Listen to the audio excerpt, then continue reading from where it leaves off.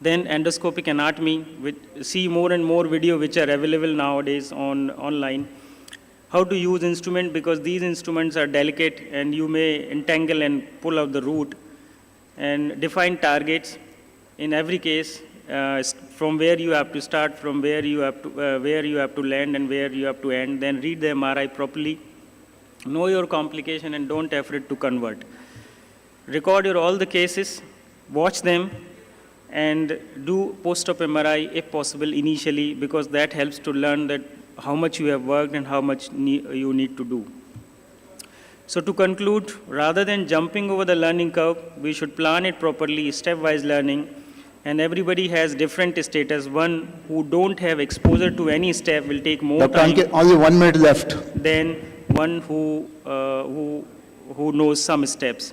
An ultimate aim is to minimize the collateral damage and optimize the outcome, same as of the existing gold standard. And remember, your learning should not be suffering for your patient. Thank you. Any question from the audience?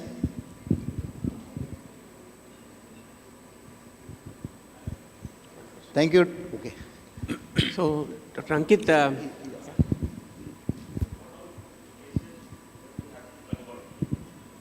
yeah. If you fail to read the MRI properly preoperatively, see, if you have read the MRI, given time to read the MRI, there are some findings in MRI, like a dark appearing structure, maybe a calcified or chronic disc, which sometimes with a delicate instrument you cannot remove it. And the soft fragment looks almost, it has, on T2 images, soft fragments are slightly whiter. So you can plan it correctly. If you wrongly go into and you are not experienced enough, then you may injure. So I convert when I have some complication. Either I am not able to do it properly, I am not reached to the target, or there is dural injury, or some patient factors like the disc space is very narrow, or the anatomical structures are not allowing me to do the endoscopic procedure. Dr. Ankit, here, good talk. So it's good to share your experience on learning of how. What is your advice for the young neurosurgeon who just graduated? Should they work on 1 or 2 years open surgery, then go, or directly they can graduate to learning endoscopic spine surgery? I couldn't get you, sir. Can you repeat? For a young neurosurgeon who has passed out? Yes, sir. Yeah. As I mentioned, that stepwise learning is important. So for young neurosurgeon, that's why I also mentioned that jumping over the technique is, again, it's a not good choice. First, you learn the basics, and you start from maybe the open surgery, then to the microscopic surgery, and then once you know that that these are the things you should do for the good outcome, and then choose one technique first, and then gradually you can expertise yourself. Thank you, Dr. Ankit, for nice presentation. Thank you, sir. Now I would like to invite Dr. Rahul Ahluwalia for his next presentation. And he will be speaking on complications and their management in PELD, that is biportal endoscopic surgery.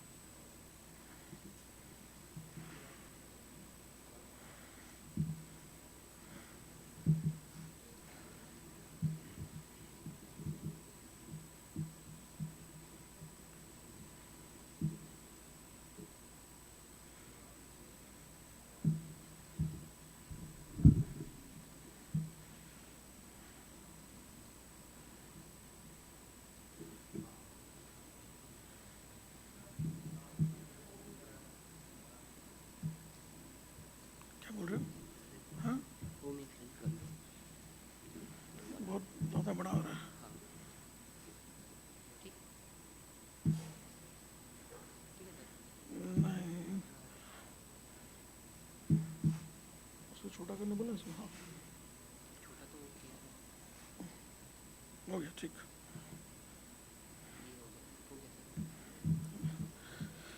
morning, everyone.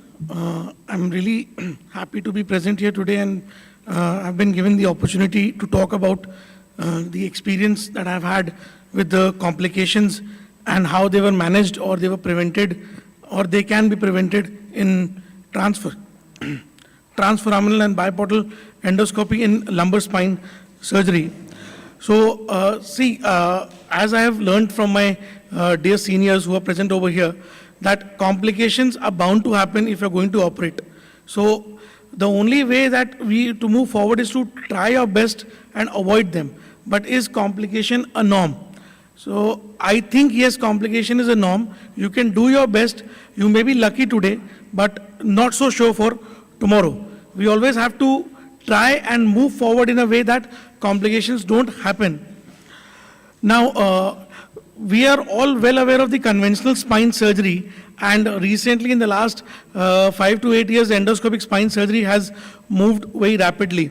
The acceptance has increased amongst the operating surgeons. So this data has been obtained from PubMed, and we can see that overall the complications have reduced. If it comes to overall data, that is conventional was 16.4%, endoscopies have 5 to 7%. Dural tears have reduced, CSF leak is almost zero in endoscopy, spondylodiscitis has reduced, the chances of neural tissue injuries have reduced. What has increased? Recurrence and residual, they both have increased in number, and that is more basically because of the learning curve, as Dr. Ankit Gupta sir just discussed. That is a learning curve which is involved with all the forms of endoscopic spine surgeries. So because of that, probably residual and recurrence have increased. Now, recurrence, I don't consider recurrence to be a complication personally, because it is the natural course of a lumbar disc herniation. Because today you operate, somebody might not follow the advice, continue bearing excessive weight, or is obese, they might experience a recurrence earlier. So PELD is a very specific form of surgery where you intend only to remove the herniated fragments and preserve the nucleus pulposus. So recurrence is a high possibility that will happen, especially in a male patient, obesity, old age, and trauma, and central disc herniation. So I prefer to tell my patients that there is a probability that in the next 2 to 3 years, you might have a recurrence. Arbitrarily, the definition of recurrence in the textbook is recurrence is appearance of the symptoms at the similar site with another fragment in the first 3 to 6 months after surgery. Now, residual is a notorious complication associated with transforaminal approach specifically, because here the removal of the fragment completely depends upon the targeting initial and the position of the working cannula. Poor targeting and positioning has been found to be the most common cause of residual fragments. Also, sequestered and migrated fragments have a higher incidence of being in the residual category. Unique to PELD is the less experience of a surgeon, and residual lumbar disc herniation is best avoided by choosing an appropriate cannula position based upon the size and type of herniation. One shouldn't consider that, yes, transforaminal is the solution for all forms of lumbar disc herniations. It is not that. One has to be very specific where the location is and how to reach there. Now, dural tears are a common occurrence in practice. Be you be an open surgeon or an MIS surgeon or an endoscopic surgeon, dural tears will happen, and it is dreaded by almost everyone. Like today morning only we were discussing how a dural tear can cause a lifelong problem. If you talk about transforaminal surgeries, outside in technique carries a more risk of dural injuries compared to the inside out. Apart from that, adhesions inside the spinal canal, giant disc fragments, RF instrument injury, annulotome injury are common causes. However, most are extremely small with a very low volume of CSF leakage and thus can be neglected.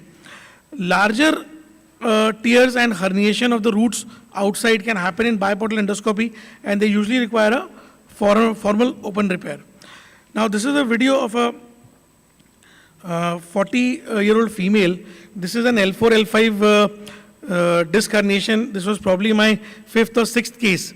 So the RF probe inadvertently went through a annular tear, and I could see a structure which was pulsatile, and there was some injury. And since it was a very initial cases, I was apprehensive as to what might happen. I did not know how to manage it. So me being a newbie, I decided to explore what happened. So if you can see, I took an annulotome. I removed the annulus around the defect. I was thinking that there's a proper defect. I cleared out the tissues using RF and the annulotome, and I realized that it is a partial thickness tear. So fortunately that day I was saved. But another similar incident happened around a year later, where probably a dural injury happened because of a flexible cutter. And how did I found out? There was no CSF leak. The patient got discharged the next day, came back after 5 days with features which are suggestive of a spinal headache, a classical spinal headache. I admitted him, gave him IV fluids, acetazolamide, and managed him conservatively, and he was good to go. Fortunately, no patch was required in that patient. Now, this is a video some of you might have even seen on YouTube. This is from 2021. This was my first case of biportal endoscopy. Fortunately, I had my mentor standing right behind me, and you can see that there's some dural injury already caused by the RF instrument, and I did not visualize the dural fold properly, and just my Carrison will enter. It will take a fold of dura along with it, which is neglected by me, and wham, there's a dural tear. Now, again, being the first case, I was really apprehensive. I wanted to do a formal open repair because that is what I've learned. But my mentor, Dr. Malcolm Pestenji, sir, he was there. He repaired it endoscopically. And later on, I realized that such tears are actually very small and can be left behind with a simple patch of Duragen or a G patch. Now, spondylodiscitis is a very major complication which is dreaded by people, especially in PELD, because unique to PELD is a chemical spondylodiscitis. Pyogenic spondylodiscitis is catastrophic, we all know that. ESR and CRP are good early markers, but cannot differentiate between septic and chemical discitis. Here, procalcitonin helps in clinching the diagnosis. If you can see this table, we can see that between the bacterial and chemical spondylodiscitis, ESR and CRP both are elevated, but procal will be negative and in chemical discitis, whereas in bacterial it will always remain positive. However, it may not reach the values that are given by the lab. They are normally giving it more than 2 is sepsis, but they won't reach so high. Contrast MRI is useful to confirm and follow the response to therapy. Conventional dictum of IV antibiotics and rest alone is incomplete. That is what I feel, because endoscopic debridement and irrigation helps reduce the morbidity and provides tissue for culture. It eases the patient's pain and allows for early mobilization. Fusion is required in patients with instability. Open debridement is reserved for unresponsive cases. Now, chemical discitis is unique to PELD, and most notorious for this is formalin, which is sourced from the camera head and the light cable. Betadine, Sidex, Spirit and Sterlium are others. Undiluted methylene blue, when used for chromodiscography, is the most unrelenting when it comes to a chemical discitis. Now, this is a video of this is a diabetic lady.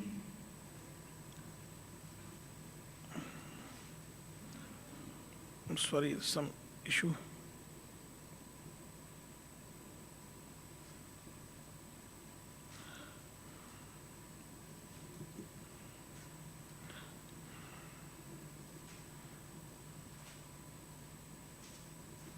I'm sorry, I'll just show that video later. I'll show the video a little later. A diabetic lady, she underwent an open microdiscectomy and came back with severe back pain after 2 weeks. There was a strong suspicion of spondylodiscitis. So I went inside with my scope and I was able to see that there's nothing inside there. All of the material was consumed by the bacteria. The end plates were also necrotic.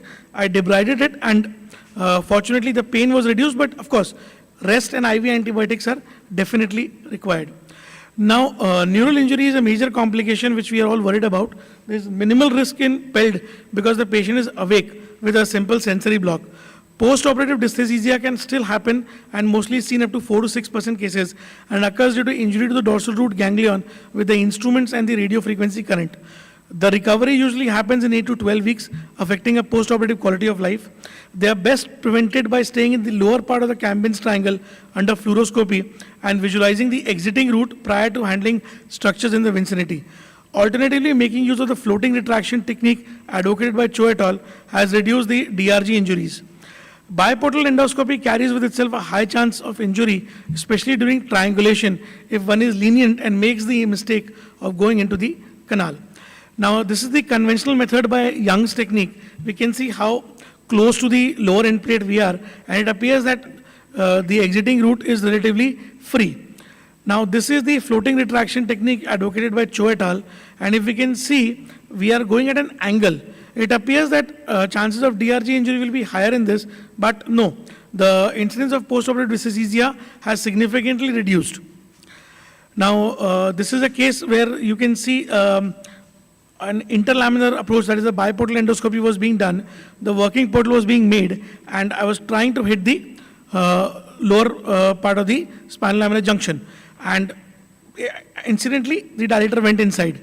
Immediately, I was able to take out the dilator because I was in the lateral view of the fluoroscope. Had I not seen in the lateral view, I would have literally dissected over there, and I would have caused a severe laceration to the dura and neural injuries. Fortunately, this patient experienced only a phlegm injury. Now, rare incidental complications like seizures, pleural effusion, subdural hematoma, instrument breakage, psoas hematoma, peritoneal visceral injury, and instability can happen.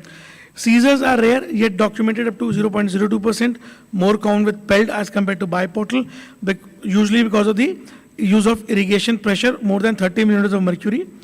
Pleural effusion is extremely rare. I experienced it recently in the month of June. Patient underwent, this is the MRI, she had a large centrally extruded L4, L5 disc, young 40-year-old teacher presented with cauda equina. She was operated. This is her X-ray. When we were not able to ventilate her properly during the surgery, we finished the surgery somehow and realized there's something wrong. We did an immediate X-ray in the post-op area and realized that yes, there is a massive pleural effusion. The right side it was 800 ml, left side was 500 ml.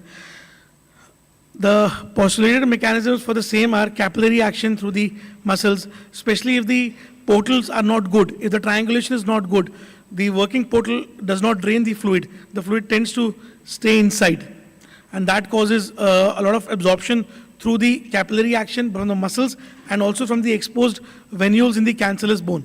This is what is mentioned in certain case reports that have been documented from Korea. Thank you. Thank you, Dr. Rahul, for bringing out a complication series and it's good learning for everybody. Yes, there's a question. There are one question and one comment. Sure. In your last patient, the pleural effusion was not the complication of your surgery, it's the complication of anesthesia. That is one. Okay. The second thing is about the partial dural tear. Whether it should be addressed then and there or it should be left behind. Because if you leave it behind, then there are chances of developing pseudomeningocele later in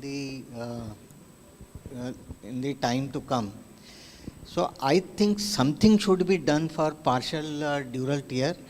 Either you keep a fat graft or whatever you want to, but you should not left it alone. It is second thing.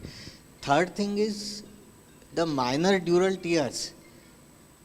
In the post-operative period, they are difficult to manage because of the pressure gradient. This is, I think so. Actually, even the small dural tears underwater irrigation, sometimes you overlook.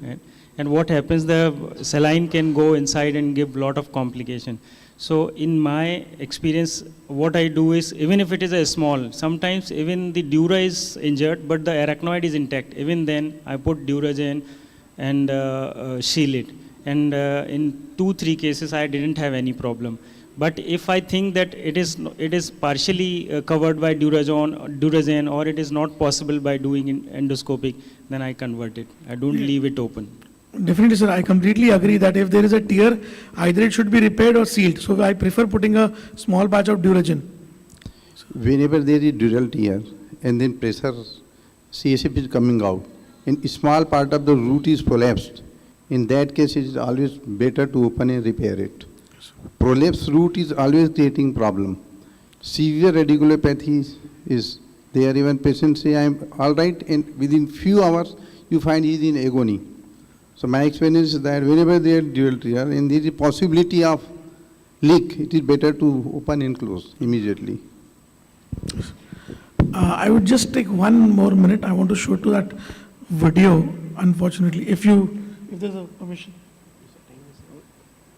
Okay, carry on.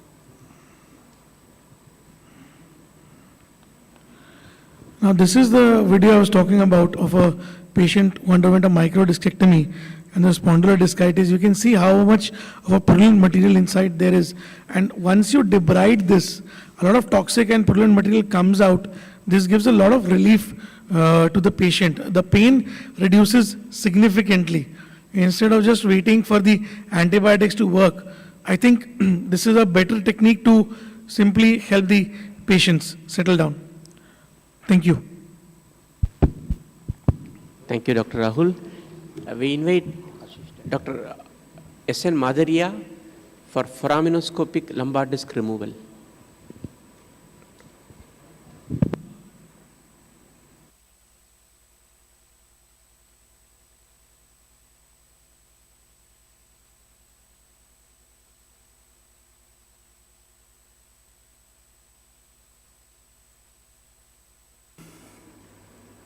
Good morning, everyone.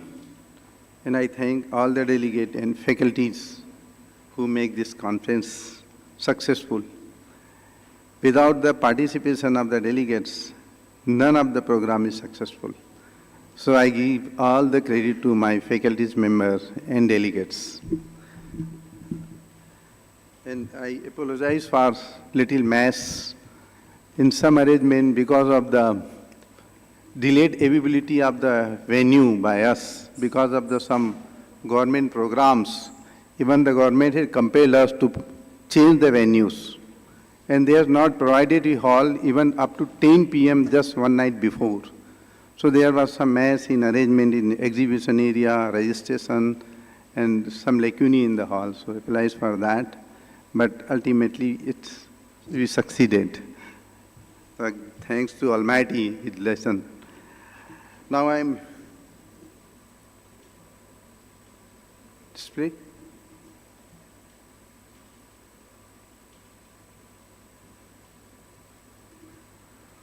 This is very old talk I have given. I modified for this because I needed something. Already you have heard about the complications, procedure, everything in the detail. And my topic is just for the beginners. How to proceed for any change, any improvement in technique. Whenever from open to endoscopic technique we are going, we have to first make a mindset. As we all know,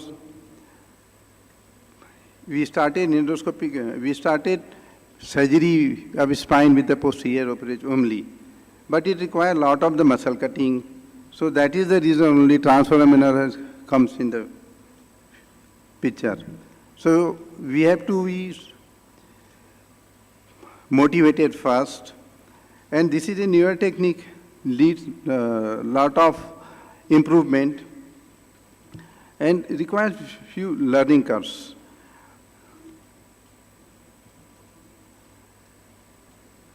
Learning foraminoscopy is like learning a swimming. First we need motivation, determination, courage to jump, but it is essentially require knowledge of the basic. As told by the previous speaker, that is the only basic needs. When I learned this in 2002 with Professor Gore, he initially teach me only how to put the needle. And whenever there is a big hypertrophied facets, how to negotiate is the most important things. That is the basic technique. Once we learn how to put the needle, I think further understanding of the foraminoscopic surgery is almost 50% is over. This is my feeling. we should start with the early cases. The motivation comes from observing a fine surgery. When a surgery looks fine, it does not mean it is easy or difficult. It means it is executed properly. It is planned properly. No work is without hurdles, but the persistence is the key. The surgeons are born courageous, but courageous does not mean we should take risks. We are not fools. The most important thing is to know our limit. Most failure occurs because doing without knowing. And for surgeon, anatomy is the basic things. Everything changed till now, every day, every year. But one thing fixed is our anatomy. For last thousand years, our anatomy is fixed. And my experience is most of the surgeons are landing in the problem only because of the lack of understanding the proper anatomy. Anatomy is improving in the knowledge. What we learned 30, 40 years back in Gray's anatomy, now it is changed to certain extent, and so many things has changed, understanding of anatomy. The structure is same, but our understanding is changing. So we have to understand the pain generator, nerve supply, which nerve, where to enter, and what are the complications. My view is one should learn about how to avoid the complications first, then proceed for the surgery. Gadgets are ornamental for the surgeons, but they are a double-edged sword. No proper and optimal use of our gadgets. I will show on complication in my cases. Gadgets are very important to augment our even surgical skill. All learning curves should be passed under supervision of expert. Expert warns for the mistakes which they had already did. That is the important how to tackle it. We need bailout option always open for us before going for any surgery. Even surgeon who want to start new method of surgery should be mastered in older version of surgery. This is my personal opinion.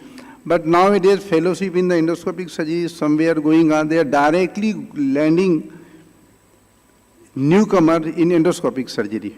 And that is the reason why we are getting more complication. Here I am getting more complication. That is the reason immediately they are landing on the endoscopic. So bailout options we should have. I hope now we are motivated, then go for that. This is the posterolateral foraminal surgery indication. You have heard about that. Contraindications are according to surgeon's experience. These are the instruments already you have seen. And approaches, boundary, already explained in detail by my dear friends. So I am going forward for that. Only thing is that in this case, I want to tell that. This is the little defined in anatomy. The whole area is innervated in multiple branch of the sinovertebral nerves. This part is. So while putting the needle and dilator in sheath, I experienced many cases have bradycardia. And some of my fellow colleagues even said, even patient landed up to stage of the cardiac standstill. So while putting the needle or dilator, we must be very careful. And my opinion is there must be some anesthetic inside the OT, although it is a very simple procedure. But precautions are very essentials. And infiltration in the local anesthesia. This procedure is done in local, we all know that, we are doing every day. But amount of the local anesthesia is very important. If my practice is that I am using only 2 ml lidocaine and grossly diluted. I am making it 10 ml and injecting hardly 5 ml. So the basically requirement for doing surgery or removing the this is more than enough to provide the anesthesia. If you are putting more amount, then the extent of the local anesthetic effect is more. So while using the RF probe, you are more likely to damage the root and ganglion. So keep the amount very minimum that is required. Otherwise, paresthesia, I have seen paresthesia for more than 6 months in some of the patients coming with this procedure. Procedure has been done nicely. Post-op MRI is nicely, but paresthesia persistent. Reason is that we are putting more amount of the anesthetic. So amount has to be limited. This is the where compression is seen in these cases. Entry point already discussed, traveling route and exiting routes. This is depending on the pathology, we shallow transforaminal approach or steep transforaminal approach we have chosen. A normal distance is particularly steep is also chosen in my this workshop. I have gone more interior rather than and displacement was posteriorly. That was only because of the hypertrophic facet joints. Then that cases I required to drill the facet, then able to remove the disc. So this, you have already seen this. Skin marking, etc. I am going ahead. Told about the anesthetic agent. Needling technique, very. Use of the bevel. One thing I can explain is the bevel of the spinal needle is very important to give the direction. If you are going little down, just manipulate it, take it out, and change the direction upward, we will go downward. Change the direction downwards. So we move the needle 2 millimeter, 1 millimeter with the use of the bevel rather than taking it out and reintroducing from skin level. So small manipulation is very important. This is a stretch, how we can overcome the problem.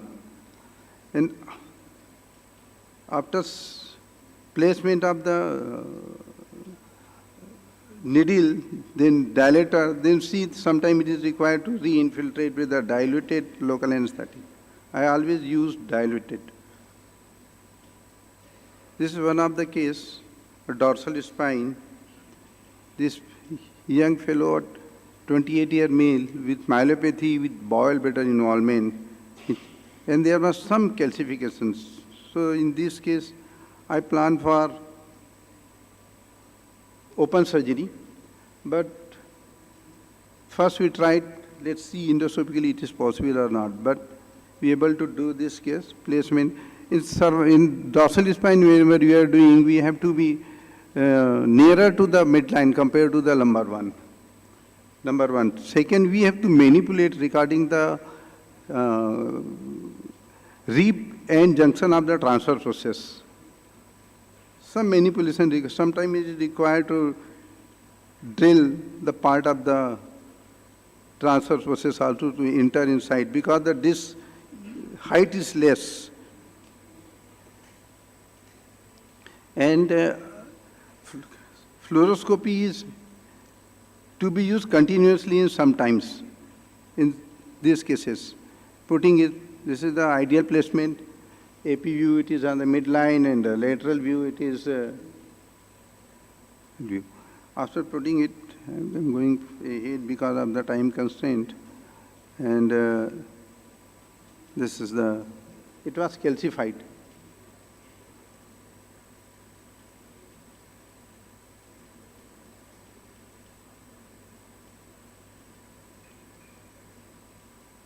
This was the portion compressing the thecal sac.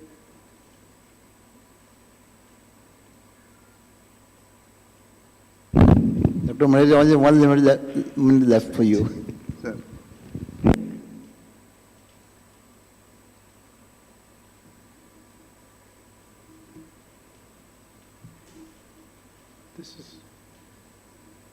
This is another case with very calcified bowel bladder involvement. I able to remove it completely, but a small fragment was left. In calcified one, we should be very careful. And what happened in this case? I was not able to break the calcified portion. So I used little larger punch holder to break it. I drill, everything has been done. And then there was suddenly this.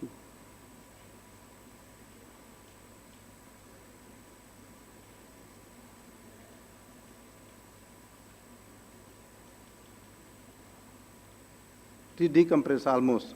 A small fragment is only left. This I was trying to remove it.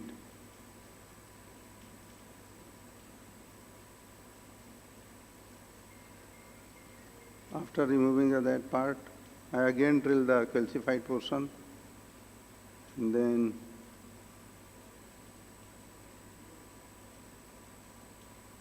this happens.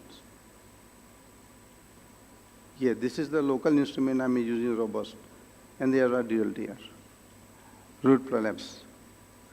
I'm able to deposit few parts, but they were clear cut. It was hardly 2 millimeters, but there is prolapse.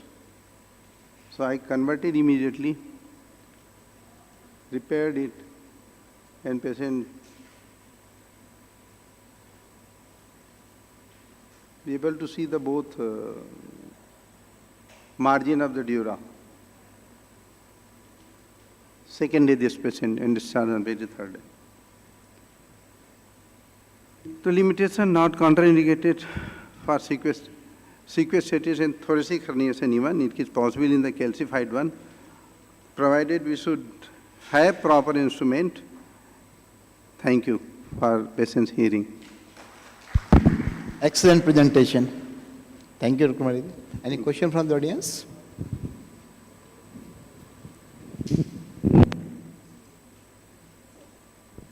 Sir, those patients with deficits or the chronic disc, because most of the patient, what we see in our general practice is that patient has pain for long time, 4 years, 5 years, and then suddenly comes to you with some deficits.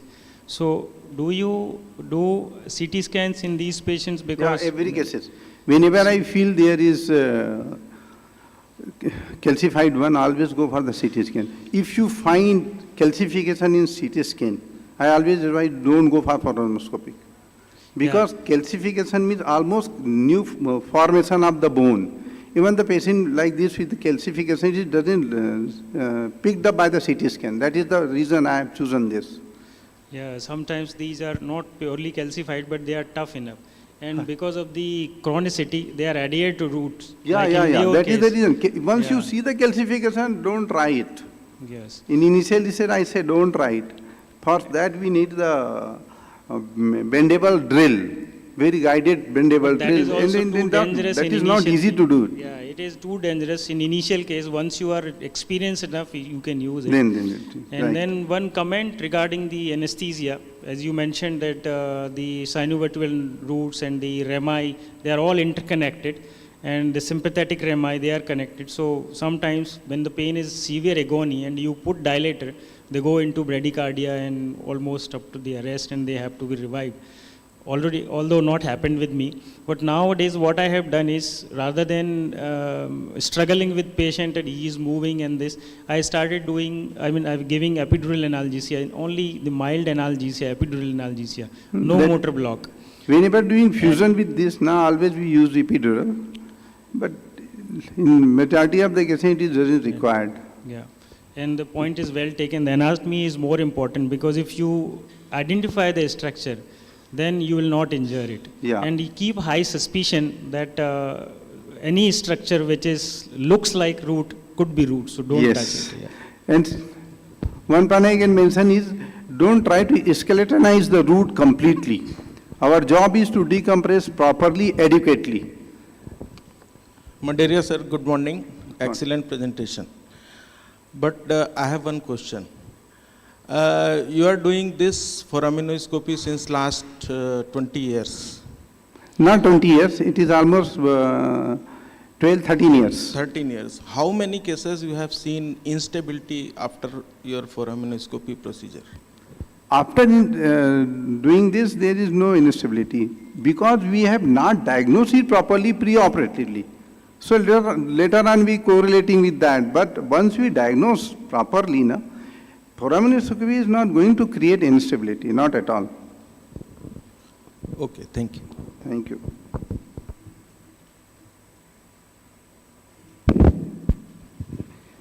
Thank you, sir.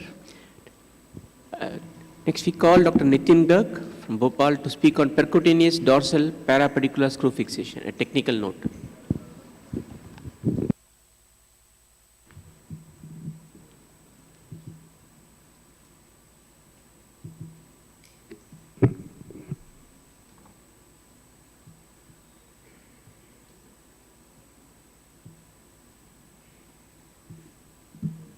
Good morning. So I'll slightly shift gears from PLD to more conventional.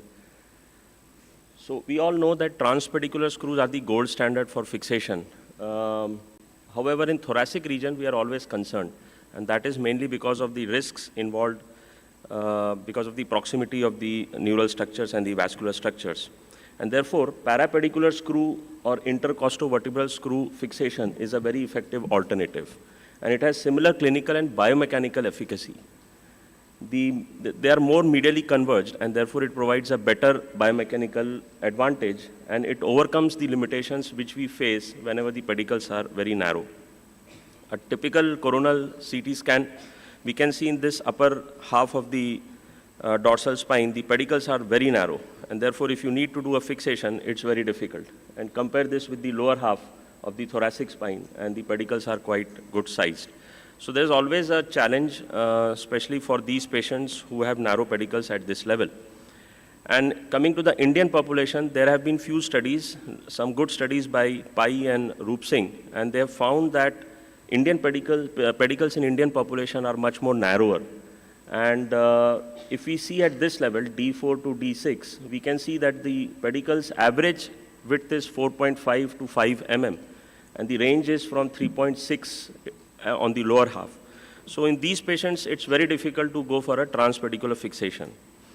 And there was a conclusion that thoracic pedicle instrumentation in Indian population is not a very safe option. And therefore, what is the alternative option? It is a parapedicular screw insertion, also known as in-out-in technique. Another series which compared the size of the pedicles across different racial differences, and we can see this study by Datir in 2004. The Indian population is marked in red, so we are significantly lower down. Our pedicles are very narrow. And sometimes when, as a spine surgeon, you see such a pedicle, you are always afraid. I'm sorry, the pointer is not working. You're always afraid and you are concerned, and your limitations, your options get very much limited. So what is this parapedicular technique? The parapedicular technique is actually using this entire rib pedicle complex for using your fixation or for using your screw fixation compared to only the pedicle. And this actually is a much safer technique because as you see, the rib pedicle complex is very wide. You have a better margin of safety. And why is it called in-out-in technique? Because you go through the transverse process, one cortex, you come out into the intercostovertebral ligament, you go into the rib head, another cortex, and then you go into the vertebral body. So this is the in-out-in technique or a parapedicular or an extrapedicular technique.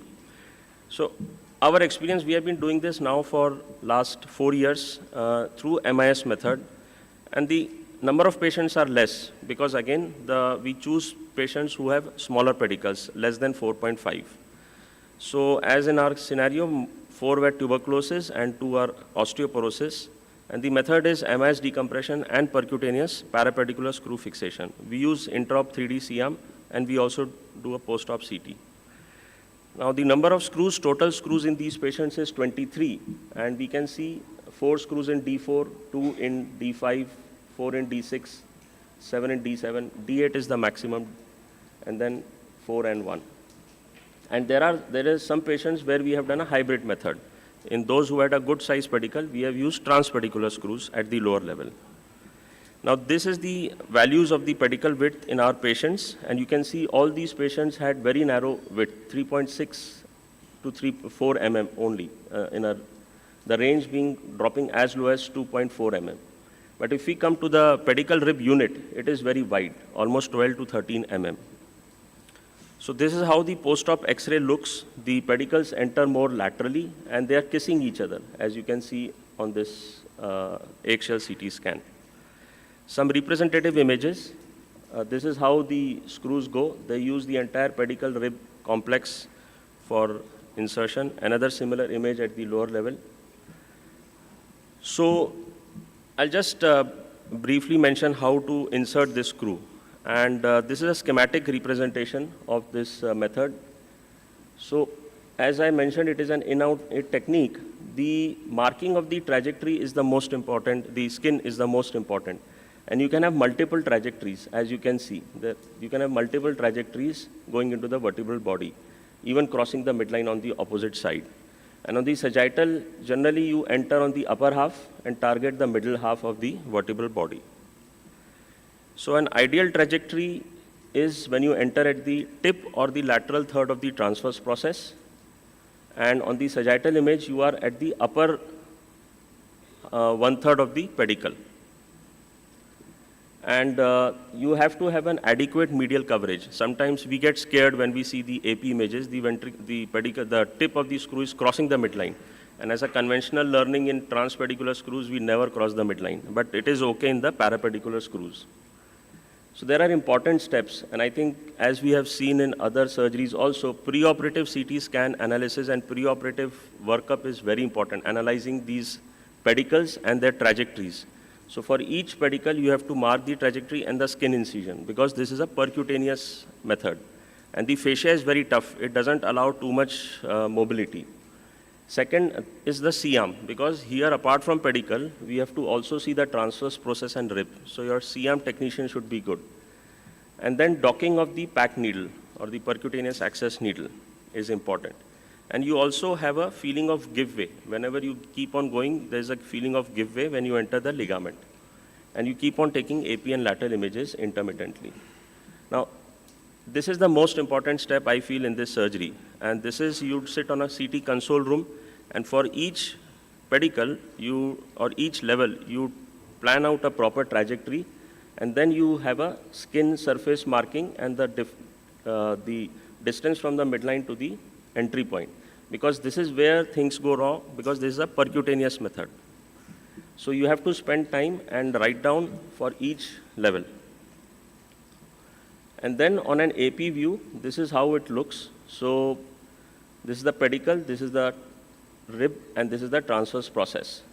Similarly, on the opposite side, this is the rib, and this is the transverse process. And docking, when you dock, it is preferred to dock in the outer one-third of the transverse process. The reason is, if you dock more medially, you may end up going through the canal. And then as you proceed, there are two trajectories. One is the craniocaudal and the mediolateral. So generally you target the upper third of the pedicle. This is the upper third or the upper half of the vertebral.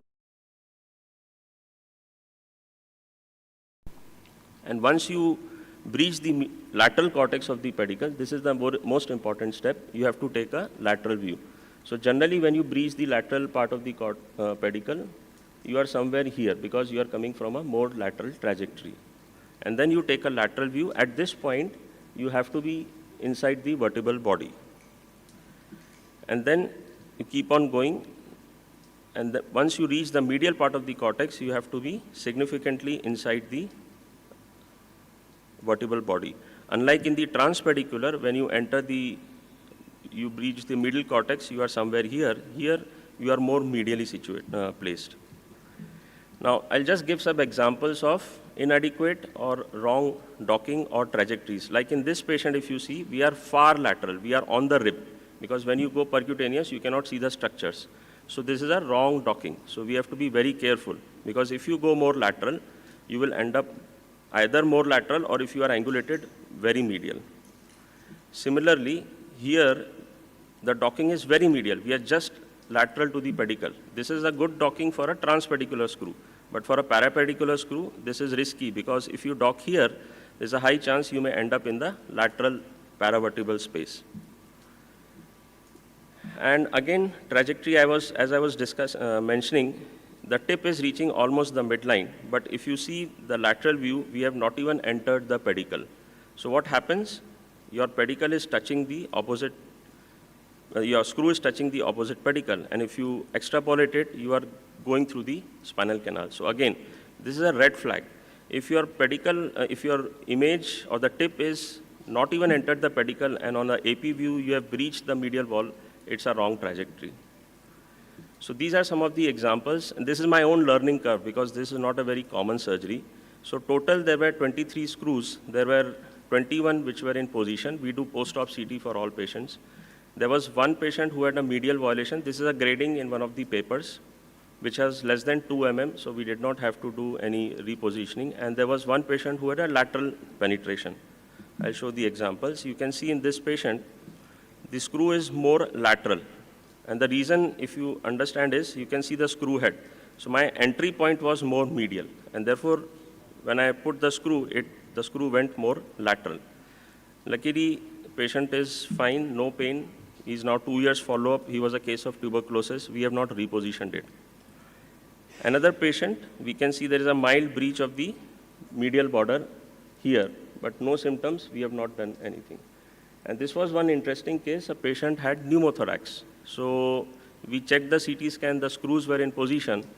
We realized that probably when we were putting the pack needle, during the initial phase of docking, probably the pack needle or the wire went and punctured the pleura. And over a course of 1 day, the patient developed pneumothorax. We had to put a chest tube in this patient. So again, docking is the most important step in these patients. So we have an outcome up to 2 years. There has been no need for any redo surgery or no implant failure. This is very important. All patients improved neurologically, and we did not have to convert any patient to open. There was no need for any blood transfusion. Of course, I must say that this I have started doing only after my extensive experience in MIS transpedicular screws. So this is something which is not a good option for beginners. First, we have to understand the nuances of MIS percutaneous transpedicular screws and then progress to this method. Just an example of one patient who had good decompression, all these by MS methods, and on a follow-up of 2 years, control of disease and maintaining the alignment. There are some intraoperative pitfalls. If your incision is too medial, as I showed, if the image is not taken properly, CM is not positioned properly. And if you don't visualize the rib transverse process, again, it's a blind procedure. And crossing the medial border of pedicle when breaching the posterior cortex of vertebra, as I showed in the example. So to conclude, percutaneous parapedicular screw placement is a safe procedure with low rate of clinically relevant complications. There are reduced wound complications and better post-op recovery. This is important more so in parapedicular because you don't have to dissect very laterally if you do an open procedure. And it's a very good alternative fixation method. It significantly increases the management options. In my own experience, initially, when we were doing these cases, we had to just do a decompression and we were not able to fix these patients because the pedicles were very narrow. But after we have started using this, our spectrum of our ability to fix these patients has increased. Thank you. Thank you, Nitin. Thanks. Very innovative talk. It's very good technique. Congratulations. Thank you. Yeah. One question. Have you tried in pediatrics? Pediatrics, is it more useful in pediatric population? Yes, it is very useful in pediatric population, especially scoliosis surgeries. And open parapedicular screw fixation is now one of the established methods. Percutaneous parapedicular screw fixation is still not into vogue. Okay. But open is a very established, lot of papers are there. Yeah. I was just mentioning, you were mentioning that hybrid, you can use parapedicular and transpedicular. Yes. In that case, how do you align, do you have any difficulty aligning Yes, the rod? yes. So it is comfortable if you have a single parapedicular above and a single transpedicular below. If you have two above, two below, then it becomes difficult. Because in a single, your rod trajectory will be to include only the two screw heads. So the entry of the rod will be more lateral and trajectory will be directed more medial. So that is not difficult, but if you have two above, two below, or three above parapedicular and one transpedicular, then it is difficult. Any questions from the, yeah. Of screw? Yes, screws are longer.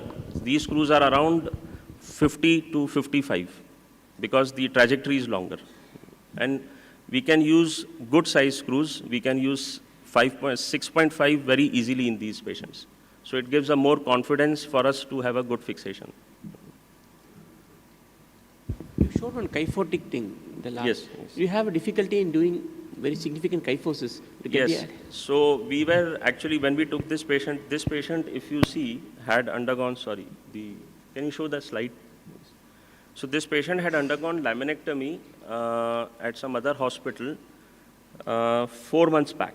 And that time also he had a feature of tuberculosis, but for whatever reasons, you can see the posterior elements are not there here. And he came to us with progressive paraparesis and severe pain after 4 months on ATT. So we were very much concerned, and we thought that it is possible that we may not be able to reduce it. So in this case, another benefit of parapedicular is we first put the wires, we put the screws, and then we tried to distract, and it was moving very easily. But we didn't do it much. Then we went with the X tube, and we did a decompression there. And because it was mobile, we put a cage there. You can see there's a cage here. There's a cage here. The benefit of parapedicular is the screws or the wires or the screw heads don't come in your decompression.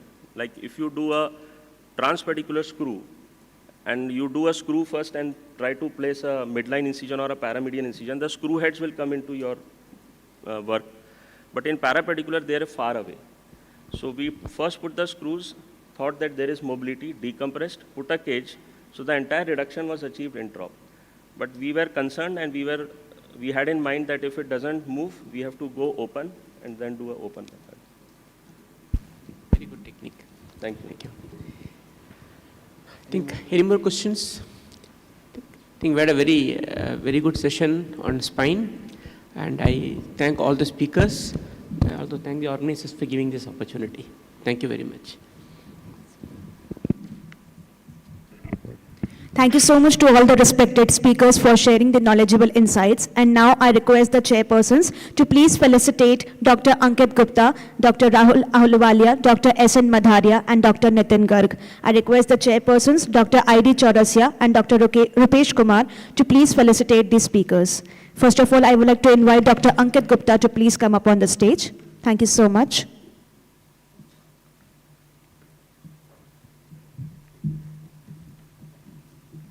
And next, I would like to request Dr. Ahluwalia to please come up on the stage.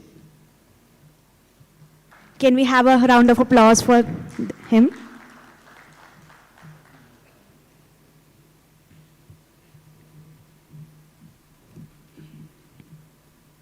We have Dr. Rahul Ahluwalia on the stage for the felicitation.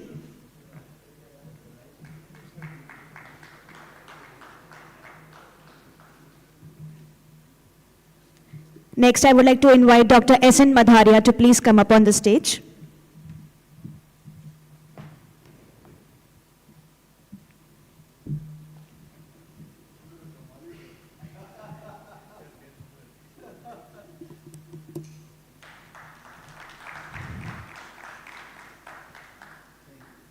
And I would like to request Dr. Nitin Garg to please come up on the stage.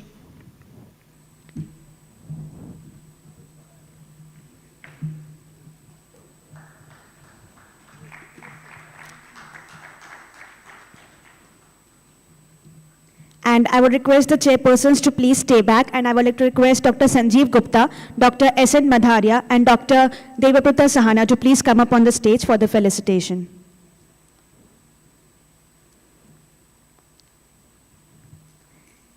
These honorable doctors will felicitate our chairpersons, Dr. I.D. Chaurasia and Dr. Rupesh Kumar.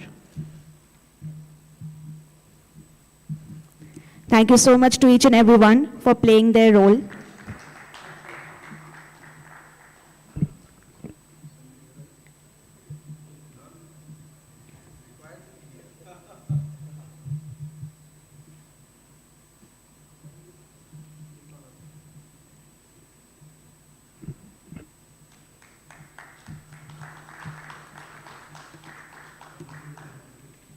Thank you so much, each and everyone. And now, quickly moving forward to the next session, I would like to request our chairpersons, Dr. Y.R. Yadav, Dr. Adarsh Trivedi, and Dr. Alok Agrawal to please join us on the stage.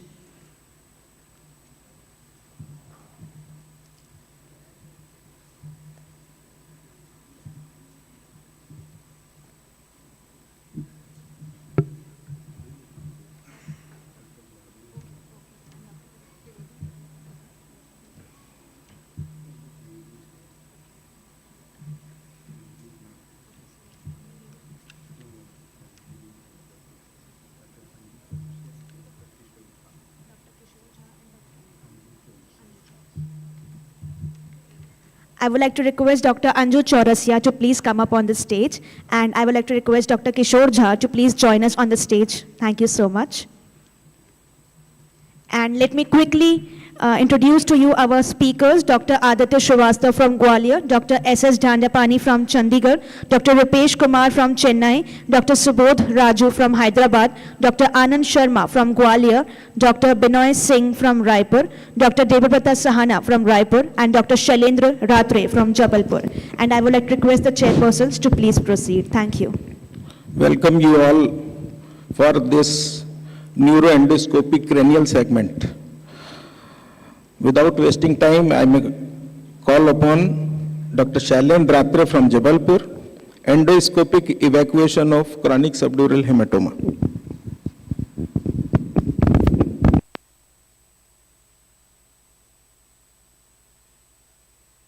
Good morning, Chairperson, sir. And first of all, I want to thank respected Madaria, sir, because I have worked with Madaria, sir, around 10, 11 years back, and he has taught me neurosurgery as well as many other things related to life skills. So I am very grateful, sir. And I am also thankful to Dr. Sanjeev and Dr. Devbrat. And I am also thankful to my guide, Yadav, sir, who has taught us neuroendoscopy. So,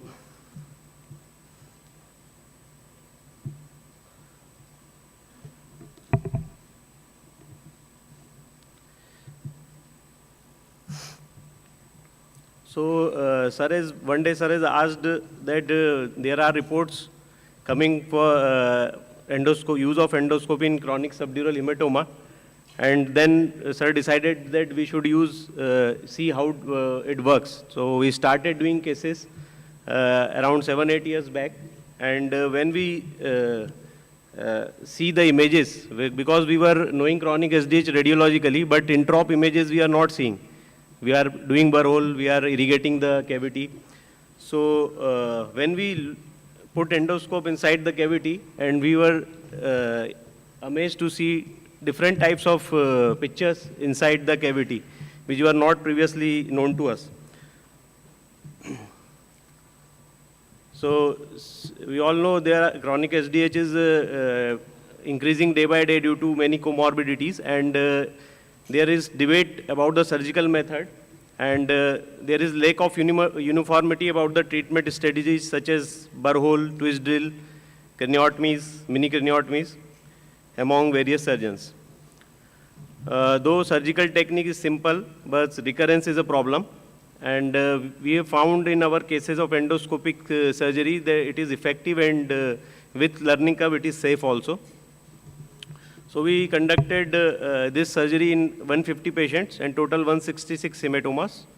Out of these, 137 were chronic and 29 were subacute. So CT was done in all cases preoperatively, and the patients which were not fit for GA were excluded, because we can't do this surgery in the local anesthesia, because any type of movement is avoided.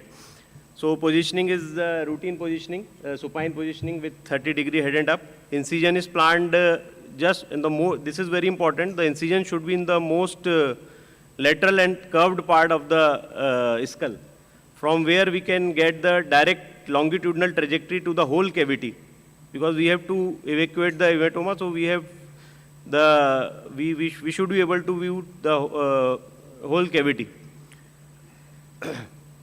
One device which was very important, which we learned to use after some cases, and which is devised by Yadav sir, this is modified tubal brain retractor. Initially sir uses in hematoma the tubular retractor, and sir had decided to let us cut it like this way, so we can use the concave part towards the inner membrane of the cavity, which will provide us the direct view, and it will avoid the endoscope blurring by the secretions. And also it will prevent the injury which may occur to the brain by the putting up the instruments inside.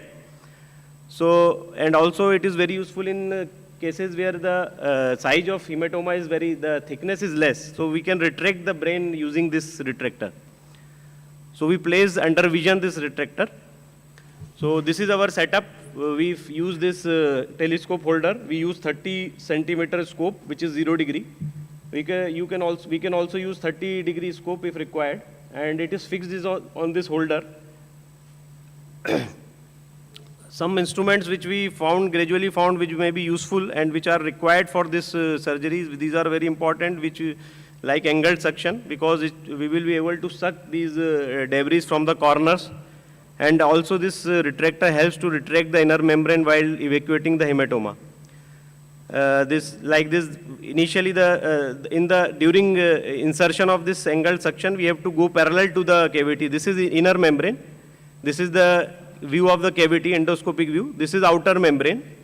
This is our angled suction, which during insertion, we take it parallel to both the membranes. And once we reach inside, and this we take without putting the finger on the suction. Suction is off this time. And then we can retract with this this convex side we can use to retract the brain. And simultaneously we can suck the clots, and vision also improve by retracting. This is another important instrument. This is endoscopic bipolar forceps, angled bipolar forceps, which we use to cut the bridging vessels or septa or membranes, before cutting we coagulate using this angled tip instruments. Like this is a bridging, this is a bridging septa, and we coagulated it and we can cut it. These septas can cause recurrence. And with normal bipolar, we can also coagulate the outer membrane sometimes when there are organized hematomas over there. This is another instrument devised by sir, this is the trocar of EVD, and this is insulated by a feeding tube, and only tip is exposed. So sometimes if you have some oozing from the outer membrane of the cavity, we can coagulate it. These are the images of this is the membrane, these are the loculations, inner membrane, this is outer membrane. You can cut the membranes in the direct vision using endoscope. So this is a video.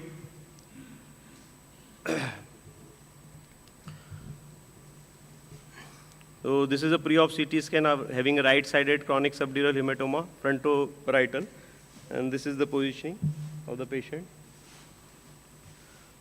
Incision is on the most lateral and curved part. We have made a small 2.5 centimeter mini craniotomy. This is the outer membrane which we are coagulating. The outer membrane and the dura should be coagulated up to the bony margins, because this is a cavity and any amount of bleeding which result in acute SDH. So this is the endoscopic view. We are sucking the debris, clots. So these images we got once we put the scope inside. This is the inner membrane. This is the angled suction. We are sucking from the corners. Now deep into the cavity, we are again sucking the clots as well as subacute blood. These are the bridging septas which are visible. This is the angled suction, malleable angled suction, which we can, in different sizes we can use. Now this suction is retracting the inner membrane as well as sucking.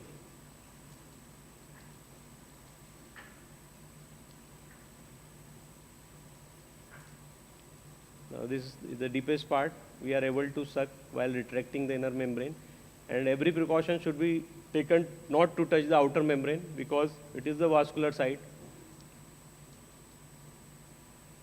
We can irrigate very well the whole cavity under direct vision. All the possible debris can be sucked. The bridging vessels are well coagulated under vision.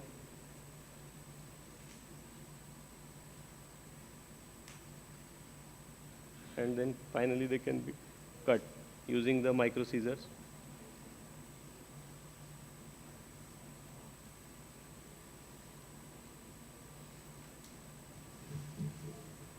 This was the post-op scan of this patient. So our results were, there were total 112 male and 38 female patients, and the average age was 69 years. 130 patient had history of head trauma. Preoperative GCS, average GCS score was 14, and 20 patients were found to be on antiplatelet medications. Duration of surgery was from 35 to 80 minutes, and follow-up ranged from 1 to 7 months, and the complete recovery was found in 149 patients. There was one death due to poor preoperative GCS score and pneumonitis. There was no recurrence found. There were 2 patients which recurrence were not there, but we have to do repeat surgery because there was intraoperative bulging during doing this surgery. 4 patients had post-operative seizures and 1 patient developed the surgical site infection. By using this endoscopic technique, we were able to remove the 47 organized hematomas, solid clots, subacute blood, and in 4 layered hematomas. And we were able to break the septa in 19 patients and bridging vessels in 12 cases. So these are some pre-op and post-op images. This is left side. This is again right side hematoma. So there are some advantages. The advantages are that we can place the catheter and irrigate direct under vision and remove the debris as much as possible. Better removal of new membranes, cutting membranes, then organized clots. And with silicone retractor, we can use in cavities which are small or thin. And it is also, we are able to remove a high percentages of hematomas and the vascular septas and bridging vessels, and we cut under vision. And using a tubular retractor, we can also prevent injury if sometimes we get insert our instrument. So there are also some limitations that it requires a learning curve. Surgery may be longer for simple liquefied hematomas, which can be very well removed by our burr-hole technique. And in calcified hematomas, we can't use it, and it cannot be done under sedation or local anesthesia because any type of movement should be avoided. And in thin cavities where there is rapid re-expansion, it is difficult. But we can use by doing putting tubular retractor. This is our publication. And the key points are the burr-hole site or craniotomy site should be on the most lateral part so that we can get the longitudinal view. Absolute hemostasis is very important in each step because any amount of bleeding or ooze can cause subdural hematoma, acute hematoma. Angle tip instrument should be used, and the slow and controlled movements are very important. Thank you.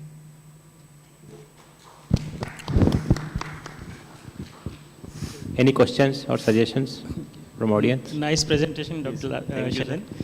One question, do you recommend any sort of thickness for endoscopic removal, or it can be done in all cases? Because sir, you need some space to put your scope. Initially, sir, we should do in cases where hematoma is thick.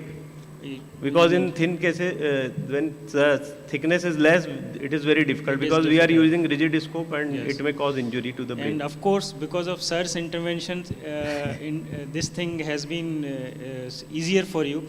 But we have seen that at the most curved part of the parietal eminence, there are always some vein or some attachment, some septa.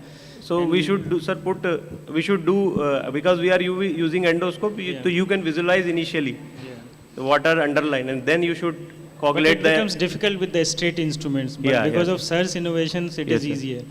And in any case, you need to do any or more burr-hole, or it is always done with a single. No, sir. Since we are doing mini craniotomy, so we have space to angulate the instrument, to use the instrument, and also we can move the rigid scope cranial towards the anteriorly, posteriorly. We can take it to the depth. Because sometimes what happens, because it is crescent shaped hematoma, so it is difficult to reach at the posterior most part of the crescent. So here that angled suction catheter is very important. Good presentation. I want to ask that if a patient is having thick inner membrane, then in such cases you do membranectomy or? No, sir. No. We don't touch the inner membrane, sir. Very rarely we have found. In one case we have found a very thick inner membrane. So we have give an incision on that membrane and we give a longitudinal open incision. And not removed completely. No. If it required, if the patient is having thick inner membrane, then you will do a membranectomy with this endoscopic technique?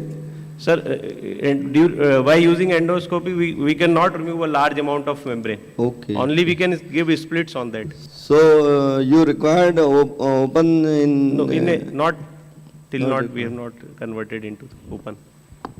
Even removal of the almost 80-90% hematoma is enough for the patient recovery. So removing the hematoma from all corners is not necessary. I feel that you give the wash, educate wash, as we are doing. Hardly in 5% patient I have seen the recollection and required. Yes, sir. Less than 2% retaping is required. Yes, sir. So I think it is a very good one for the bigger one. You are making only one burr hole. Yes, So what are the chances of pneumocephalus you experience? Sir, at the before closure, we do a head up and then we fill the saline. So you are not having any cases which produce pneumocephalus and No, any no. complication later in No, sir. surgery? Okay, thank you. No, sir, we have not come. No, sir, we have not. Shailen, nice presentation. Thank you, sir. Have you do all the cases by this method? Yes, sir, most of the cases, but in patients which are very fragile, not fit for GA, we go for burr hole and local. No, especially in the young patients, matlab less age, Yes, sir. 40, 50, It is difficult the in brain the- is not well Yes, sir. compressed. As soon as you open, Yeah, it is- the brain is bulging out. Sir, it is difficult in that case, and we should avoid in these cases, Yeah. because there is, but once we open the membrane, brain bulge out. Okay, thank you. Thank you very much. Thank you. Our next speaker is Dr. S.S. Dandpani from Chandigarh. The topic is expanded endonasal versus supraorbital keyhole approach for anterior skull base meningiomas. Dr. Dandpani, please.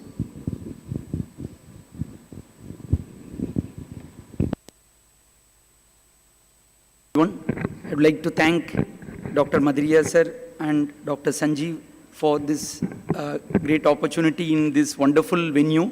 It's very difficult to sit in such a beautiful venue. I would like to talk on the differences between endonasal endoscopy and supraorbital keyhole for giant skull-base tumors. The understanding of the plane of the tumor is essential for planning and remaining our dissection within that, so that we will not violate any neurovascular structure. So different tumors stay in different arachnoid planes. So it is very important to understand the anatomy.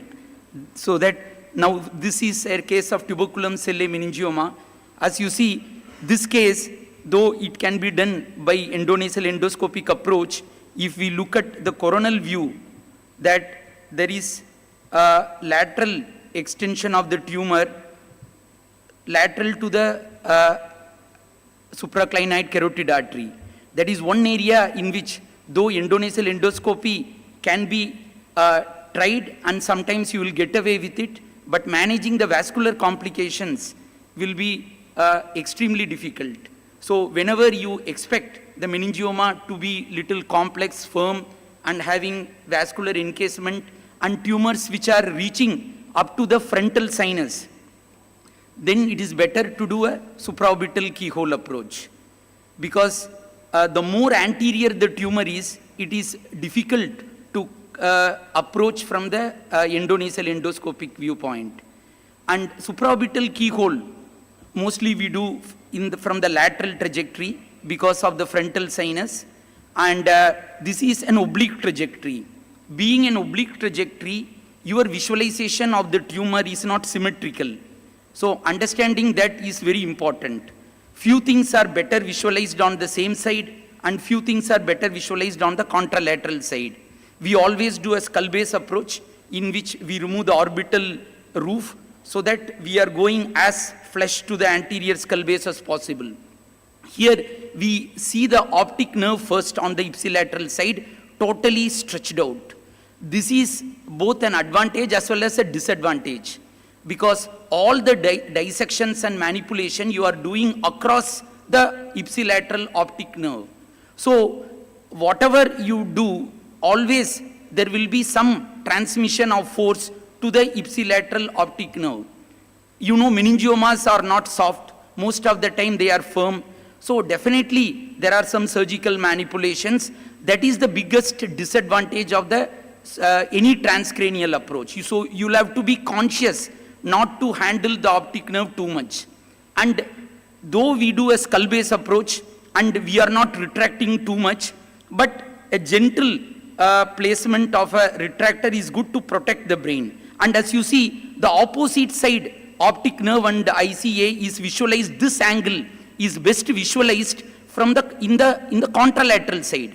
Contralateral medial optic canal is best visualized with this approach compared to the ipsilateral undersurface of optic nerve. And now you see the A1. The A1 comes first, so though you can identify and protect the A1, but whenever you dissect the tumor, you are doing it in what is the opposite towards you, and even the delivery of the tumor is across the vessels. And another advantage is the tumor which is lateral to the optic nerve, you cannot do much with the endonasal endoscopic approach, but in the supraorbital keyhole approach, any lateral parts of the tumor in between in the opticocarotid corridor, and that can be managed better. And all the perforators you identify before itself, but in endonasal endoscopic, you don't even come across perforators till the end. So it can be considered as an advantage because you remain extra arachnoidal. Here you are coming through subarachnoid space and then trying to remain in the extra arachnoidal plane. It is counterintuitive. So you should remain between the tumor capsule and the arachnoid, and then the counter traction is very important because the tumor is firm. We couldn't do much with CUSA, and the dissection we have to make sure that we protect the ipsilateral A1 and the optic nerve is medial and remaining within the right plane, then only we will be able to deliver the tumor without any bleeding. And because these tumors are mostly vascular, I didn't highlight, but initially you have to go along the skull base and you have to coagulate all the blood supply. Then in the end, only when you remove the tumor, you visualize the optic, like you visualize the pituitary stalk. But in endonasal endoscopy, pituitary stalk is visualized very early. So this is the opposite side third nerve, opposite side PCOM, and all the perforators are visualized. So, but still, we have not visualized the undersurface of the ipsilateral, or that is the right optic nerve. So for that, you need an endoscopic. You have to use angled endoscope, then only we will be able to visualize the undersurface of the optic nerve.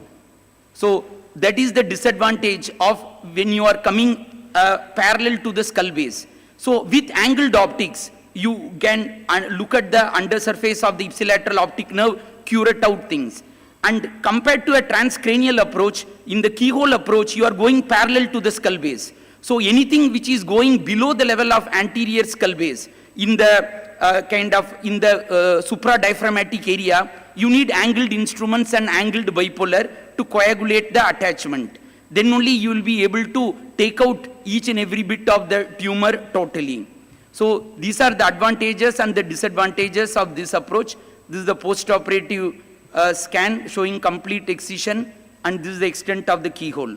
In contrast, if you look at the endonasal endoscopic, you come in the midline, direct, symmetrical view, and then you decompress the bilateral optic canals very early.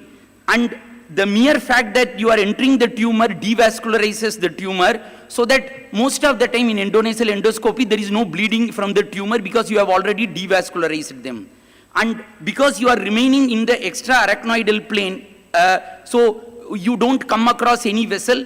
As long as you don't pull the tumor, you are very safe. You try to decompress the tumor as much as possible and then try to disconnect the tumor all around. And once you have disconnected and decompressed the tumor all around, then you can start dissecting. A circumferential dissection, we always start from the posterior side where we identify the plane where we can see the stalk by angulating the endoscope. All this, the most of the parts of the surgery is done with angled optics. Sometimes we look at the roof by visualizing the anterior part of the tumor. When you want to dissect something vessel from this thing, you can turn the endoscope, angled endoscope, to look at that particular side. Here you preserve the arachnoid plane and you preserve all the perforators because you are in the right plane naturally. You don't have to try too hard. and then you expose the proximal A1 ICA bifurcation area first, and then so that you will always have a vascular control. And then you go, you take the dissection circumferentially all across, and then make the tumor fall within the cavity. So always again here also counter traction is very important. Endoscope is to be fixed or to be given to the assistant. You have to use both hands, and then with counter traction you have to dissect the plane all around, and wherever the vascular adherence is there, you'll have to make sure that either the fine suction or some ball probe tries to keep the plane with the vessels away from the tumor, so that when you dissect the tumor and you mobilize the tumor, there is no traction onto the vessels. And rotation of the angled optics is very important. As you see, ACOM complex is adherent. I am using suction and using as a counter traction, I am using a long curved dissecting instrument to get the vessels away gently, and then you deliver the tumor remaining within the extra-arachnoidal plane. So all the vessels are preserved, all the perforators, that is the key. And then the optic canal can be visualized better bilaterally by turning the angle of the endoscope, and then you can coagulate, and then you can try to close. Again, because meningiomas have a broad exposure, closure is important. You'll have to kind of painstaking efforts to seal this area, skull base reconstruction. These are the disadvantages of this approach. So the comparison is this: vascular encasement can be managed with one, the other one it is not possible, and medial optic canal decompression is better. And the extent of bony decompression is broad for pituitary adenomas, and for craniopharyngiomas it is tailored, and for meningiomas it is broadest.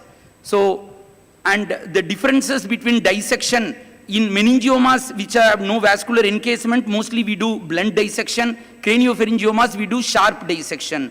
So whether it is the meningioma is diaphragma cell meningioma like this, or any meningioma which has no lateral dural tail can be managed.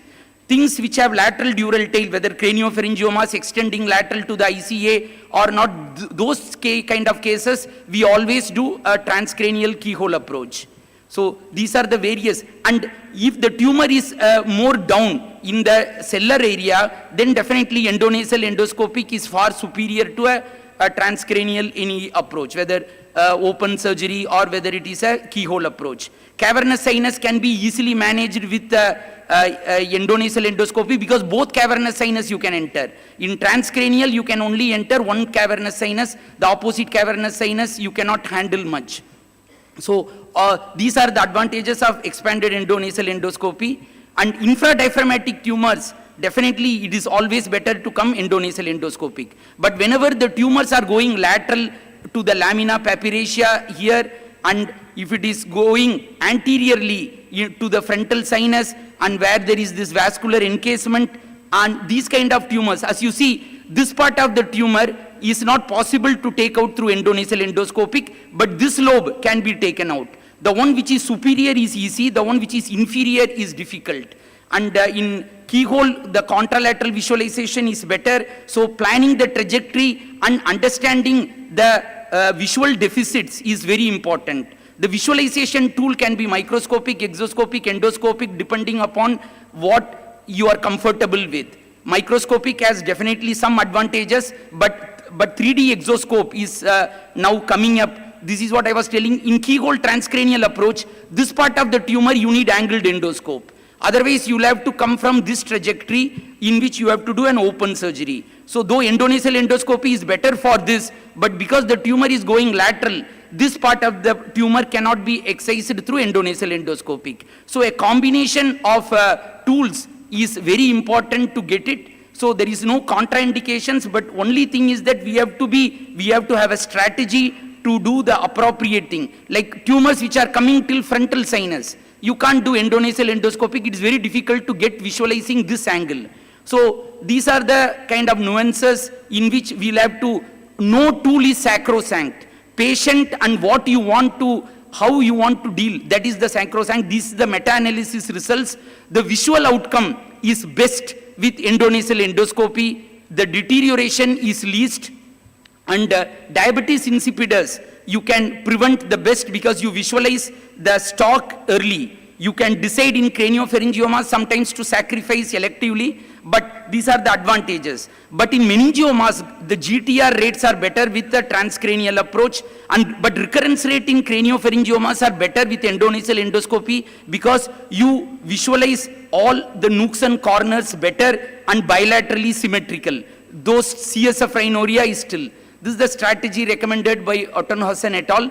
And both of these minimally invasive approaches have their own advantages. Individualistic assessment in own hands cannot be sidelined. Thank you.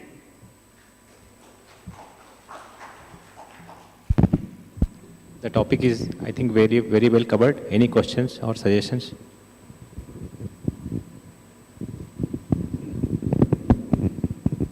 If there is no question, thank you. Very nice demonstration. Thank you very much for this your presentation and coming to Raipur. My only question is that are you doing simultaneously both? Pardon, sir? Are you doing both procedures simultaneously if required in same patient? I have never done it in the same patient both, but there were patients in which first we did endonasal endoscopy, but patients came kind of 3-4 years later with recurrence. Then we did a supraorbital keyhole approach. Okay, thank you. Thank you, Dr. Dandapani. Our next speaker is Dr. Rupesh Kumar from Chennai. The topic is expanded endonasal approach for Cliver tumors.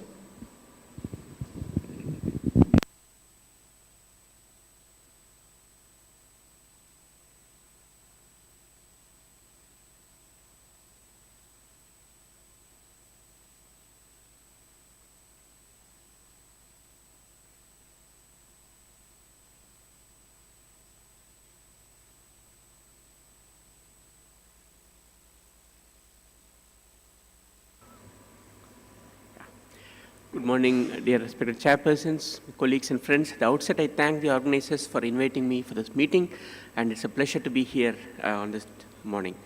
So I will, Dandapani covered excellently about meningioma endoscopically. I'll go, the skull-based chordomas, which are one of the, which is considered one of the challenging aspects of tumors, and we know that clivus is one of the very common locations for these chordomas. And we see majority of the adults, but we still see a small proportion of patients in children also. The pathology in 2021 is a new one, so it has been revised as conventional, poorly differentiated and de-differentiated, the commonest being the conventional chordoma, which was earlier called as the chondroid chordoma. I just want to highlight the fact that this brachyuria has emerged as one of the important tools to differentiate chordomas from other sarcomas. Whenever there is a diagnostic dilemma, the pathologist will be more speaking on it, especially if you have a difference between whether it's a chondroma or a chondroid, chondrosarcoma. So brachyuria is one of the very important tools which can pick up chordomas. Some of the imaging, the MRI is the most important investigating tool for chordomas, and there are some prognostic factors. The more hyperintense the tumor is, it is better prognostication, and a contrast enhancement is chordoma is considered as an adverse prognostic factor. As we know, like many other tumors, the role of surgery is very important in chordoma, especially if you are attempting a supramarginal resection. Why supramarginal? Because these tumors hide within the bony crevices. So drilling the extra bone can, that is what we mean by it, by doing supramarginal resection, and that helps in longer outcome, better outcomes. There is a lot of paradigm shift from on skull-based management of these chordomas from microscopic to more and more now cases are being done endoscopically, endonasal. And this is the endoscopic classification of the clivus. The two lines drawn, one along the parallel to the floor of the cella and other along the floor of sphenoid sinus. We divide the clivus into upper, middle and lower based on these two lines.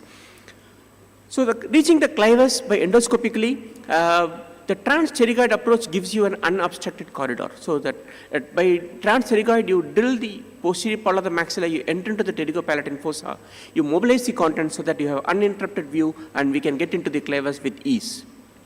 One of the most important structure here is the internal carotid artery. The Vidian nerve and the Vidian canal forms an important landmark to differentiate between the paraclavial and the horizontal. So whatever infromedial to the Vidian nerve and is good to drill with. And so these are some of the cadaveric pictures of this transpsyrigoid approach to reach this clivus, a very, very essential and useful tool, especially the Vidian canal. As you see, this is the Velfa area where the ICA turns laterally, and the infromedial aspect is good to drill with, and you can have, your instruments won't crowd, especially if you're reaching the lower clivus, and also to look at the far medial approach, what we call, to look into the petrous apex and Meckel's area. Coming to the upper clival choromas, so this is one of the patient with a recurrent tumor. You can see that this tumor is in the upper clivus, involving more into the optic chiasm, optic nerve, and the ICA. And always you have a navigation whenever you deal with recurrent tumors, because sometimes the anatomy may be distorted. So for upper clavicle, you need to have a good exposure of the cella. You have to drill the posterior clinoids, the dorsum cellae to reach into the lesion, as you see here. So you can see that there's a wide sphelotomy is being done. Your carotid is deroofed, your carotid canal, that is the carotid canal on the right side. That is important to know where it is. And you can see this fast-forwarded video. So you continue your drilling down to the dorsum cellae, and that is the old fat plug which was there. And then you start encounter the tumor. Unlike pituitary adenomas, these chordomas are sometimes very firm or hard. So you cannot use your curette to remove these tumors. You need to have a berry picking with a pituitary forceps. And you can see, so once you have an idea of where there's the interpeduncular cistern, so you have opened, so you know where the interpeduncular cistern is. So you put your dissector there and protect it, and then you continue to remove the tumor extradurally. So that is the arachnoid, the Lilicus membrane, and you know where you are. There's a third nerve visualized on the midbrain. So you know that you are protecting these structures, you're putting a dissector there, and then you continue to work and remove these tumors by berry picking. Your dura acts as a protection, and you can continue to do your work as you see here. So you can see this is quite a firm, sometimes it can be calcified, so you can try to mobilize the tumor all around safely is the key and paradigm, and slowly the dura will fall back.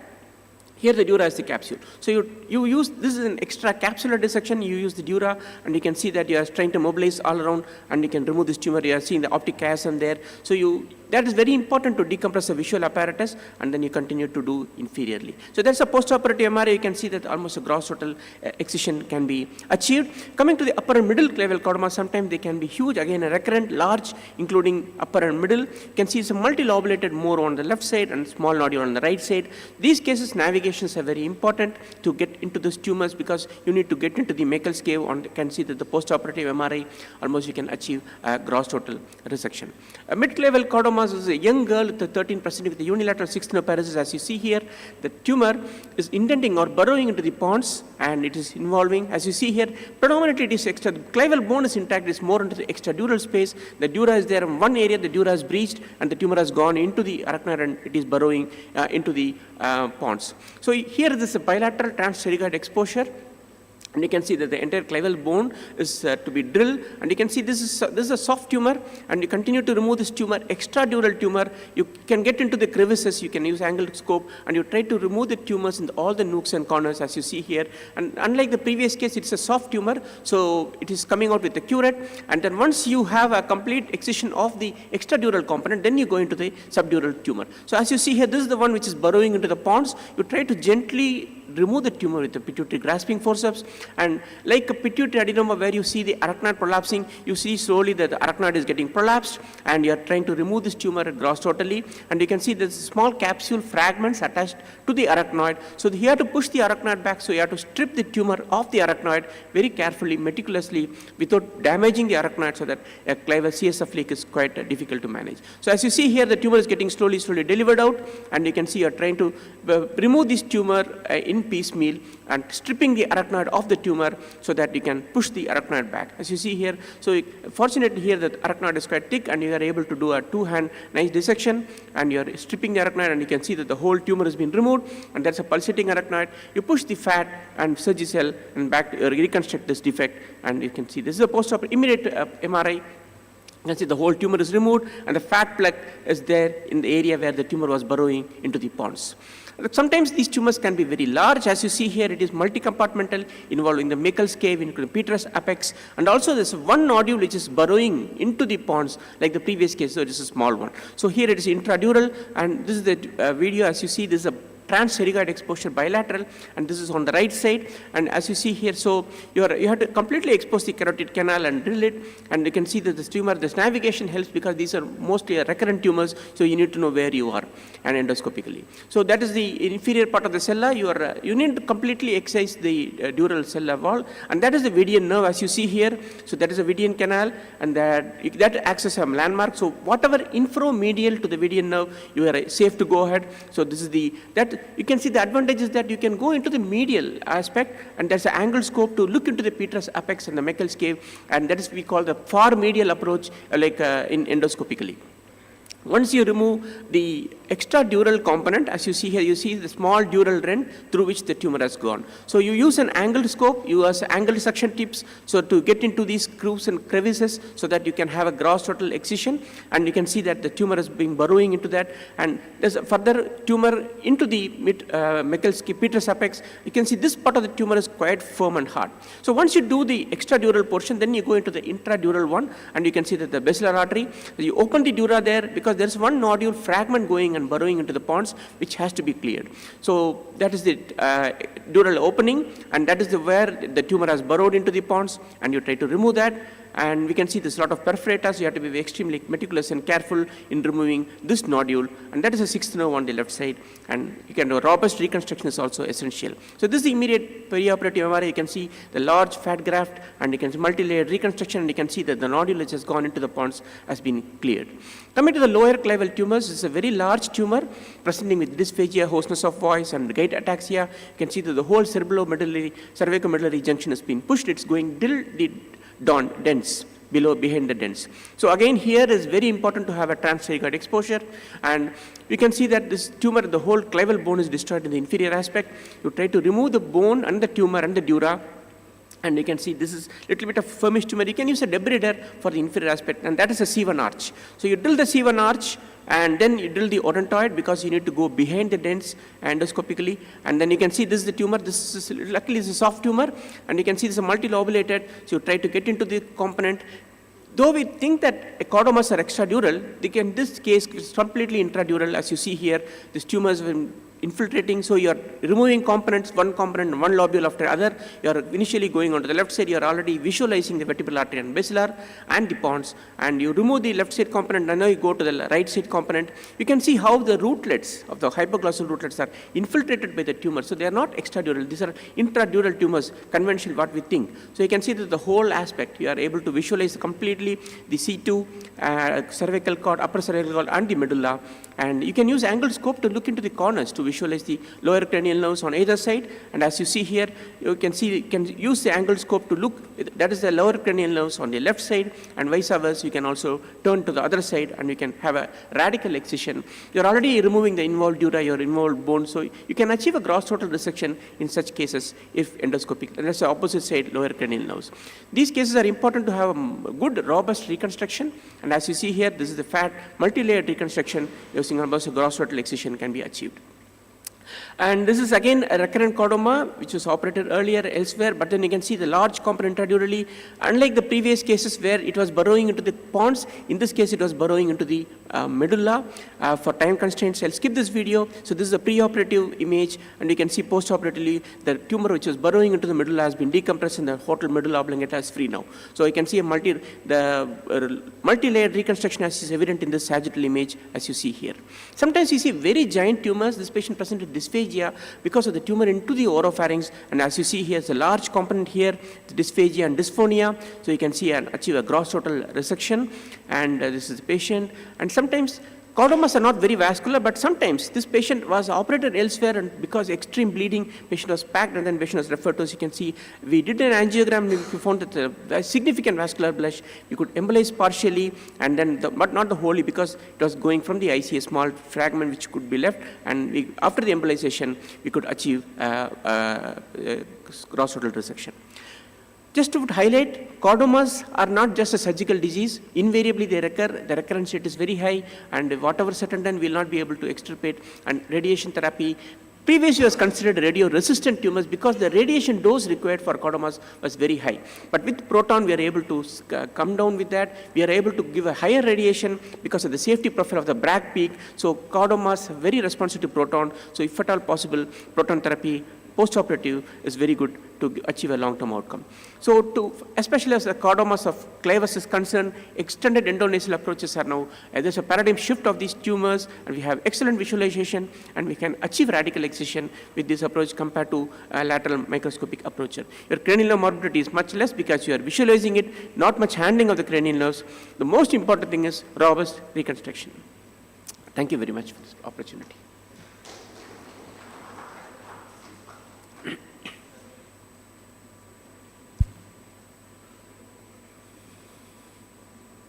Hello. Thank you, Dr. Rupesh, for a nice presentation. If there are any questions, we'll be happy to answer.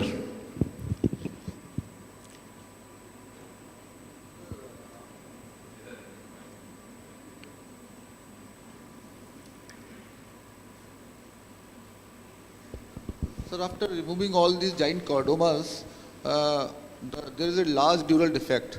So exactly how you do a multi-layered closure? Yeah. Because this is one of the biggest problem in doing an endoscopic thing, and especially with these large defects. Yeah. So what is your state? Yeah. So we always work with my ENT colleague. So the first thing is to put a gasket technique. So we harvest the nasal cartilage and we use a large fascia, and we first plug with the gasket technique, and then we take the laser septal pedicle flap. Usually for claval defect, it's not just the nasoseptal flap, we have to lift it from the floor of the nasal mucosa so that you can get a longer, because otherwise your flap will be very short. So you can have even if you have sometimes the recurrent cases, sometimes you may not have, so you can use also a pedicle lateral turbinate flap. So there are a lot of flaps available. So first is always a gasket technique, followed by a pedicle vascularized flap, and then we layer around the fat. And we use Foley's catheter. We inflate it probably around 20 to 30 cc. We keep it as a tamponade for 2 to 3 days, and then we deflate the catheter. So that's how we routinely do reconstruction in our cases.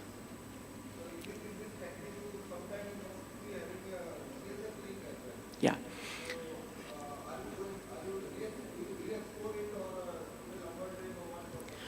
We are not using lumbar drain for these cases. We have stopped using. I think for about 18 cases, we had leak in only one patient, and that not immediately. The patient was discharged, patient went back to another, their native place, and then they developed fever, high grade. And then we found the patient didn't have obvious leak, it was a meningitis, so we brought the patient back, and then on questioning, patient had leak. So we re-explored, and then there was a small leak recess in the inferior most part. We had to again go in and plug it, and the flap had actually reflected. So we had to again reposition it, and then push the fat, and then he recovered well. Excellent exposition, Rupesh. Thank you. I think I would compliment you and ask you the question first before I make a couple of comments. Sure, the question is, you showed in one of the cases in upper clavicle tumor that you opened the dura just to protect the structures inside. I found it a little difficult to understand the logic. Yeah. Yes, sir. So here, what happened was, it was more eccentric on the right side, and we went on the left side, and we went into the interpendicular system directly, and the tumor was on the right side. So what we did is that, so we know how much depth we are. So we could assess with our curette and see how much depth we are, so that because it is very hard tumor, it was not a soft tumor. So to remove the berry picking, we were a little apprehensive. So we know where the distance were, so that we can know how much distance we can do without pulling any structures. Maybe it worked for you and it looked pretty good, but I think crossing a natural barrier which has not been broken by the tumor, I would probably be a little cautious about that. One other question which Sanjeev asked, I will tell you our way of repairing it. We actually developed the U-shaped flap, which we described for lower clavicle tumors over a decade ago. So we use a combination of nasoseptal flap plus a pharyngeal flap and overlap them to close the defect when the defect is quite large. And just last, cautious approach is that if you get a CSF leak, you should consider it as important an emergency as anything else. I would repair it in the next possible theater time, if I do not have theater time the next day, I would do it at night. But I think repair it, don't put a drain alone. Because clival leaks are notorious, unlike cellar, so we have to go in. We cannot manage it just lumbar drain, and we have to go in and repair the defect. Thank you. Okay, thank you, Rupesh. Next, I'll call Dr. Subodh Raju for management of complex hydrocephalus, neuroendoscopy, and adjuncts.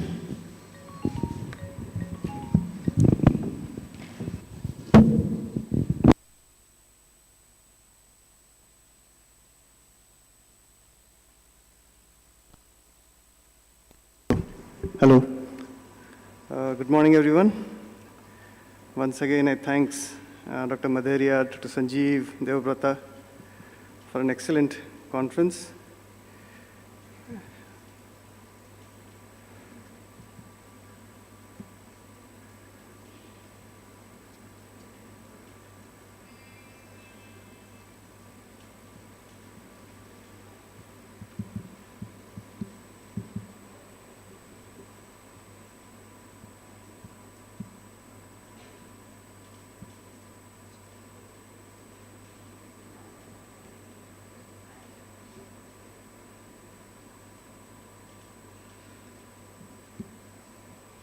Screen में नहीं दिख रहा इधर.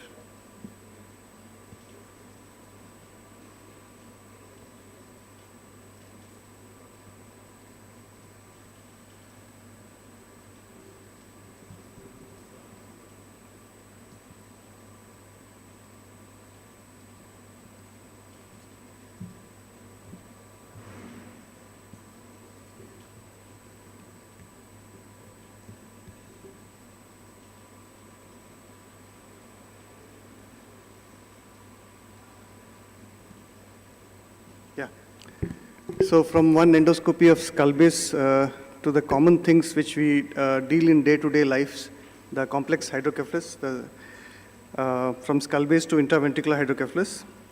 So these hydrocephalosis has been called by various names: multilocular, polycystic, septations, multiseptate, trapped ventricles, and these things. And people who deal with a lot of these hydrocephalus and pediatric will face it day in and day out. So the multiseptate hydrocephalus is defined as a multiple separated cystic cavities or spaces located in or relation to the ventricular system, filled with fresh or altered or infected CSF. They are the complicated form of hydrocephalus following usually an intracranial infection or hemorrhage. The normal ventricular anatomy is disrupted, and it has always remembered that multiloculated hydrocephalus, especially the post-infective, is a dynamic disease. It is not a static disease that you treat it once and it's for all. It may continue to progress after that. What are the issues in hand in these cases? We have infants and children with severe disability, and rationale of the treatment is to decrease the intracranial pressure. There is no standard treatment.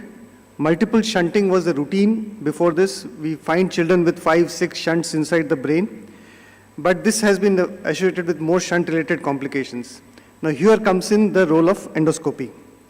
This is the basic classification, what we talk of, uniloculated and multiloculated.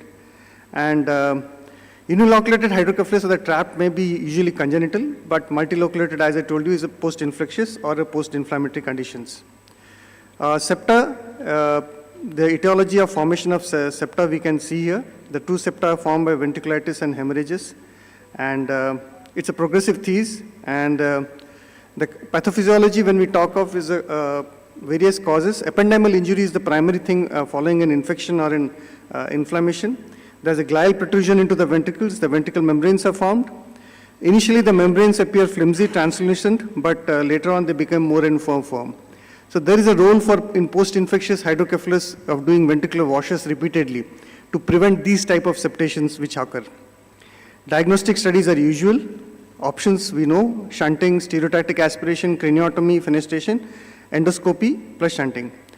So craniotomy for fenestations has been described, but it has got a lot of other challenges.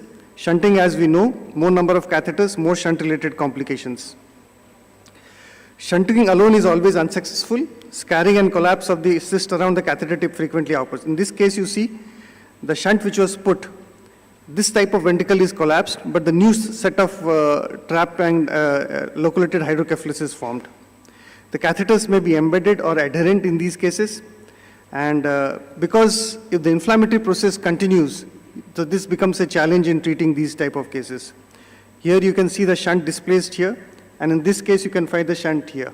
And there is new trapped or multi-separate ventricles being formed.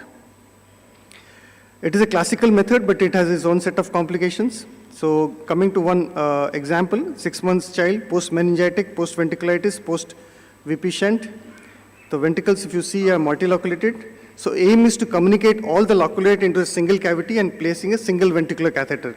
That should be the aim in any cases. So we did a burr and we did multiple fenestrations all along. These type of septations should be large and devascularized septations, otherwise they will close. We should remember that. We don't make small septations in these cases and use a coagulation and laser to devascularize around the septum also in these fenestrations. So what are the difficulties with neuroendoscopy? There's a fluid loss, and so the anatomical points may get shifted. And so here is a role for using navigation or using an intraoperative ultrasound. Repeated endoscopic procedures are well known, and this is a child with an age of 4 months, ventriculitis, presented after 3 months with raised ICP. You can see here, after shunt, new cyst cavity is formed and the catheter is embedded here.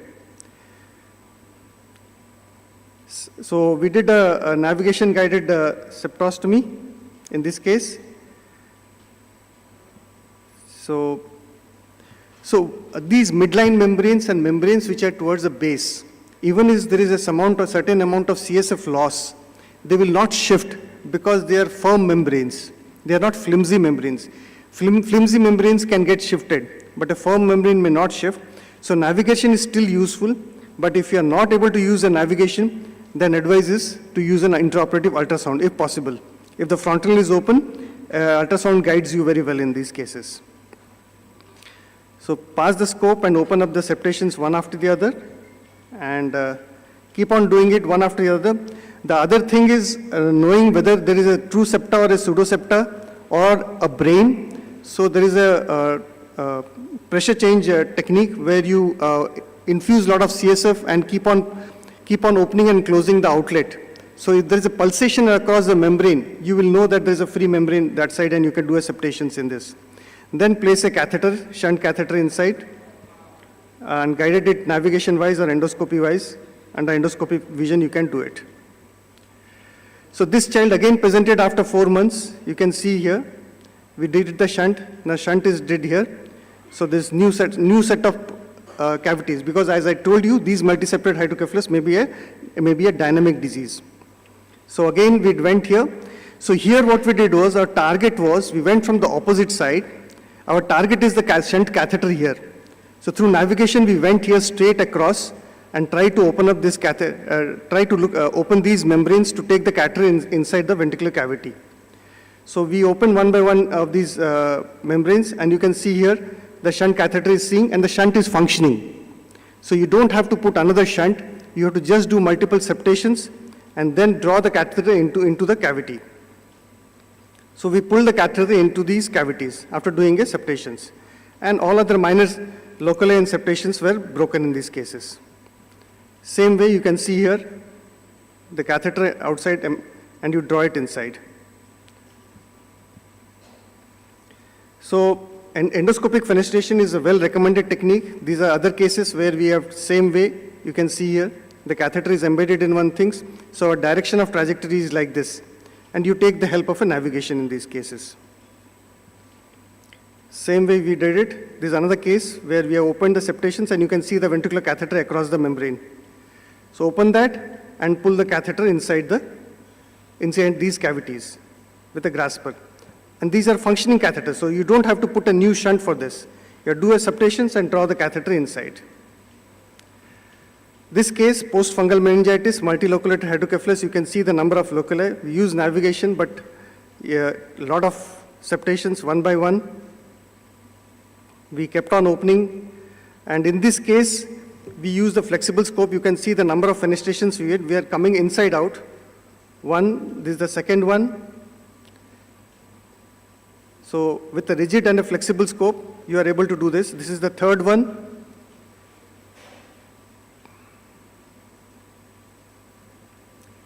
I'm drawing out the catheter from the scope. The fourth one and the fifth one.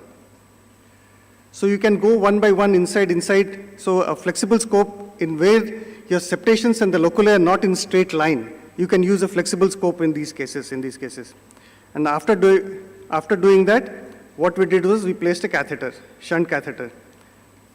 The shunt catheter is also guided by the flexible scope only. The catheter is outside, the grasper is inside the scope so that you can maneuver it inside. So we take it inside one by one, place it through all the openings which you have made across. So this is under visualization we are guiding it. You can put it blindly across like this also, but because the catheter has a memory, so it will automatically become straightened with time. This is another case, same post-ventriculitis hydrocephalus. You can see the enhancing membranes in these cases. Multiseptate hydrocephalus. Differential CSF analysis. In multilocular hydrocephalus, CSF cell count and biochemistry can vary in different cavities. Like in this case, this is looking like a normal, but this is enhancement. So here what we did was we did a ventriculoperitoneal shunt here, and the infected side we did a ventriculo-subgaleal shunt in these cases. So it is not necessary that each of these separations or the cavity will have the same CSF. Again, challenging case, choroid plexus hyperplasia with hydrocephalus. In these cases, I put a shunt. The child developed an ascites, persistent hydrocephalus. So you have to do what is called as an extensive choroid plexus coagulation. And for those cases, for doing these things, we have the laser, which is very, very helpful in, and the flexible scope. So you do a complete choroid plexus coagulation in all around. Complete. The shunt was there intact, but the child didn't develop an ascites. You can see a complete. So if you're doing a visual complete choroid plexus coagulation, it means you have done 70 to 80% of this. Similar other case of choroid plexus coagulation through and through. These are also, I consider, the complex hydrocephalus where it's not simple. And with a flexible and a laser, it's easy to do these extensive. You can go up to the atrium, the temporal horn, to do a complete coagulation in these cases. Trapped lateral ventricle is a very common thing. It can be a congenital thing. Here you have to just do a septostomy and that's all. Or you do a foraminoplasty and place a shunt inside. Similar cases of trapped ventricles. You do a foraminoplasty and place a shunt. Same trapped ventricle. This is an occipital trapped ventricle presenting with seizures. You just do a cystoventriculostomy. Trapped temporal horn is also a challenge in this case, but in this case you cannot do a septostomy or anything because the membrane inside is very thick and you cannot communicate in these cases. So in these cases you have to do a shunt in these cases. So thickened septums is a contraindication for doing a septostomy or anything because they will tend to close. So in this child, same thing happened. We did it, but it failed, so we had to put a shunt another time. These are cases of lateral ventricle trapped. Again, septostomies we're doing. Now the interesting part is the trapped fourth ventricle. Various options are available: suboccipital craniotomy, stereotactic aspiration, endoscopic opening of the aqueduct, and various things. So this is a case of ventriculitis with the trapped fourth ventricle. So what we did was an aqueductoplasty and placing a shunt reservoir is like a stent inside and into that trapped ventricle and connecting it with the shunt or leaving it with the reservoir which acts as a stent. This is inside the fourth ventricle, the trapped fourth ventricle in these cases. You can see here, the shunt is previously existing. What we did was like a stent, placed it in the fourth ventricle and it's attached to a reservoir. So this acts as a stent and we have made multiple fenestrations all along in these cases. Similar cases of trapped fourth ventricle, you get it post-infective, this pre-operative and post-op. You can see the catheter inside here, inside the fourth ventricle. Same cases, post-infective. Now this is a challenging case of a trapped fourth ventricle where the anatomy is totally distorted. So after doing a third ventriculostomy, we do a It's a fourth ventricle outlet obstruction. So the foramen of Magendie aqueduct was naturally open. So what we did was a magendostomy. Because if you see here, there is hardly any prepontine cistern here to do a third ventriculostomy.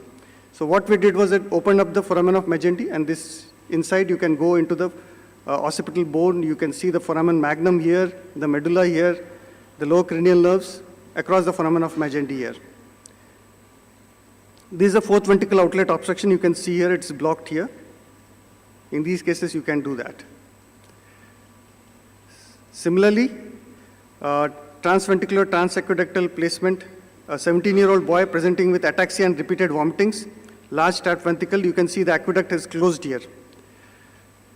So in these cases also, we do with the flexible scope. This is a flexible scope which is guided in a slightly challenging to understand it. This is the aqueduct which is closed here. So first we do an aqueductoplasty and dilate it with a 2 French Fogarty catheter, then take the catheter inside, guide the catheter inside into the fourth ventricle, which acts as a stent and a shunt. We are guiding it inside this, into the aqueduct, into the fourth ventricle. This is the aqueduct through which we have guided the fourth ventricle. This is the posterior pineal recess.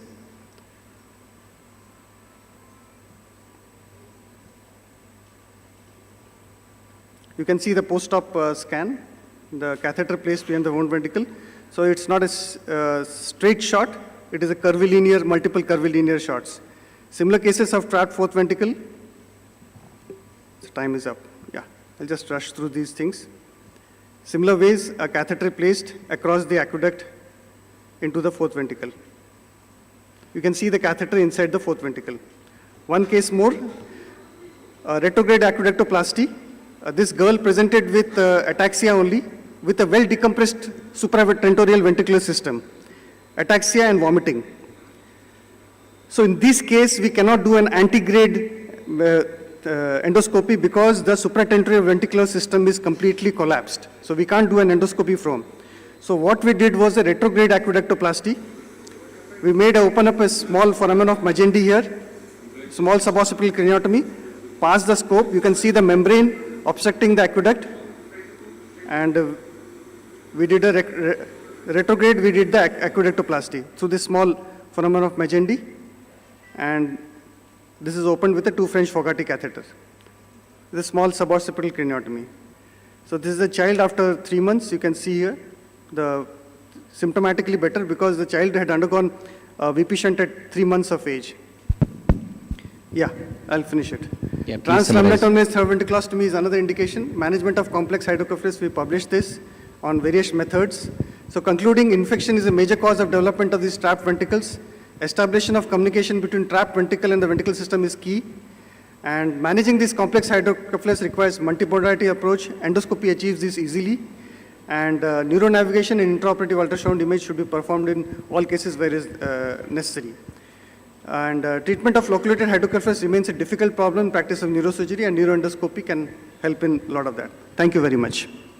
Yeah, a very difficult subject, very nicely covered. Any questions from the audience?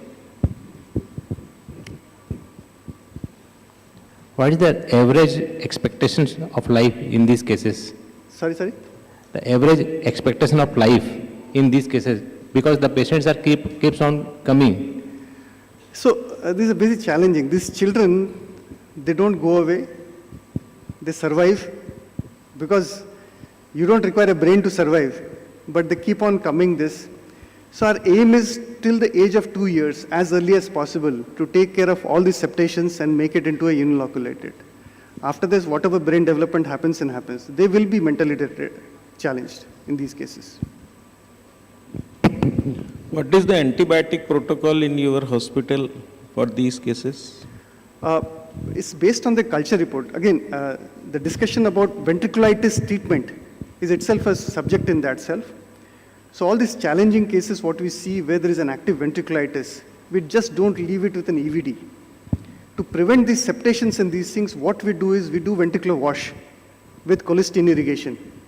1 lakh unit or 20,000 units in 500 ml of normal saline, we keep on irrigating it. Sometimes we create 2 boreholes for irrigation to decrease this. and continue this intraventricular antibiotics for a long time. And if in 1 month it doesn't resolve, we do it again. We repeat this procedure. And the antibiotic is based on the existing culture report. There's no standard thing, but most of these children have a multi-drug resistant infection. Okay, thank you, sir. Now the next speaker is Dr. Anand Sharma from Gwalior. Unlocking the flow, the endoscopic journey of third ventriculostomy.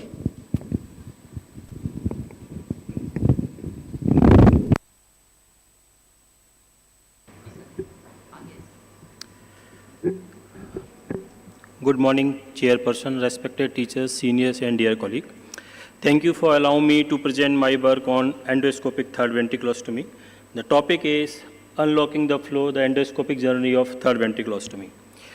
The ventriculostomy means just to create a communication between the ventricular system and the arachnoid system. In context to third ventriculostomy, its stoma is created in the Lilliquist membrane to connect the third ventricle with the prepontine system so that the CSF flow get established. The common indication is any obstruction beyond the anterior part of third ventricle can be considered for ETV. The common indications are aqueductal stenosis, posterior third ventricular tumors, and some of rare cases of communicating hydrocephalus, particularly when there is a tubercular meningitis, chronic stage, ETV can also be considered.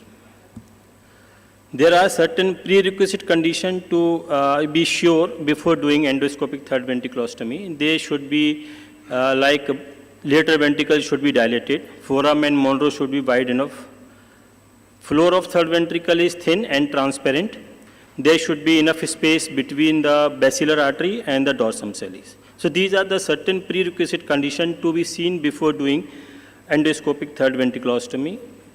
In some of the cases when there is a high riding basilar artery and there is a less space between the basilar artery and the dorsum sali and there is a basal exudates or thick floor, in those cases it's better to avoid the endoscopic third ventriculostomy, or it can be done with proper care. This is the system that we use for doing ETV. This is a ventriculoscope that having 6-degree telescope and 3 working channels. One is for the irrigation system and 2 for the rigid and the semi-rigid instruments, manipulation of rigid instruments. The standard burr hole is made over the just anterior to the coronal suture, and right side is preferred, head slightly flex. The trajectory of passing the telescope depends on the preoperative MRI. A line to be drawn from prepontine system passes through the foramen of Monro and it is extending up to the skull. It provides the standard trajectory for doing ETV. The size of burr hole depends on the etiology.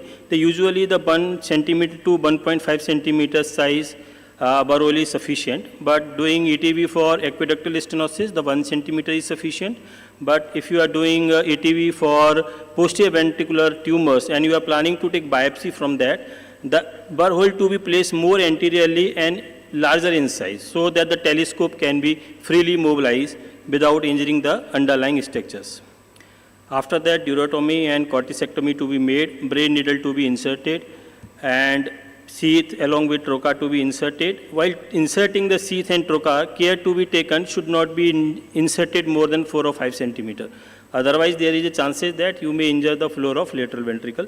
Second point is, while inserting the sheath and trocar, much of the CSF should not come out. Otherwise, there will be chances that the injury to the bridging vessels and formation of acute SDH is there. Telescopes to be inserted into the lateral ventricle. After that, the anatomy and the site to be confirmed before doing any intervention. This is the septal vein that to be located on the medial side, while the thalamocyte vessel should be on the right side. Foramen Monro should be checked and should have a proper size, and the choroid plexus to be visualized. This is the normal anatomy of third ventricle floor. Here would be the infundibulum. These are the mammillary bodies, basilar artery, posterior communicating artery on the lateral side. This is the dorsum sali. The stoma to be made in the midline of line drawn from infundibulum to mammillary body. DAC forceps is used for making floor, puncture the floor. After that, the Fogarty catheter is to wide the foramen. This is the standard size of stoma, and this is what we should see after making the stoma. The basilar artery should be seen, and perforators, brain perforators should also be visualized to make sure that the stoma has been made in proper place. Sometimes there is a fenestration is done at the wrong side, particularly when you puncture the liliquous membrane over the most anterior part, particularly in the sella region, just behind the dorsum celli. So you can enter into the subdural space, and you have a false belief that you have made a right stoma, particularly like if you visualize any arachnoid membrane over the basilar artery, that means you have wrongly entered into the subdural space. Secondly, if you get a more posterior and you puncture only the one diencephalic part of liliquous membrane, then only you see the basilar artery there, but there is another layer that is of mesencephalic part of diencephalic part of liliquous membrane that to be need open also, otherwise there will not be a CSF flow. For a right stoma, there should be opening of both the membrane of liliquous membrane, and the prepontine cistern should be visualized by looking at the basilar and the perforators. In some of the cases, there you may find the anatomical variation, like in this case, there is a displaced posterior communicating artery that is placed in the floor, so the stoma should be made on the one side. This is the thick floor, provide a difficult case for doing endoscopic third ventriculostomy. Particularly in these kind of cases, the prior basilar position should be checked in the MRI so that you should not injure it.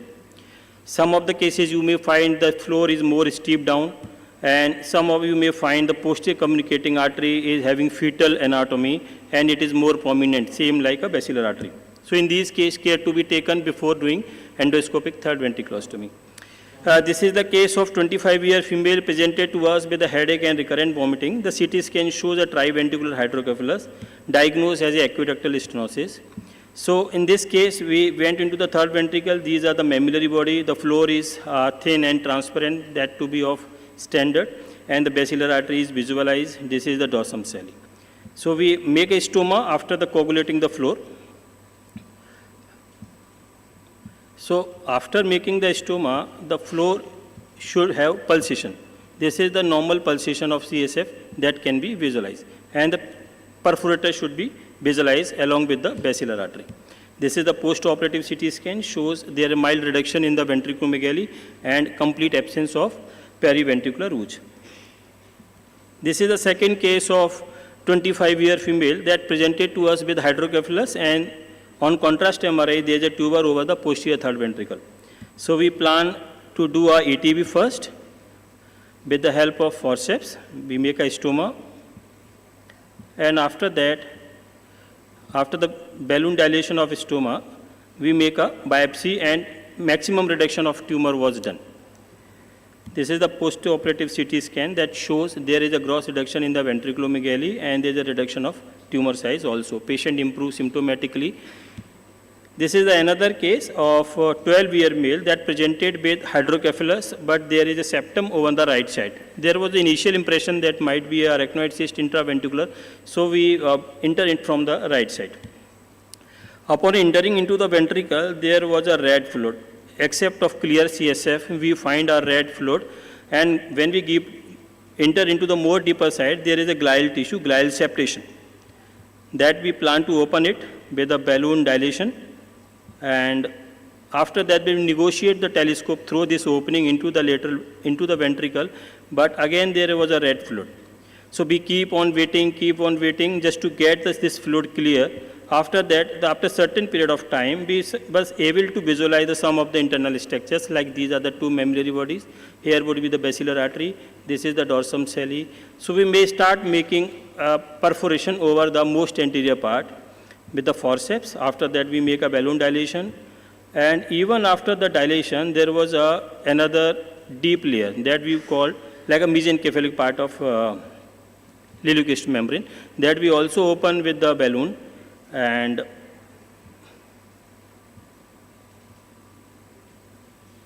both the membrane should be open before ensure that you have make a proper size stoma. So this is the inner perforation that we have made. This is the post-operative CT scan. Although we insert also place a Ommaya reservoir in this case, just to ensure, because the fluid were more hemorrhagic, there were high chances that the stoma get blocked. But the post-operative CT scan, the ventriculomegaly was reduced in the size along with the some subdural fluid was there. So we thought like stoma is working, patient was improved symptomatically. This is the another case where there was a lesion in the brainstem. With hydrocephalus, we make a ventriculostomy and the ventriculomegaly has gone, and along with some of the periventricular ooze, patient improved symptomatically. So how to assess whether the stoma is working or not? We can assess it by intraoperatively with the pulsatile flow of base. If the flow is pulsating to and fro, it indicates good CSF flow. Clinically, we can also assess by regular check in the head circumference, assessment of neurological status, and examination of milestone. After a certain period of time, by looking at the CT scan and the post-operative MRI, particularly cine MRI, and assess the flow of CSF along the stoma, can be used to evaluate whether the stoma is functioning or not. Early or slow or absence of reduction in the ventricular size doesn't indicate the stoma is not working. Even there is an initial reduction in the periventricular ooze, we can think like the stoma is working properly, disappearance of periventricular lucency, reduction in 10 to 50% ventricular size. So these are other criteria by which we can assess the stoma is working properly. In some of the cases, stoma may get filled. The probable causes are, in the early part, there is a non-absorption of CSF from the granulation tissue, and the late of the cases, it is because of peristomal gliosis.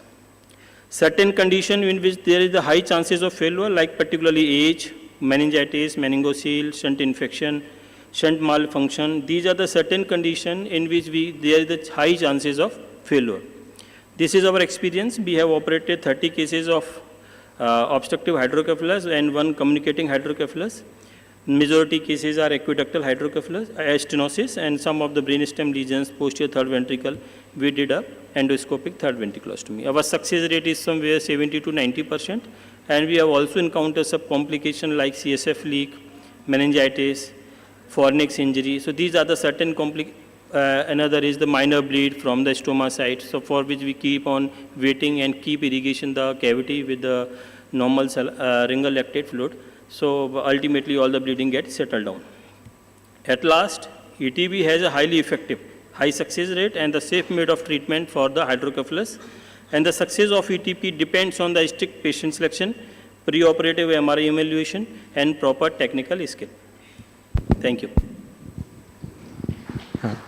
Very good topic and very good explanation of the procedure. Any questions?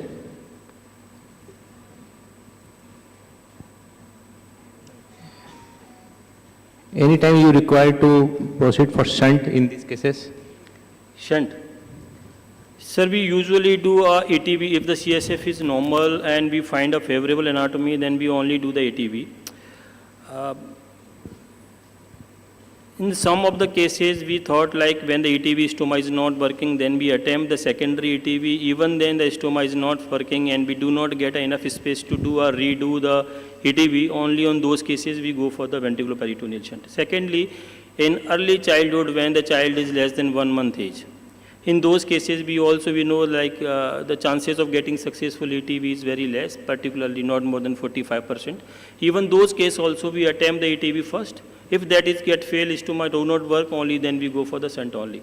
So nowadays we only attempt the ETV first. After that, if it is not working, then secondary ETV. If that it is not a work, then go for the shunt only. Okay, thank you. Thank you, sir. Our next speaker is Dr. Binoy Singh from Raipur. The topic is nuances in endoscopic third ventriculostomy.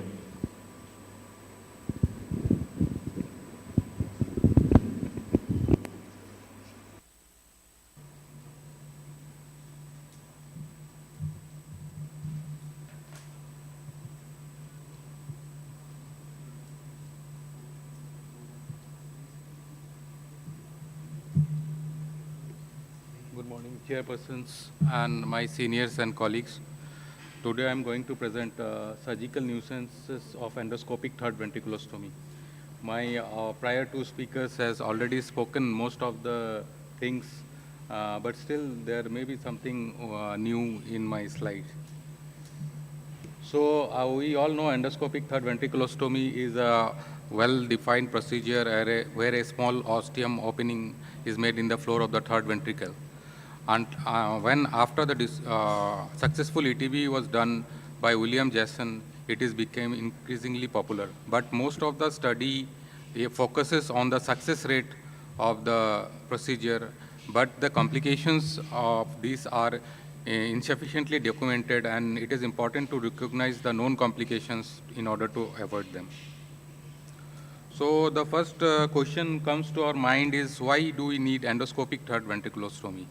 The shunt is good enough, and most of the time can be done by the residents in the emergency. But when we see, especially in pediatric patients, the child keeps on growing, and many times the shunt gets obstructed, and endoscopic third ventriculostomy may be the solution in such cases. But for the success of the procedure, proper surgical indication is very important. So there is still a debate on the proper candidates, and the criteria is increasing day by day. The majority of the complications are centered around with the procedure itself. Various studies have shown that the overall morbidity rate ranges from 0 to 31%, and mortality rates ranges from 0.28% to 1.28%. So what is the cause of ETB failure? This is the ETB score adapted from Kulkarni et al., where the studies have shown that the success rate is almost 0 if it is done below 1 month of age. It is because of the underdevelopment of the CSF absorption pathways in infants as compared to the older children. So is below 1 month or up to 6 months, we can consider ventriculoperitoneal shunt. So again, proper selection of the entry point is important. My prior speaker has already told the standard trajectory which can be done by the freehand technique, and he has also shown the typical location is on the coccyx point, and a straight trajectory has to be maintained towards the foramen of Monro and the prepontine cistern. But sometimes the standard trajectory does not work, and we have to have an accurate anatomical orientation of the things. So after opening, we should also identify the proper structures, the septal veins, thalamostriate veins, and the choroid plexus. The dorsum sella and at times the tip of the basilar artery can also be seen if the floor is thin. But however, in some cases, the floor may be very thick, and these landmarks are distorted. So it is important to step back and appreciate the surrounding anatomical structures and to orient oneself again before advancing further. Otherwise, there may be high chance of injury to the fornix or basilar artery. So sometimes when the ventricular size is not very dilated, we may need a navigation-guided selection of the entry point. So it is done by the stereotactic neuronavigation-guided method, and we place the bar hole only on the navigation-guided site target. So this is the standard trajectory which usually followed. But sometimes when there is an associated tumor and we need to do both endoscopic third ventriculostomy and biopsy as well, so in that case we may need a navigation-guided trajectory or bar hole so that both the things can be done. So it is also important to properly insert the endoscope if the ventricle size is not good enough. So if the ventricular size is small, we have to be very careful in steering the scope inside it, otherwise there may be vascular or parenchymal injury. So this is the operative video where you can see the anterior septal and the thalamostriate vein, and then we are going inside and seeing the mammillary bodies as well. So it is important to identify this structure before we go inside and do the procedure.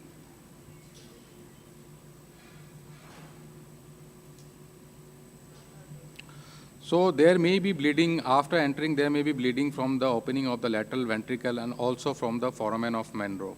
It is because of the stretching of veins or violation of the small cortical parenchymal vessels, and which occurs up to 16.5% of the cases. So it can be easily controlled we have seen it can be easily controlled by using continuous saline irrigation and gentle compression. Septal and thalamostrate veins may always be respected, as it can cause the major bleeding in some patients. So we have to be careful while steering the scope through the foramen of Monro. So there are hemodynamic changes in various studies. They have shown that there are cases of intraoperative asystole and hemodynamic changes. So if it occurs immediately, it is imperative to hold any surgical maneuvers such as ballooning, irrigation, or endoscopic manipulation when such changes are noticed. Again, we have to reassess of the irrigation outflow patency, and the speed of irrigation should be promptly done, as the majority of these cases are due to sudden increase in the ICP and impaired cerebral perfusion. So complications may occur also while perforating the floor of the third ventricle. It is due to sometimes it may be because of the very thick and opaque floor of the third ventricle, as shown in the study by Yadav sir, which shows that if we have a very thick opaque floor, the chance of inadvertent injury to the basilar artery, and also there are also chances of injury to the thalamus as well. So this is one of our patients which has a very thick and opaque floor of the third ventricle, and it was very difficult, and we had to reorient ourselves many times before we could perforate the floor. So again, there should be widening of the stoma. There should be, at least the stoma size should be more than 5 millimeter for adequate functioning of the ATV. So just making of the stoma is not enough. We have to also widen the stoma so that it can do adequate drainage. There are studies of report of injury to the third and sixth cranial nerve as well. And therefore, the surgeon should keep in mind the important anatomical structure in and around the floor of the third ventricle, as there may be inadvertent injury by stretching the nerve during the process of dilating the ostia. There may be direct injury leading to ocular abnormalities manifested immediately in the post-operative period in the form of transient ocular divergence and anisocoria, as shown by Kulkarni et al. Again, we have to be very careful while passing the endoscope through the foramen of Monro. Passage through the foramen of Monro is a very critical step and requires very care, as there are chances of injury to the fornix in this step of the procedure. In most instances, the injury is unilateral, fornix injury is unilateral and minor and does not cause memory disturbance. But however, if the injury is bilateral, significant post-op memory disturbances can ensue. Proper selection of the size of the scope is also important, and should be based on the assessment of the size of the Monro, and we can predict it from the pre-operative MRI. So again, brain injury is related to the technique of the handling of the endoscope in and out and the trajectory chosen. Inadvertent injury is commonly seen, as I have showed, causing memory and neurocognitive changes. Brain injury can cause, again, loss of consciousness, deterioration in the level of consciousness, confusions, and even seizures. In a series of 60 patients, we have seen that early convulsions may be seen in 6.7% of the cases, and late convulsions can be seen in 8.3% of the cases. So there are also studies showing the postoperative hemorrhages and CSF leak, like subdural hematoma, even intracerebral hematoma, and EDH have also been reported in various studies. CSF leak is generally a sign of treatment failure. So if we have a CSF leak in the procedure, we have to see that the procedure is successful or not. Because if the CSF drains properly, there are less chances that the leak may occur. But still, since we have opened the dura and not closed it, the chances of CSF leak is high. So it is important to block the tract with a piece of gel foam or a pericranium for proper closure. And if the burr hole is a big one and the dura opening is wide, then we can also try to suture it back. When meningitis or ventriculitis is frequently encountered postoperatively in association with CSF leakage, and it may be as high as 6%, and sometimes it may also progress to sepsis if not managed in a timely manner. So this is one of our patients with a multiseptated hydrocephalus, where the plan was for endoscopic fenestration along with endoscopic third ventriculostomy. And this is the intraoperative picture showing a lot of adhesions and septations and all, which we have to cauterize and cut it down to ultimately we were successful in doing the endoscopic third ventriculostomy. But many times this may not be possible, and we have to be ready with the BP shunt procedure at the same time. Proper insertion of the instrument through the endoscopic port is also very important. The ventricular outlet of the endoscope is at the same level as that of the optical. Therefore, when passing the instrument in and out of the endoscope must be retracted back for a short distance in order for the surgeon to see the tip of the instrument. Otherwise, there may be injury by the tip of the instrument. So indiscriminate passing of instrument through the endoscope, especially when the tip of the endoscope is near important neuronal structure, will cause injury and bleeding.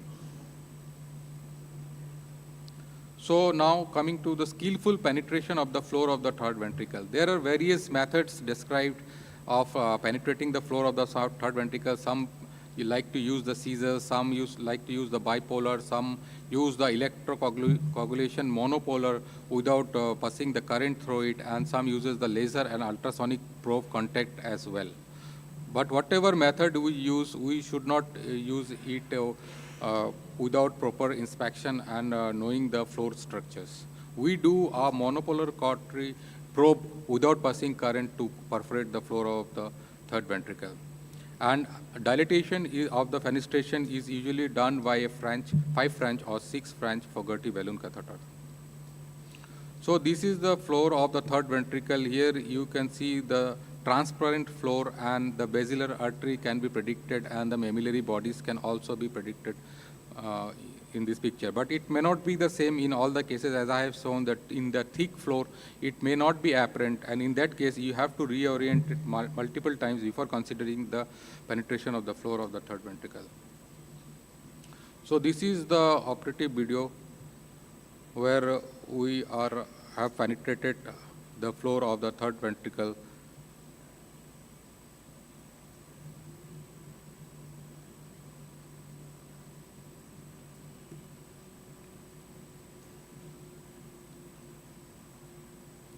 So once again, it is very important to confirm that we have perforated the 2 layers because many times we just enter into the prepontine cistern and we just perforate one of the layer and then we come back. But we have to be sure that we have penetrated both the layers for adequate success of the procedure. So one of the important cause of procedure failure is that someone has perforated or penetrated only one layer of the floor. So the surgeon should also avoid endoscopic tourism or staring the endoscope too much inside the ventricle to prevent unexpected complication. So this is the operative video showing the basilar artery, which can be seen after perforating the 2 layers of the floor of the third ventricle. We can see the basilar artery very clearly. So ETV outcomes, what is the outcome? In infant, the outcome shown by various studies is very less. It has been ranged from 34% to 71% in various studies. But usually the study is done for 6 months and to 1 year. In adult, the success rate is high. If properly selected, it ranges from 68% to 86% in various studies. So what is the take-home message? Endoscopic third ventriculostomy can be regarded as a low complication procedure with an overall complication rate of 8.5% and permanent morbidity of 2.4%, and mortality is very less and 0.21%.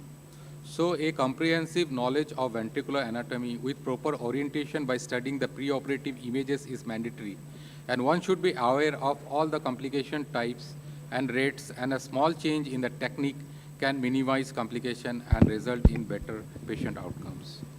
Thank you. Now topic is open for discussion.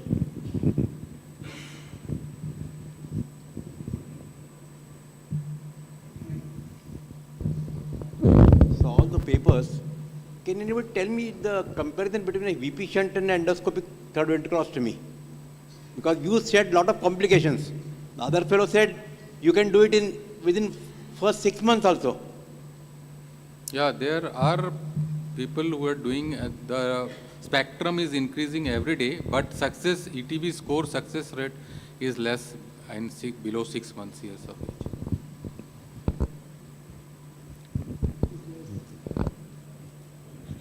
Okay, thank you. Now, next speaker is my friend Dr. Devbrat Sahana from Raipur. Understanding of the medial wall of cavernous sinus.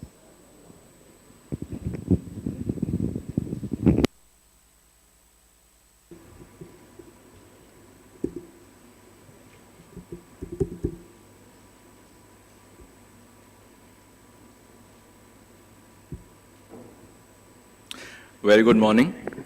So I will be talking about the medial wall of cavernous sinus. Over the last few years, a lot of development has occurred in the field of skull-base endoscopy, and a lot of that is because of the pioneering work from the Stanford and the Pittsburgh group. And a lot of our knowledge about the anatomy has been delivered by them. So this is a lateral to medial view of the cavernous sinus, and this one is a inferior to superior view into the sella and the cavernous sinus. And what we are going to be talking about is this area of the brain, the medial wall. This is an endoscopic view of a patient with pituitary tumor. The tumor has been completely removed. We can appreciate the sellar floor, the dura over the dorsum sella, and the arrow is pointing towards a glistening structure, which is an uninfiltrated medial wall of cavernous sinus. In fact, we can even make out the impression of the ICA here, the cavernous segment. The vertical segment is seen, posterior genu, horizontal segment, anterior genu, and even the clinoidal portion partly is appreciated. This is another patient where the tumor has been completely, it has been removed. We can appreciate the diaphragma, but laterally we see this reddish structure. I'm sure we have all experienced this.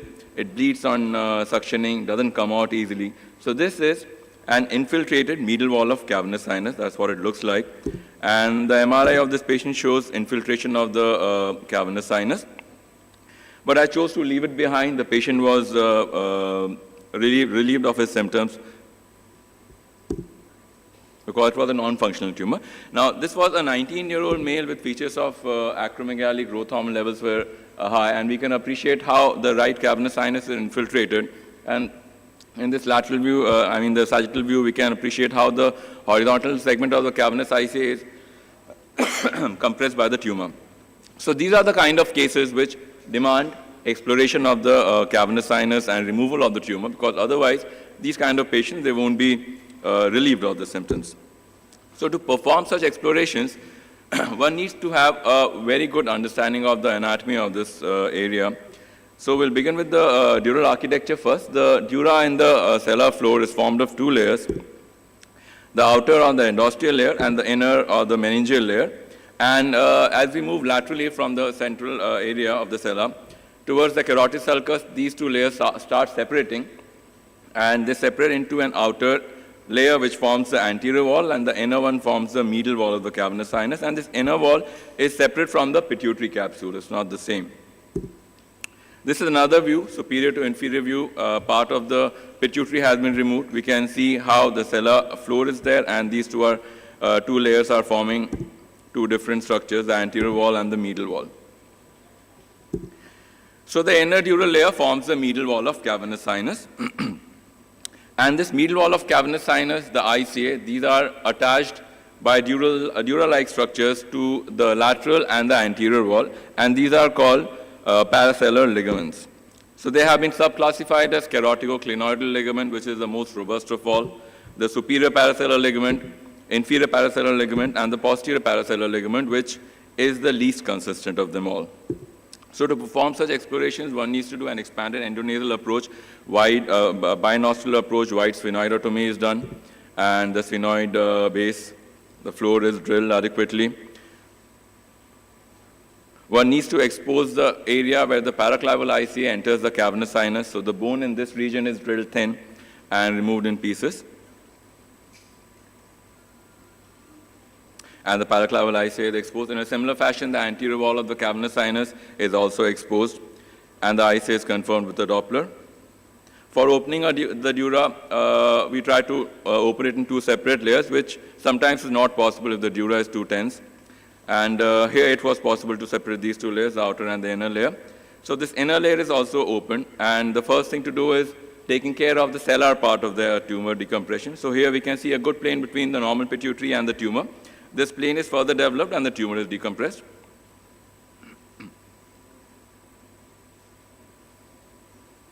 So after a good decompression, we can see the normal pituitary well preserved and the arachnoid bulging nicely. So the cellular part of the tumor is now over, and we need to focus on the cavernous segment. So for this, again, the junction of the paraclaval IC and the cavernous sinus is confirmed. The two layers of the dura are well appreciated here. This plane is further built up to enter the cavernous sinus. And bleeding from the cavernous sinus shows that the cavernous sinus is open now, and this bleeding can be controlled with flow sealant and gentle compression. The anterior wall of the cavernous sinus, which is now single-layered, can be opened in the region of the inferior compartment of the cavernous sinus, where there is some space between the short vertical segment of the cavernous ICA and the dura. Next step for medial structures removal is medial disconnection. This allows us to lift these structures slightly up and peek into the cavernous sinus, and we start appreciating the inferior paracellular ligament, which is the first ligament that one encounters, and this attaches the short vertical segment of the cavernous ICA to the anterior-inferior portion of the medial wall of cavernous sinus, and this is closely associated with the inferior hypophyseal artery, like we see in this picture, and it's a good idea to coagulate it to prevent its avulsion from the ICA. So this inferior hypophyseal is not demonstrated in this one, but in the PIP it's very well appreciated. It's a different patient. So here also we coagulate the inferior hypophyseal artery, and it does not bring about much changes in the pituitary function. So this medial disconnection is continued posteriorly till we start appreciating the posterior clinoid. So that is the posterior clinoid. The focus is shifted towards the anterior part now. That's the anterior genu of cavernous sinus, cavernous ICA. And the ligamentous structure is the keratocondyloid ligament, which is the most robust of all ligaments, and it is attached medially to the superior part of the medial wall, and laterally it is continuous with the proximal dural ring, which attaches to the anterior clinoid. And laterally and posteriorly, it is continuous with the interclinoid ligament, which finally attaches to the posterior clinoid. It's a rather complex structure, but really beautiful. In this lateral view, we can appreciate the three dural structures and their relationship. So that is the keratocondyloid ligament. It is also infiltrated by tumor here. And that horizontal segment of the cavernous ICA is labeled. Everything above is the superior compartment of the cavernous sinus. So tumor is now being decompressed. This is the posterior part of the superior compartment of the cavernous sinus. The tumor is now being separated from the lateral part of the diaphragma, which continues anteriorly and laterally as the distal dural ring.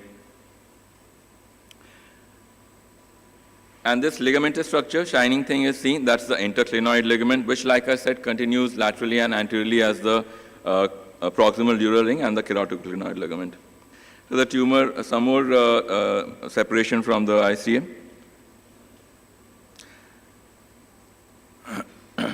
So that ligamentous structure that I'm holding with the forceps is actually the superior paracellular ligament. It is infiltrated by tumor. It is attached laterally to the horizontal segment of the cavernous ICA, and medially it has similar attachments as the keratocondyloid ligament. So this also is gradually dissected off the ICA.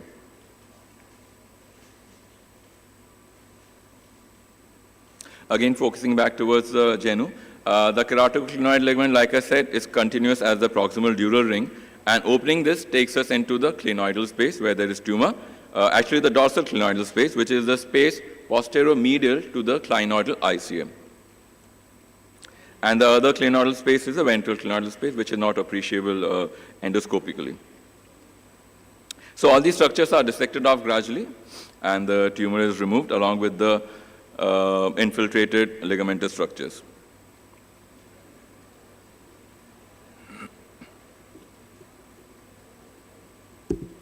This is the post-op MRI of the patient.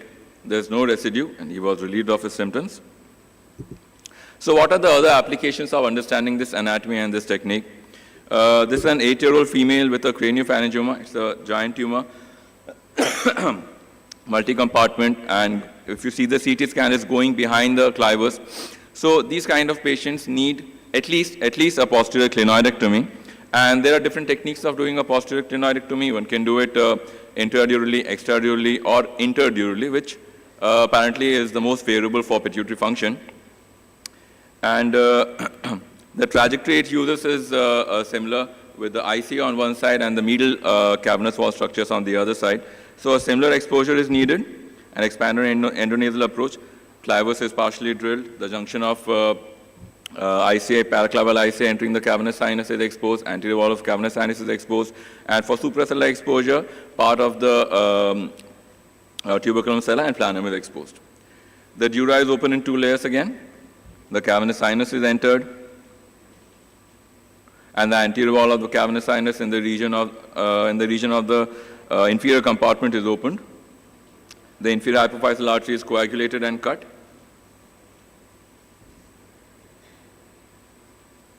That is the cut inferior paracellular ligament. Medial disconnection is made, and the anterior wall is also cut further. This allows us to lift these medial wall structures up, and medial disconnection is continued posteriorly till we start seeing the posterior clinoid. So that is the posterior clinoid. This is drilled thin, and along with the dorsum sella, a part of it is removed. And that is the posterior clinoid being separated from the ligamentous attachments. So the posterior clinoid is now removed, and we can appreciate the interclinoid ligament and the horizontal ICM. Now, another problem with these kind of tumors is that the cellular contents, they come in the trajectory. So to take care of that, we can do a pituitary transposition, which is a further extension of the same technique. The suprasellar dura cut is made, the diaphragma is cut on one side, and this suprasellar cut is now converged upon the anterior cavernous sinus cut, which has already been made. And this now takes us into the posterior part of the diaphragma, which also is cut open. This gives us an unhindered access to the tumor, with the pituitary and the stalk on one side and the ICA on the other side. So that is the tumor. We can appreciate the suprarenal ICA, the superior hypophyseal artery, PCOM, third nerve. And after some more tumor decompression, that is the superior hypophyseal artery. Yeah, and after some more tumor decompression, we can appreciate the pituitary gland and the stalk transposed on one side. And it was possible to take this whole tumor out in a piecemeal fashion. Now, this posterior clinoidectomy and pituitary transposition can be done on both the sides, although in this case we have done in one side only. So that is the hypothalamus after pituitary removal, tumor removal. And that's the thalamus. The superior wall of the third ventricle is seen along with the choroid plexus. Internal cerebral vein is seen. The foramen of Monro is seen. The fornicis is seen. And we can even peek into the lateral ventricle there. So this is the post-op scan. Some pneumocephalus is there, but the tumor is completely removed. And this is the extent of bone removal that was done. So with a good understanding of anatomy of this region, in words of Professor Roton, we can develop a see-through X-ray-like vision, and we can expand off our horizon of surgery from simple pituitary surgeries to the ones that involve the cavernous sinus, and we can go suprasellar and even beyond and behind the clivus. Thank you.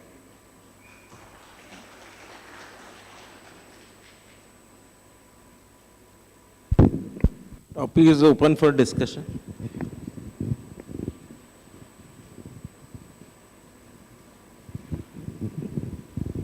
Thank you, Devbrat. Nice presentation. Thank you. Now the last presenter is Dr. S. Mandani.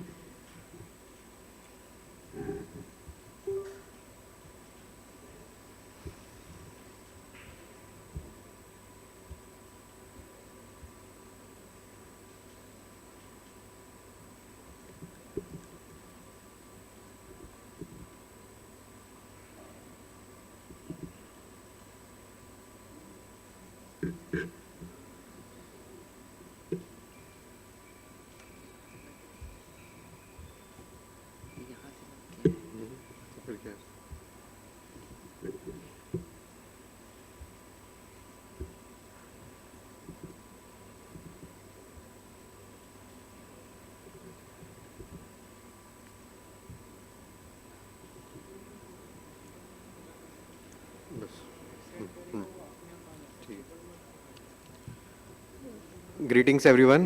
Before I begin my presentation, I would like to thank the organizing committee, especially Mandaria sir, Sanjeev Gupta sir and Sahana sir for giving me this opportunity at the 11th hour to present this unscheduled presentation. At the same time, I would also like to thank my teachers, Dr. R.L.S. Sengar sir, Avdesh sir, Anand sir and Avinash sir for encouraging me and supporting me all throughout. So today I'll be presenting our journey of precision. So it is, the stereotaxy is a Greek word which is derived from two words, stereo and taxis. Stereo means a solid three-dimensional and taxi means arrangement. So stereotaxy is solid three-dimensional arrangement. And the stereotactic surgery is a minimally invasive form of surgery where we use 3D coordinate system to locate small targets and do the intervention. So I'll quickly run through the history of stereotaxy. Sir Victor Horsley and Robert Clark in 1908 gave the concept of stereotaxy on monkey's skull using the skull landmarks, bony landmarks. And further, it was developed for trigeminal neuralgia by Dr. Martin Krishna. Spiegel and Weiss pioneered in stereotactic surgery. Lax-Laxell gave us the concept of polar coordinates, which enabled us to precisely locate very small lesions in the brain.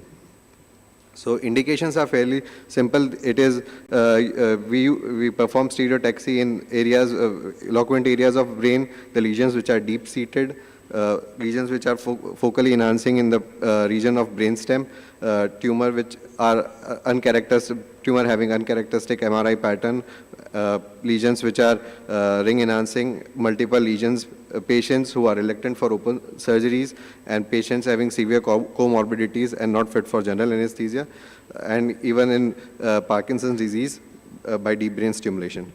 It is usually avoided in extraaxial lesions, superficial lesions, and vascular malformation.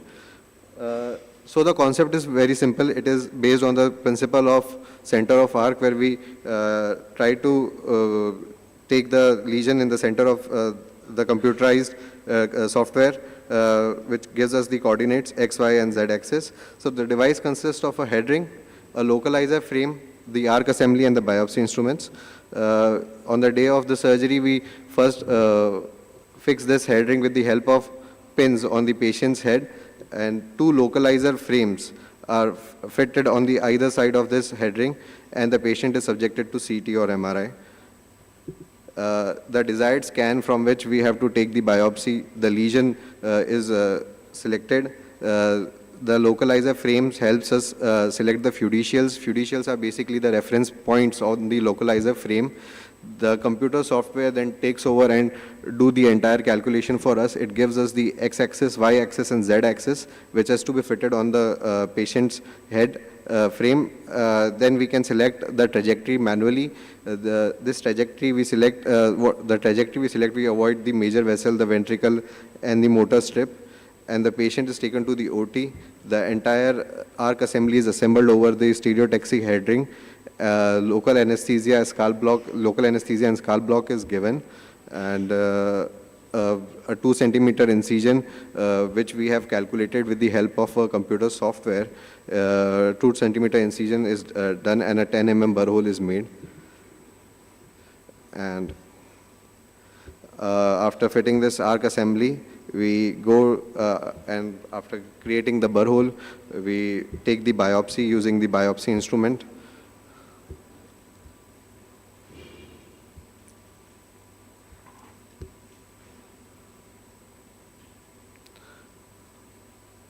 So the biopsy needle is inserted, it is rotated all 360 degree. The saline is saline syringe, saline filled syringes inserted onto the other end and aspirated. We can take the tumor chunks all around 360 degree and straight away send the tumor for squash cytology. So we have recently procured our stereotaxy setup in February 2023, and in a span of 6.5 months we have operated on 14 patients. So we are the first center of Central India to have this stereotaxy setup. Most of the lesions were frontal, parietal. There were multiple lesions also. The histopathological findings were diverse. Few notable findings, because as soon as we see a radiology, we are having a preset mind that we are going to we make a histological diagnosis after looking at radiology, but few notable histological findings that we got was a recently operated patient, a 65-year male, done approximately 10 days ago. We thought it to be a CNS lymphoma, turned out to be a tuberculoma on squash cytology. There was caseous necrosis. One patient we thought of low-grade glioma, turned out to be almost normal blood hemorrhagic clots and normal brain tissue. One female patient we thought to be a low-grade glioma, turned out to be a demyelinating disease and a lesion.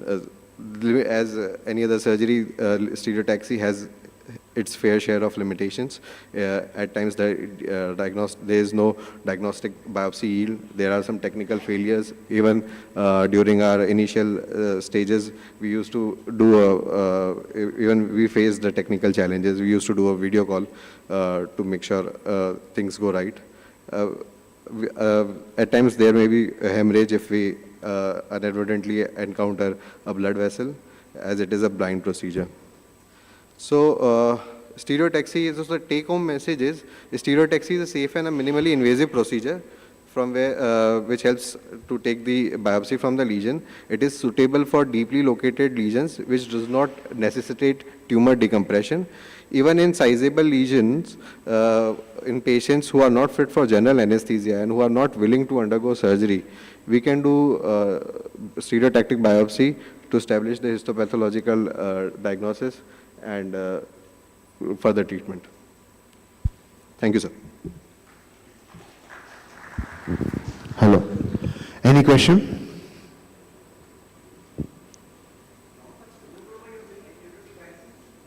Sir, we thought it is, basically we thought of CNS lymphoma and it turned out to be tuberculoma. Sir, at times it's not possible because they give their own differentials, and finally there is one beautiful line that they write, kindly correlate clinico-pathologically.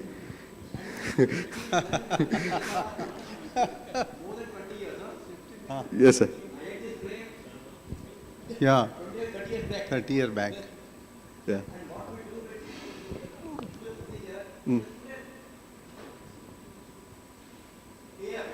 Oh.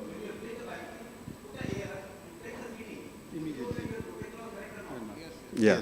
This is the best way to do that. That's why.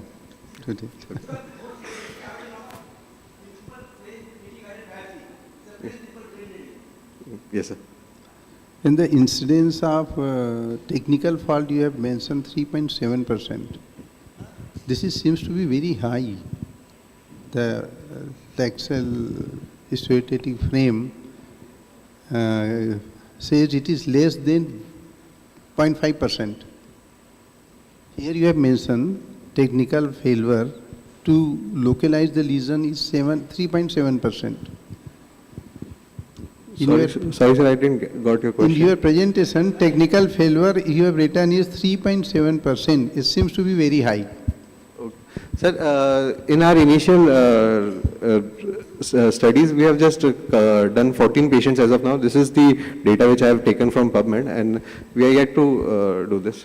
We are still working on it. It's a fairly recent system that we have procured just 6.5 months back. We are in a very initial stage of it, and we'll work on it, sir. Another problem with this minimally invasive biopsy is that the yield of the tissue. if you take a small, because you can take a small sample and many time pathologists write it, the tissue is not adequate. Another problem is that the representativeness of the lesion. Some part of the lesion are maybe the high grade, some part may be the low grade, and the diagnosis may not be actually accurate in up to 10 to 12% of cases. That's what literature says.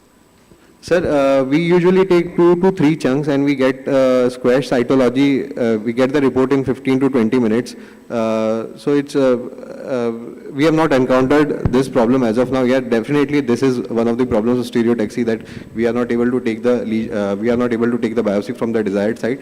But as of now, we have not, one of our patient, we didn't, the biopsy was not conclusive. But yeah, we take fair amount of chunks. It is very easier. The software do all the calculation. We can easily take our coordinate system and take multiple chunks. Just one comment. You can, instead of a burrow hole, you can do a twisted craniostomy. Yeah. I mean, it will avoid a skull block for the patient. Yeah. And second thing, the Nash-Gall biopsy lesion, what you were mentioning. So nowadays what we do is, you do a proper MRI with a spectroscopy and a perfusion. You pick up the points which have a very high choline peak and perfusion. The next day, you put a frame, do a CT scan and merge the CT and MRI. And your planning is done based on MRI. So the possibility of not picking up the representative lesion is much, much less. Yes. And this is more important in those patients who come as a recurrence. So we have always a confusion of radiation necrosis versus recurrence. Yeah.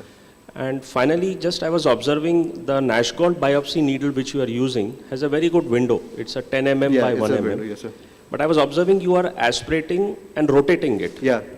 So it has a mechanism. Yes. So I also use it. So I slightly have a concern, because when you are rotating it, you are just sucking the tissue. My suggestion is that you take 4 chunks at 90 degree each.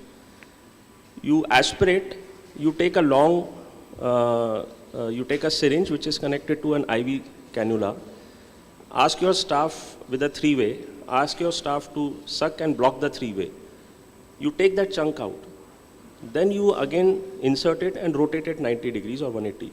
By that what happens, the morphology of that brain is preserved. Yes. If you are sucking and rotating, you are disrupting the morphology. Yes. So this is just a comment.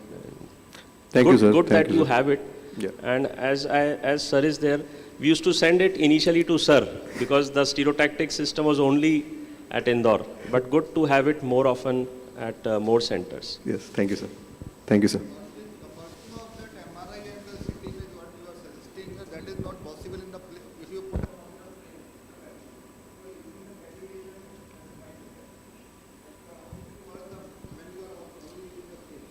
So most of these softwares, they have a surface registration. So they merge using the surface landmarks. So you do a MRI without frame, using a 3D protocol for the navigation or for the software. And then when you put a frame, it merges the surface landmarks. It's like any navigation. You merge a CT and MRI. It is something like that. So you use the coordinates of the frame, but you have planned it. It's like DBS. You plan on MRI, but you don't get coordinates. It is just trajectory which is planned, the entry point and the target point. And when you put the frame, you merge it. You get a scan, merge a CT and MRI. The coordinates you will get on the CT scan, but the coordinates will be one which we have planned on the MRI.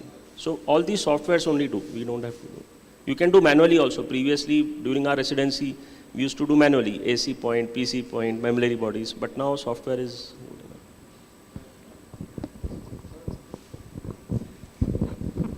So hi, I had one or two comments to make. I'm Dr. Sharan from Bangalore. I do a MRI plane and contrast with the frame. That has actually helped me solve this problem of negative biopsies. Yeah. So based on what is enhancing, what is not enhancing, I choose 2-3 different locations and turn the needle in the same burrow. So that actually helps to definitely, do that. Especially when I go biopsying up to the upper pons. So when you do that, you have to make sure sometimes in midline you can go from the opposite side to do that. Yeah. That's one way. T1, volumetric T1, plain and contrast has solved that problem for me. Pre-op stereotactic MRI, post-op just a CT. Then the merger, just to answer your question, is not the original MRI that you do. You have to capture an MRI which is without the gaps. There's a stereotactic, so you have to capture the non-stereotactic MRI and then merge. Your regular MRI will not merge. So you have to capture a next set of images, and then I can tell you about that. Thanks for that. Thank you, and sir. also, don't aspirate. You do the true cut, use the syringe, lock it, come out, put it, then I go back in, maybe change the location. So 3 or 4 passes you have to make. Don't make one pass. Then you can do that very carefully. We do make it. Thanks. Thank you, sir. Thank you for your valuable suggestions. We'll do keep these suggestions in mind while doing future stereotactic biopsies. Thank you. Thank you, Vandani. Now, this is the end of the session.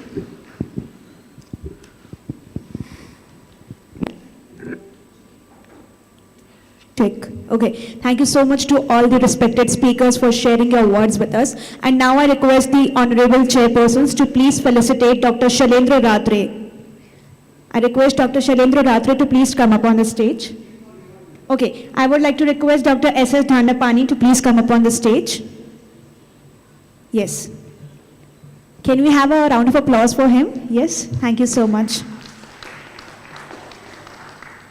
Our chairperson, Dr. Adarsh Trivedi, and along with him Dr. Kishore Jha and Dr. Anjum Chaurasia are felicitating our speakers.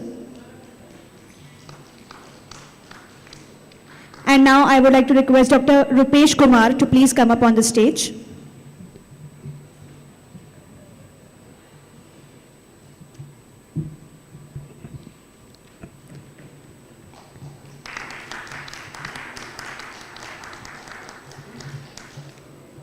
I would like to request Dr. Subodh Raju to please come up on the stage.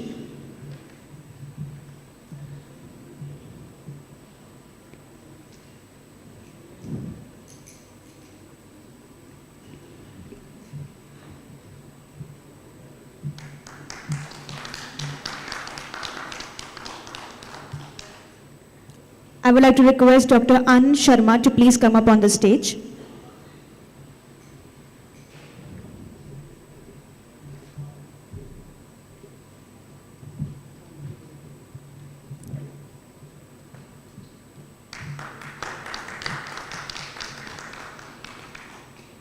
And I would like to request Dr. Binoy Singh to please come up on the stage. And it's an honor to have all the respected doctors from Pan India in this cgmp neurocon 2023.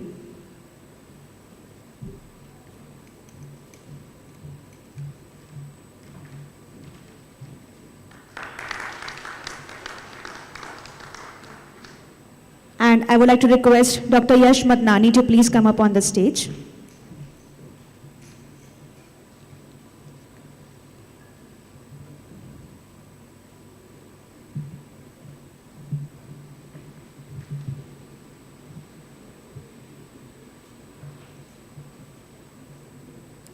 Thank you so much. And now I would like to request Dr. Sanjeev Gupta and Dr. S.N. Madharia to please come up on the stage to felicitate our chairpersons.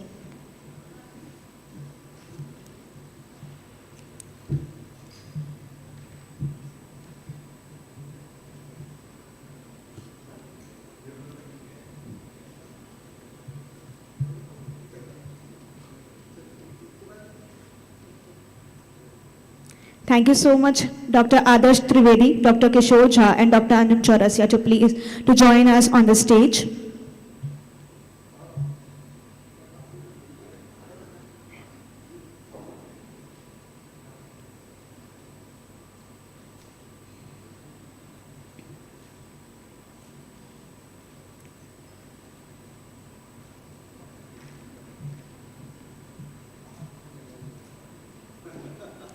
Thank you so much, respected doctors. And quickly moving forward to the next session. Now it's time that we talk about the miscellaneous topics.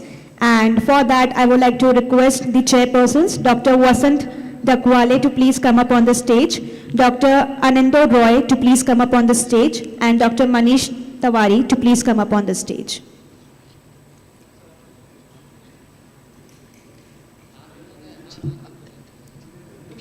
Let me quickly introduce to you our speakers for this session. Dr. Rupesh Kumar from Chennai, Dr. Rajesh Jain from Raipur, Dr. Sarla Menon from Bhopal,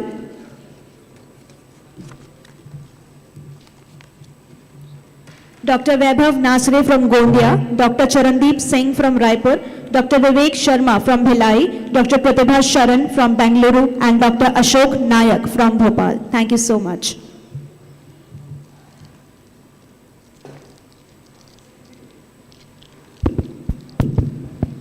I think good afternoon, everybody. We start now next session. I would call upon Dr. Rupesh Kumar for his top lecture on microsurgery of Sylvian AVM.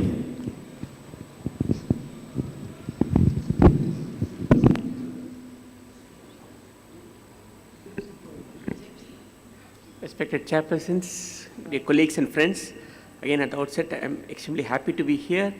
I want to speak on this topic of Sylvian AVMs.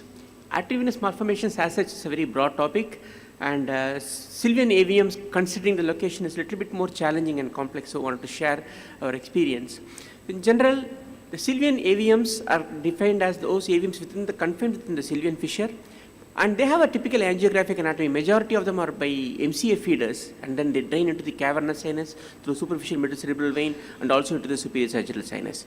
Most of them, if not all, involve the insular cortex to varying extent, either the frontal or temporal operculum, and the surgery in these locations have slightly higher risk compared to the other arteries because of the end passage feeders of the MCA within the Sylvian fissure. Now, we have to ask two questions to oneself: whether treating that patient with an AVM, whether it's a risk and benefit, which better? So whether it should treat or not, if we want to treat, which is the best modality to treat? Is it microsurgery or radiosurgery or embolization or staged embolization? So we have to ask the question to ourselves before treating all these patients. Just go to the Sylvian AVMs. There's not much of described in the literature. It was first Professor Sugita who described based on 12 cases, and he explained the various 4 types of Sylvian AVMs. It was way back in '87. After that, there was a paucity of literature, and Professor Lawton came up almost 20 years later, and then he validated the result. And he found that the Sugita classification does not much modify the surgical approach, though it gives only some amount of a topographic anatomy. So people have been working on the Sylvian AVMs, and recently this classification has come. So this was on the right side is Professor Sugita's classification, where it is a pure Sylvian, deep Sylvian, lateral and medial. And this is not sufficient. So the newer classification now are pure Sylvian and Sylvian AVMs, which are opercular, insular, temporal, frontal, depending on the location. Though they don't have a robust idea of how to approach, but then it fairly gives us a recent good amount of insight. Now coming to the non-operative sessions like stereotactic radiosurgery, considering the location and the end passage feeders, not much of work was done on radiosurgery. This is a paper from Lunsford, and this is the results of them, of 64 patients. And we can see that still at the end of 10 years, 76% only are cured. That means even a long-term follow-up, there are only 3 out of 4. That means 1 out of 4 are still having a risk. I'll show you our experience on those patients with the delayed radiosurgery coming with bleed. So this is a patient who had a large right Sylvian arteriovenous malformation, more like a fistula here, with headache and seizures. And you can see that we tried to embolize the patient, but our endovascular colleagues told that it's too risky because they couldn't identify the end passage feeders and there's a high risk of stroke. So they were wanted us to consider for surgery. And I just show you this short video clipping as you see here. So this is a Sylvian fissure.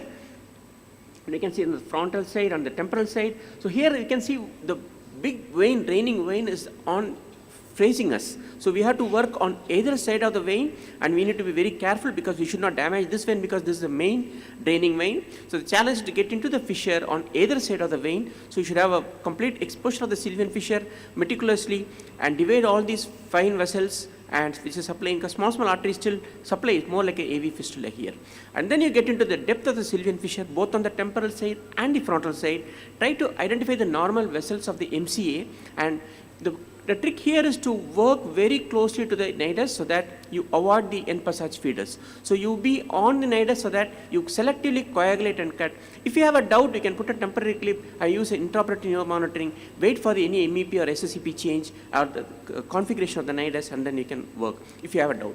That is the end of the, this is a depth. You can see that the insular cortex, so this is where it is involved. So you have to gently, meticulously dissect it off the insular cortex, and you're seeing here that only the feeders which are supplying the nidus, which are very close to the nidus, are coagulated, and you can see. So this has to be a circumferential dissection, 360 degrees on and around, coagulating and dividing all these feeders sequentially as they enter into the nidus. And you see that is a final picture. Nidus is removed, and you can see that the Sylvian fissure. So this is one of the pure Sylvian AVMs, and we can see that the hemosis is important, achieved, and we can see that this is the postoperative. This is a postoperative angiogram. You can see that the complete normalization of the angiographic anatomy and with the patient having no deficit. So careful selection of patients and good meticulous dissection, we can achieve a good result. And this is again a young female who presented as a school teacher, presenting with the constant headache, and we can see that it was more of Sylvian with frontal operculum. Unfortunately, it's on the right side. As you see here, there are multiple draining veins, and you can see that the nidus is quite compact, and it is going down at the depth into the insular cortex, and we can see this is a large one. MCA feeders, mainly the two branches which are supplying frontal and the frontal opercular, but then they are all en passage. You can see that the multiple feeders, they are giving out and then they are also going back. So we have to be extremely careful here. So large, so therional craniotomy, whenever it's planning AVM is large, better to do a large craniotomy. Again, you can see that the multiple veins on the surface, unlike the previous case, it's just a single large draining vein. Again, you have to be very meticulous on the veins. Don't damage any veins prematurely. And you can see it. Again, circumferential dissection. I'll fast forward this video. It's almost like a previous case. You can see here that again, the trick is the same.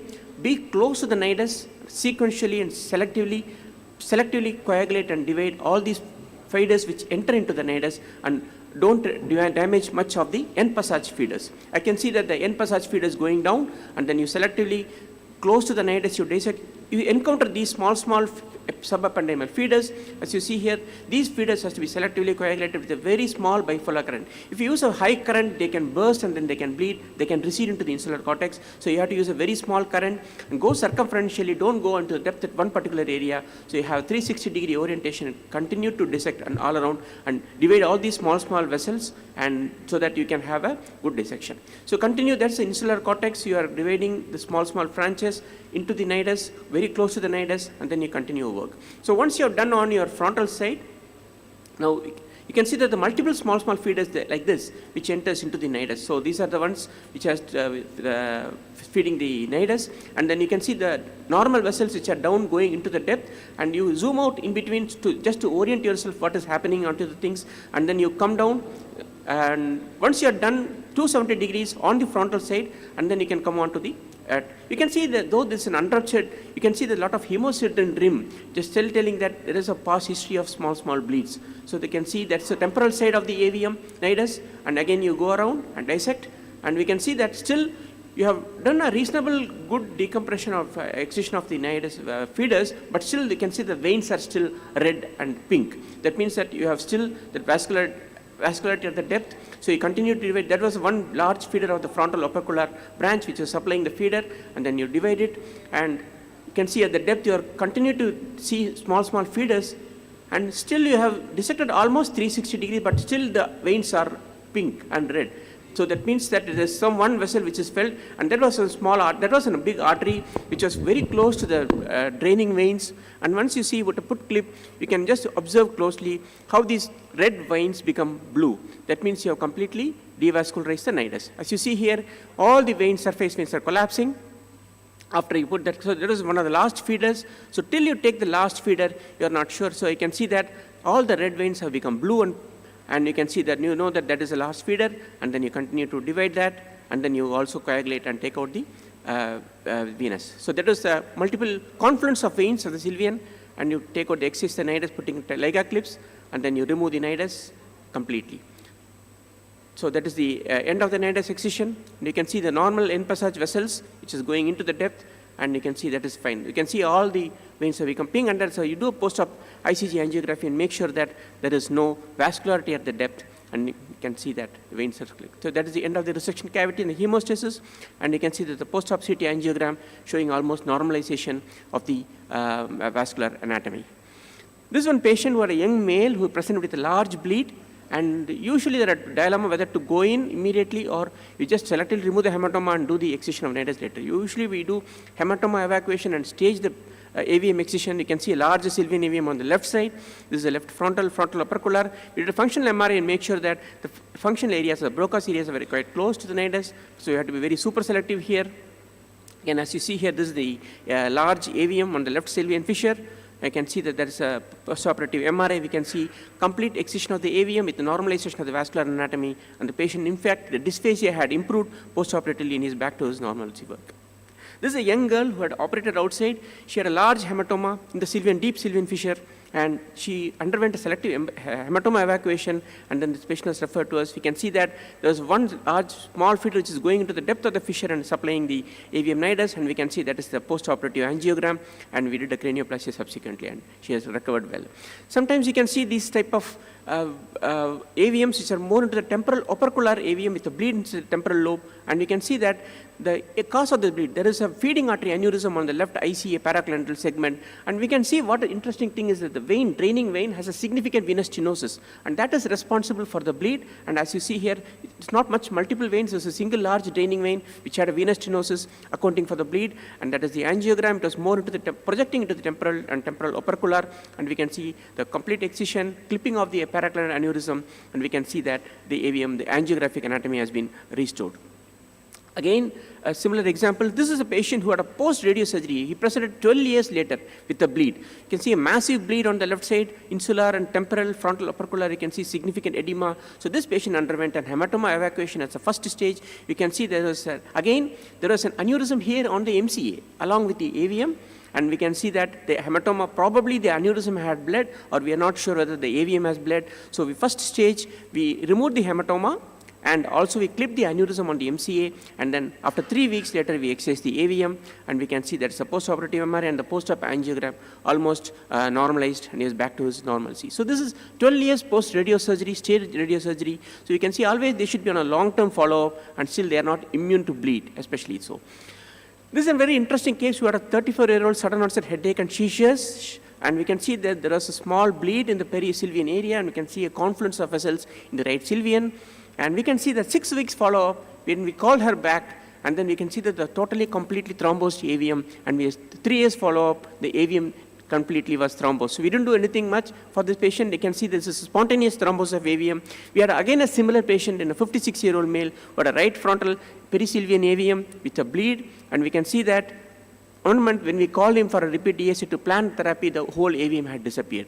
So we can see this is spontaneous thrombosis of AVM is not a very common thing, but it still can occur. We reported both these cases. And which are those patients? A small AVM with multi-presentation essence of bleed and with a few arterial feeders and a single draining vein, they are prone for thrombosis. So you can follow up these patients, and we can, only thing is once you know that the thrombosis, you just don't forget this, you can sequentially do the MRI and angiogram, make sure that they don't recanalize at a later date.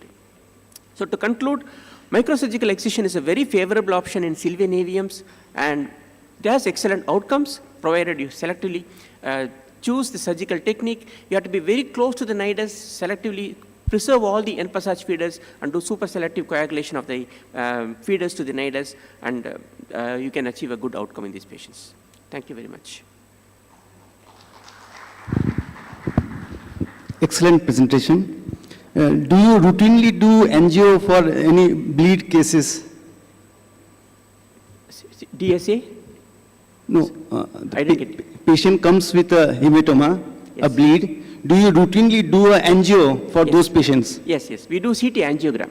All these cases we do CT angiogram, and if in doubt, we will proceed with the DSA. Any questions, please? Any hypertensive bleed also? Not a typical hypertensive bleed, but if the patient is a young patient in thalamic, still we do. But if it's a typical hypertensive, old patient, the topography, we don't do that. Sir, very excellent presentation and very nice videos to convince the viewers. I just want to know, do you use ICG during surgery or after surgery to confirm that you have taken out all the bits of meatus? Yeah. I do ICG before AV meatus if I have doubt whether it is an artery or a vein, arterialized vein. But not ICG, in those cases I use fluorescent, sodium fluorescent.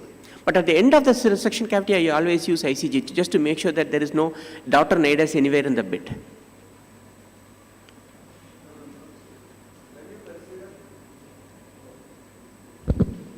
When you consider your patient require embolization or you always operate all type of AVM? Yeah. So we always have a discussion. I have a good endovascular colleague working with me. So all cases we combinedly have a discussion. So one case, it was attempted embolization. The first Sylvian which was shot, attempted embolization, they backed out. The second case, they previously decided that lot of end passage feeders, so it was too risky for embolization. So we take the call and then we decide what is to be done. If I feel that he is good enough to go for embolization, we attempt embolization and then this residue will do the second look surgery later date. Thank you, sir. What about asymptomatic AVMs? Asymptomatic. Yeah. That's a big controversy again, Aruba trial.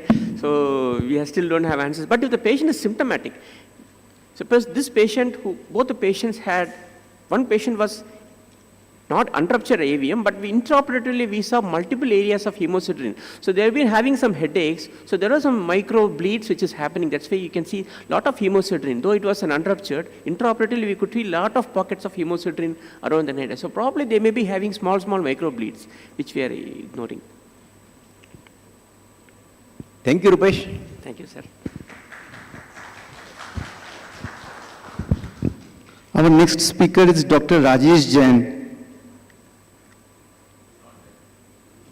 Okay, so we'll move to the next speaker, Dr. Sarla Menon. Dr. Sarla Menon.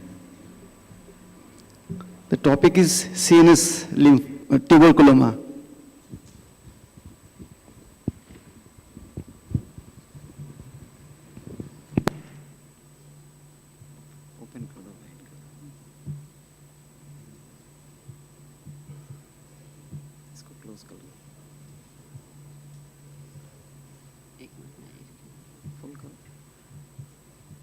ये नहीं दूसरा वाला sinus tuberculoma इसको close करो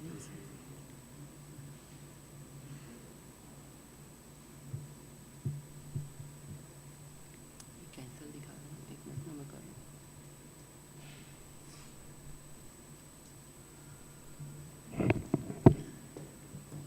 CNS tuberculoma open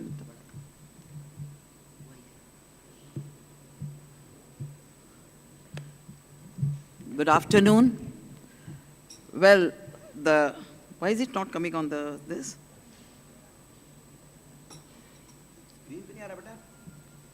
Display क्यों नहीं हो रहा? Well, as you all know, our country is in the path of eradicating tuberculosis. And when you go through the literatures and the histories, you will find that CNS may not be secondary to the primary tuberculosis. So hence I thought during my experience and over the years and over a decade, when you have the low income patients, the X-ray chest primary tuberculosis may be not there. But I will show certain images which can represent neurocystic circus versus multiple tuberculosis.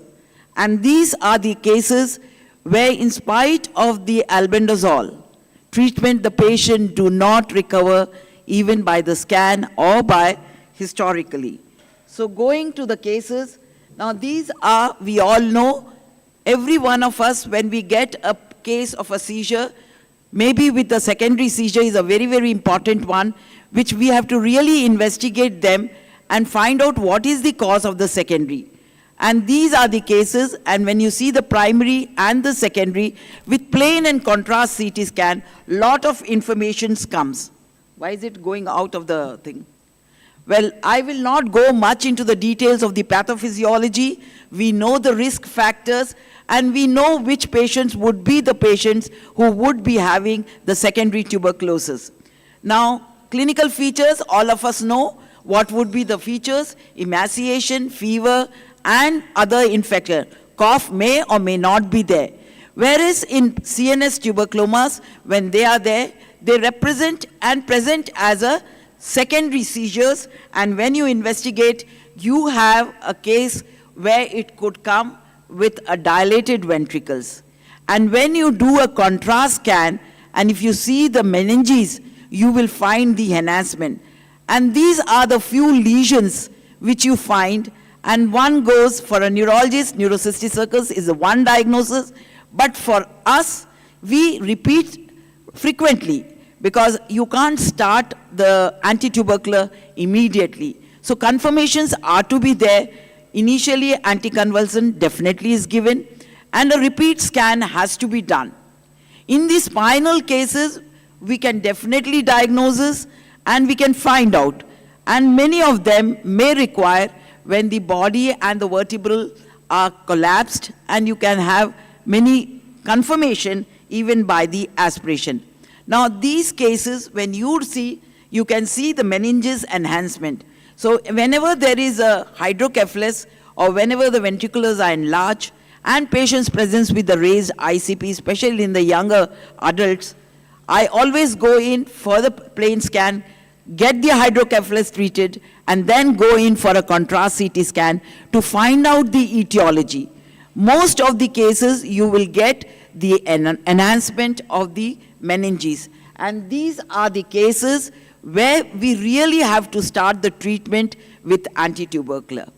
Now the question comes, if you go to the primary tuberculosis or the chest people, they have come down to 3 months, 4 months, the line of treatment. But whereas in CNS, I have seen that we have to give 4-drug regime, and it's not a matter of 3 months or 6 months, but it is a matter of almost 8 to 12 months.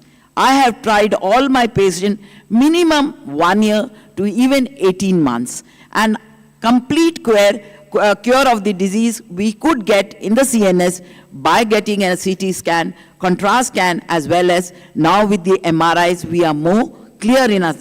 Now these are the cases where could be a one which could be a mass lesion or could be even an abscess.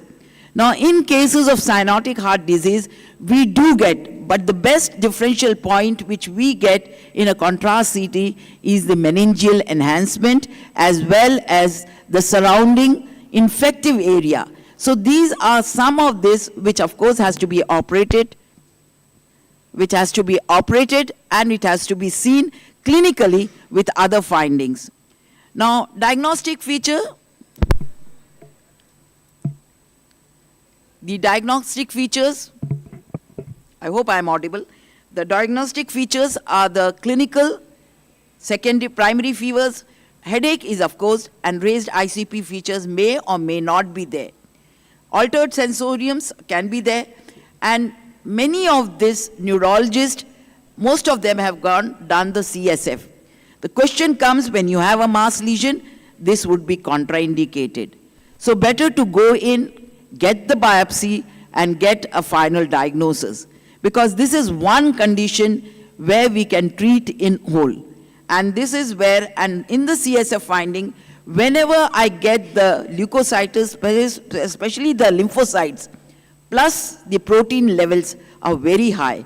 And when these are there, even then one can start with anti-tubercular, and then on the, at least for 3 to 4 weeks, and see the result in the CT scan or even MRI. The changes do come, but not within a 3 weeks you don't get much. So these are one conditions which one has to be very, very careful and treating this patient with the drugs. And you will find most of these patients are of the low income group. So getting anti-tubercular drugs is a real, but on the in our states, they are giving free of cost of these drugs.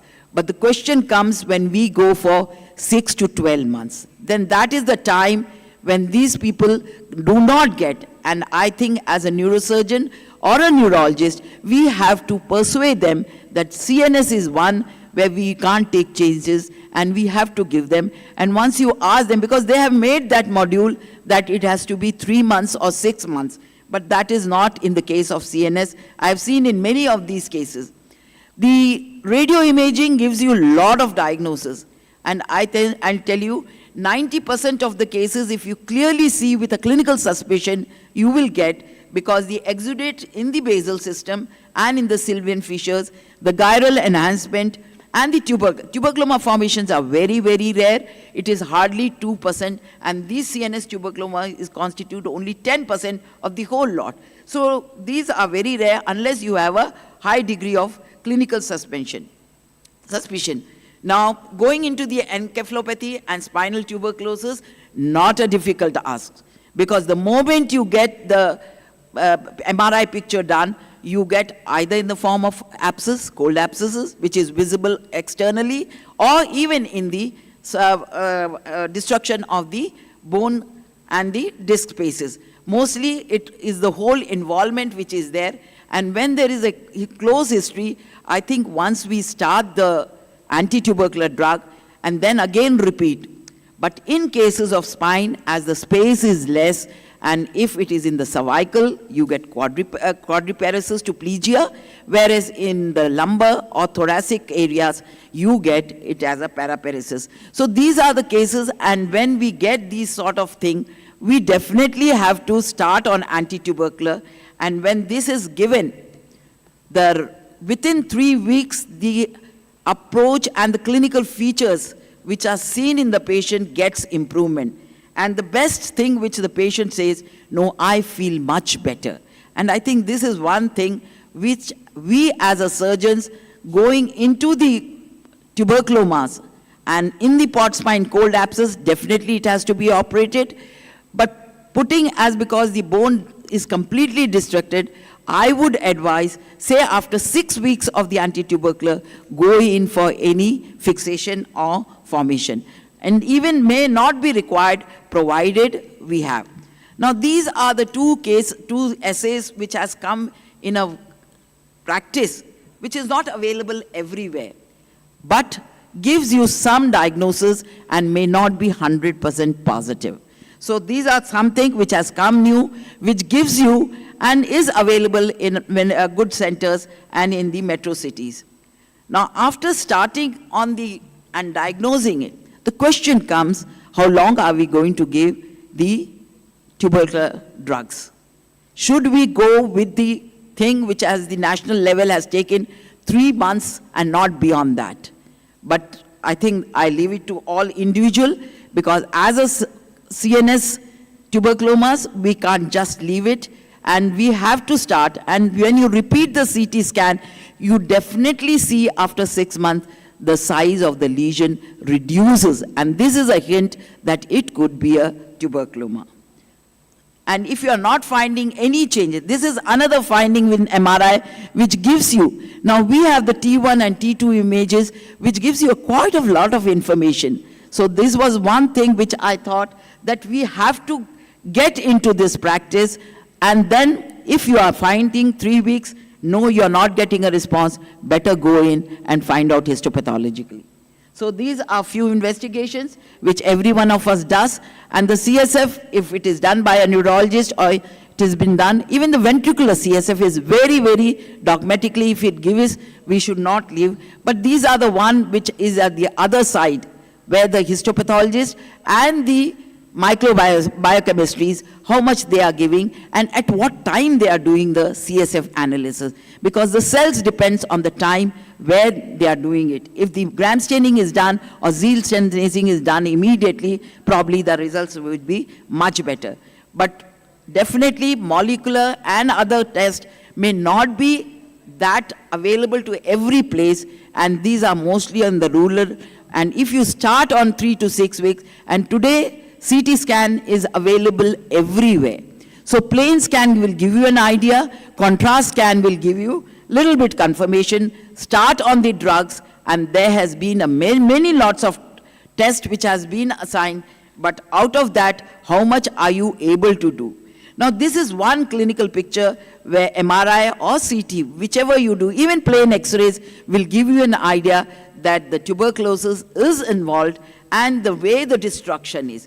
Now, this would be the case where you start and then you go for the surgical intervention. Because unless that is done, now this is another one, which are the one which needs a surgical intervention. But my only would be advice to everybody would be start even if you suspect. And then when you get the solid things from there, when you're operating it, you have a caseous material coming out. In such a case, definitely you can diagnose and continue with the anti-tubercular therapy. So with this, I would end my saying that suspicion should be very high of the tuberculosis. So if there are any questions, anything, or any comments, I would like to have it, please. Thank you. Madam, I think what the government has started with what they said, chest tuberculosis, alternate treatment, that is not applicable to our CNS tuberculosis. Correct, that's true. But the question is, our anti-tubercular drugs for the lower income group is given by the government. So I think we have to bring it to their knowledge that CNS cannot be taken as a primary compound. I don't think so, because I am writing... No, all the 4 drugs. All the 4 drugs. Maybe. But I write on the paper, empirical anti-tubercular drug. And you give a stamp and they will get it. It may be. It is varying from city to city, but I think we should be confident and constant enough to give the 4-drug regime in CNS. Thank you. But even in this state, we don't get drugs for 12 months from government. No. Yes. That's the problem. Low income group, but I think we have to write to the... Chalo, that's good. Any other comments?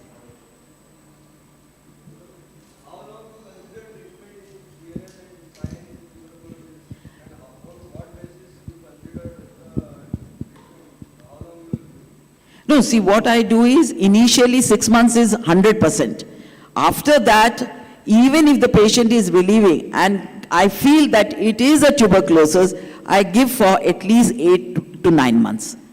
On a case, not all the drugs, but as the regime is, that is how.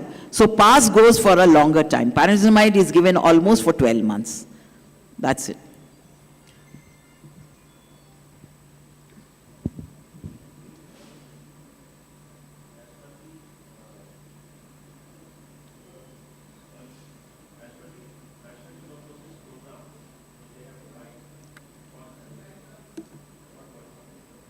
Not working?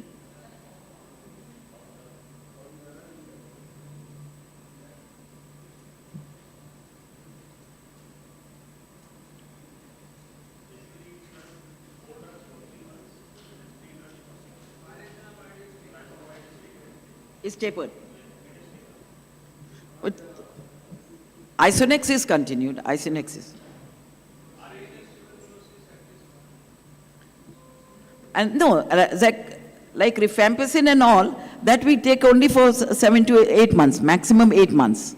That is the one. There are tapering. The one mage is this Isonex. I agree with you, sir. Isonex is the one. If there are no further questions, thank you, ma'am. Our next speaker is Dr. Vaibhav Nasre.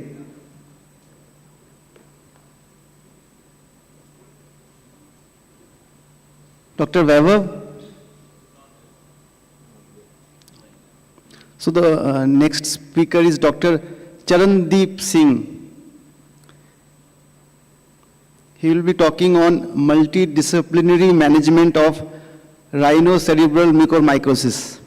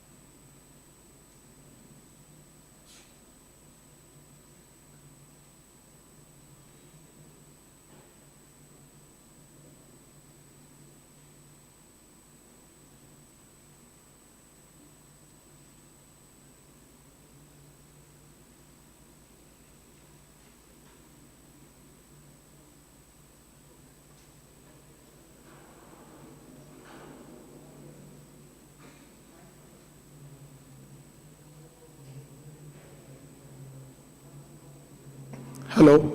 Yeah, good afternoon, everyone.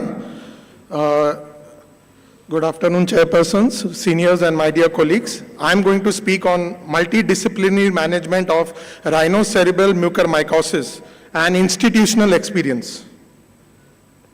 Introduction. Rhinocerebral mucormycosis is a necrotizing, angioinvasive, life-threatening infection of the paranasal sinuses and nasal cavities that can easily spread to the orbit and the brain. It is caused by fungi of the family Mucorrhizae. The fungus is ubiquitous and is found in soil, decaying vegetation, and other organic material. RCM almost always occurs in immunocompromised patients. We present the largest case series reported in world literature of 61 cases diagnosed and treated for rhinocerebral mucormycosis at a single tertiary healthcare center. Methodology. We conducted a prospective observational study of all patients admitted to our institute with the diagnosis of rhinocerebral mucormycosis after obtaining ethical clearance. All patient files with the final diagnosis of RCM were thoroughly analyzed in departmental records and a master chart was prepared. The study evaluated the etiology, clinical spectrum, what is the diagnosis, management, complications, and outcome at 3 months. The outcome at 3 months was analyzed in the form of survival or death. Patients who were alive at 3 months were subjected to MRI brain plus orbit plus paranasal sinuses and categorized into one of the following. No disease means no contrast enhancement present. Static disease means contrast enhancement is present, but it is less than that in the preoperative scans. And progressive disease means contrast enhancement is present, which is more than that in the preoperative scans. Results. We analyzed all 251 patient files in the medical record room of mucormycosis admitted with us and identified the 61 cases which had cerebral involvement. Out of the 61 cases of rhinocerebral mucormycosis, 57 had a past history of COVID infection. Out of these 57, 52 patients had received steroids for the treatment of COVID. 57 out of 61 were diabetic. The most common presentation of RCM in our study was temporal lobe abscess. So you can see here, patient is having, this is a pre-op and post-operative scan, figure 1A and 1B of bilateral temporal lobe abscesses which were excised. In the figure C, you can see the patient is presenting with a medial temporal lobe abscess, and in figure D and E, the patient has a lesion in the right cavernous sinus extending into the medial temporal lobe and also into the right CP angle. The second most common presentation in our patients was frontal lobe abscess. Figure A and B is pre and post-op CT scan of a patient in which we have removed the right frontal lobe abscess. C, D, and E patients, all three presented with huge, giant frontal lobe abscesses, and F, G, and H figures. In this, the patients presented with bilateral basifrontal involvement through the cribriform plate. We also encountered frontal bone osteomyelitis as a late complication of mucormycosis, which was encountered in 8 cases.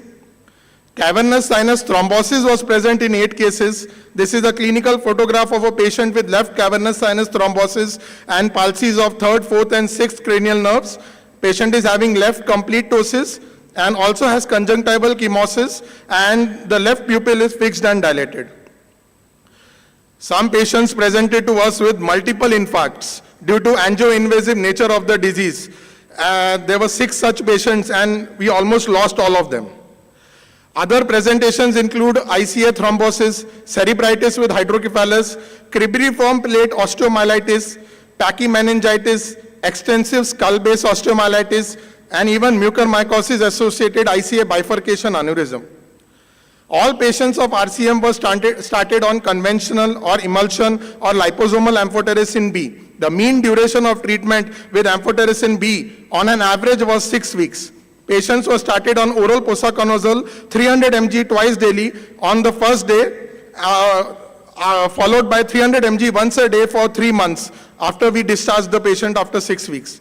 31 out of the 61 cases underwent neurosurgical operative intervention. Some patients presented to us very late and were not fit for surgery, and cavernous sinus thrombosis patients were managed medically.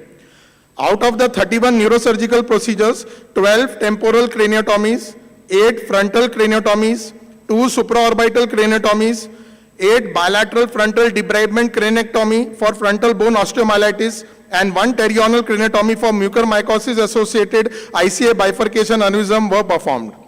Out of the 31 cases who underwent neurosurgical operative intervention, 18 cases were operated on once, 8 were operated on twice, and 5 patients were operated on thrice. At 3 months post-diagnosis, mortality in our study was 42%. The 31 cases that underwent neurosurgical operative intervention had a mortality rate of 38.7%. 26.2% of the RCM cases had no disease at 3 months, 23% had a static disease, and 8.2% had progressive disease. So this is the bar diagram illustrating various types of presentations that we encountered of rhinocerebral mucormycosis, temporal lobe abscess, frontal bone osteomyelitis, mucor aneurysm, cavernous sinus thrombosis, multiple infarct, frontoparieto-temporo-occipital subcentric lesions, cerebritis, left gangliocapsular lesion, cribriform plate osteomyelitis, pachymeningitis, extensive skull base osteomyelitis. This is already discussed, the various procedures that we have performed. I'll just run through a few case illustrations. So this was a very peculiar case. You can see the clinical photograph here. 52-year-old male presented with bilateral multiple cranial nerve palsies. He had bilateral perception of light negative, bilateral ptosis, bilateral restriction of eyeball movements, bilateral facial palsy, bilateral corneal reflex absent, gag reduced, presence of tongue fasciculations, and left vocal cord palsy. He had on radiology extensive skull base osteomyelitis and he was started on medical line of management. Here in the radiology, you can see it was suggestive of bilateral ethmoid sinusitis with involvement of bilateral infratemporal foci, pterygopalatine foci, inferior orbital fissure, superior orbital fissure, orbital apex, and bilateral cavernous sinuses. There was on CT scan also erosion of the clivus, occipital condyles, basisphenoid, and anterior skull base. This patient of mucormycosis presented to us with subarachnoid hemorrhage, CT angiography suggestive of ICA bifurcation aneurysm. He underwent a right terional craniotomy and wrapping of aneurysm. A 45-year-old female presented with purulent discharge from bilateral nostrils with headache and fever. She was diagnosed with post-COVID rhinocerebropalatal mucormycosis with bilateral temporal lobe abscesses. She underwent bilateral temporal craniotomies and excision of bilateral temporal lobe abscesses, followed by debridement of the sinuses via combined approach, endoscopic and open by the ENT team. In the post-operative period, she received a cumulative dose of amphotericin B of 4.4 gram and also took oral posaconazole for 2 months. At 3 months follow-up, she had no fresh complaints and radiology was suggestive of no residual or recurrent disease.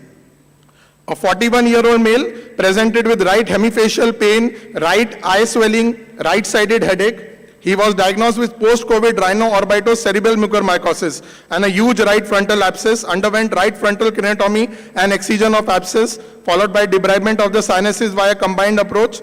And in the post-operative period, he received antifungals. And at 3 months follow-up, he had no fresh complaints and radiology was suggestive of no residual or recurrent disease. So here in the figure D, that is the immediate post-op after removing the abscess, and image E is showing contrast CT at 3 months, where there is no abscess or no residual abscess or no enhancement. This patient presented to us with frontal bone osteomyelitis. You can see figures D and figure E. The entire frontal bone is eroded. He also had epidural and subgaleal abscesses. He underwent bilateral frontal bone debridement craniectomy with exteriorization of frontal sinus and drainage of epidural and subdural abscesses. In the post-operative period, this young male, he received a cumulative dose of amphotericin B of 4.4 gram and also took oral posaconazole for 3 months. And he had no fresh complaints at 3 months follow-up, and imaging revealed no residual or recurrent disease. We are now planning cranioplasty for this patient. 44-year-old male presented to us with pus discharge from the right eye exenterated site. He was a diagnosed case of post-COVID mucormycosis, had undergone debridement of sinuses via combined approach with right orbital exenteration. At 3 months follow-up, his radiology was suggestive of progressive disease. in the right cavernous sinus with extension into right prepontine, premedullary and CP angle cisterns. You can see the diffusion weighted imaging, the figures B and C. They showed increased signal intensity in the right hemicerebellum, right brachium pontis and the right lateral aspect of pons, which was suggestive of acute infarct. So we have now started him on medical line of management. I included this last case. The patient, we have lost this patient. She had bilateral ROCM, rhino-orbitocerebral mucormycosis, but just to show the periorbital skin changes, so patient is having a ecchymotic patch, skin induration, and eschar, which is like pathognomic of rhinocerebral mucormycosis. Discussion. Predisposing conditions for rhinocerebral mucormycosis include uncontrolled diabetes mellitus, steroid therapy, solid organ or hematopoietic stem cell transplant recipients, chemotherapy, blood dyscrasias, severe burn patients, and patients on deferoxamine therapy. The initial site of infection in RCM is the nasal turbinates. The pterygopalatine fossa is believed to be the largest reservoir of infection. An acute episode of sinusitis can involve all the sinuses, pansinusitis, and then they can be contagious spread to the orbit, to the palate, and to the brain, resulting in severe tissue ischemia and necrosis due to the angio-invasive nature of the fungus. Nasal, palatine, facial, or orbital black eschars can be due to tissue necrosis, which is pathognomic of the disease, but occurs in only 40 to 50% of the cases.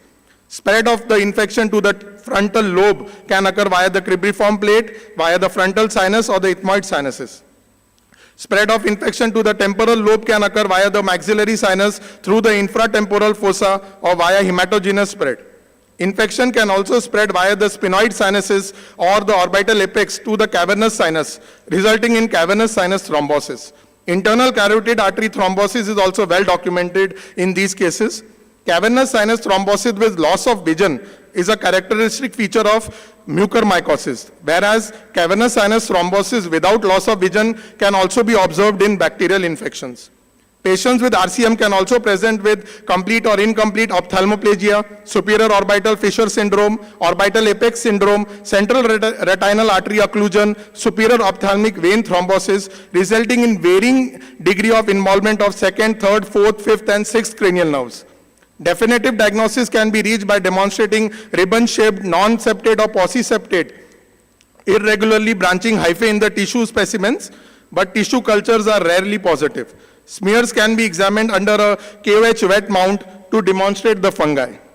Treatment includes a three-pronged strategy of reversal of immunosuppressive state, correction of hyperglycemia, tapering steroids if feasible, administration of antifungal drugs, IV amphotericin B conventional or liposomal or emulsion, and or oral posaconazole with isavuconazole, and extensive surgical debridement. In spite of all this, RCM has a mortality rate of 40 to 50% and 70% of survivors are left with residual deficits. Conclusion, we report the largest single center case series of rhinocerebral mucormycosis comprising 61 patients. This paper has already been published. This case series underscores the importance of early diagnosis and prompt treatment for a better prognosis of this dreadful disease. The three pillars of treatment for RCM cases include reversal of immunosuppressive state, administration of antifungal drugs, and extensive surgical debridement. So some neurosurgeons don't go ahead and operate these cases. So extensive surgical debridement is indicated in such cases. In spite of all this, mortality remains high. Thank you. Nice presentations. Any questions, please?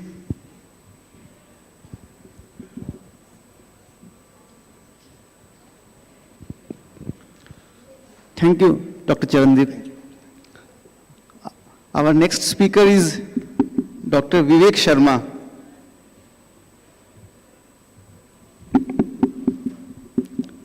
Dr. Vivek,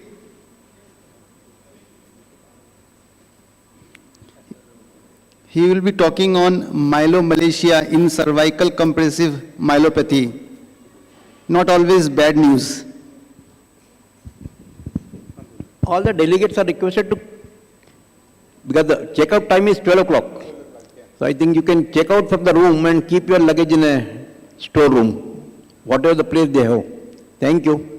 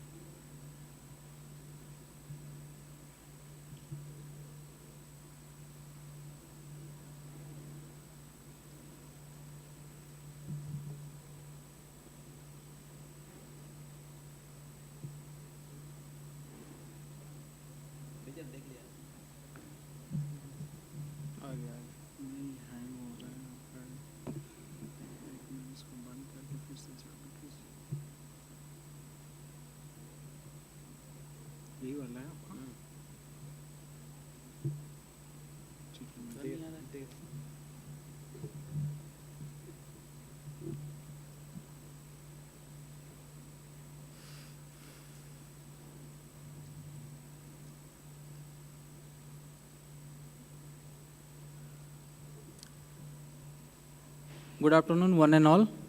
Today I am talking about cervical spondylotic myelopathy. Like my topic suggests, myelomalacia, it's not always a bad news. So, degenerative cervical myelopathy such as cervical spondylotic myelopathy, ossification of posterior longitudinal ligament, cervical disc herniation, it is common and is proportionately increasing with the aging population. And patients with this disease often exhibit impaired activities of daily living because of motor dysfunction as well as neuropathic pain accompanied by an abnormal sensation and numbness. So myelomalacia is a pathological term referring to the softening of spinal cord, and it is associated with loss of volume and function of the spinal cord. Possible causes of myelomalacia include cervical myelopathy, hemorrhagic infarction, acute injuries such as that is caused by disc extrusion. And histologically, myelomalacia is characterized by microcyst, reactive astrocytosis, and thickening of the pyoarachnoid matter. And radiologically, it is hypointense on T1 and hyperintense on T2 weighted imaging. Management of cervical spondylotic myelopathy with myelomalacia is still controversial, and effect of these preoperative signal changes in surgical outcome is also not known. Previously, they were supposed to be a bad prognostic factor associated with poor outcome. Like in my training days, whenever patients of cervical myelopathy come with myelomalacia, they say, okay, myelomalacia ho gaya, isko jaane do. So it is not like that. Now there are studies showing no association between preoperative signal changes and surgical outcome. Surgical intervention should be offered to all patients with progressive spondylotic myelopathies in spite of the presence of these signal changes in the form of myelomalacia.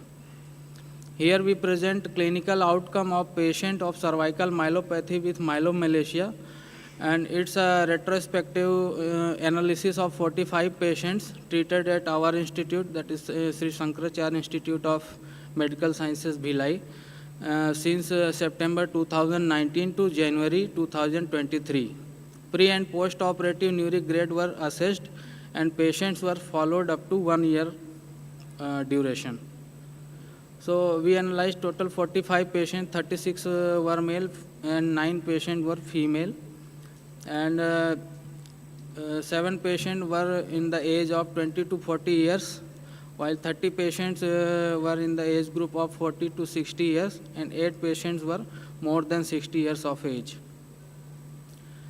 And this is the pathology. Disc osteophyte complex was present in 40 patients, while 5 patients we have OPLL.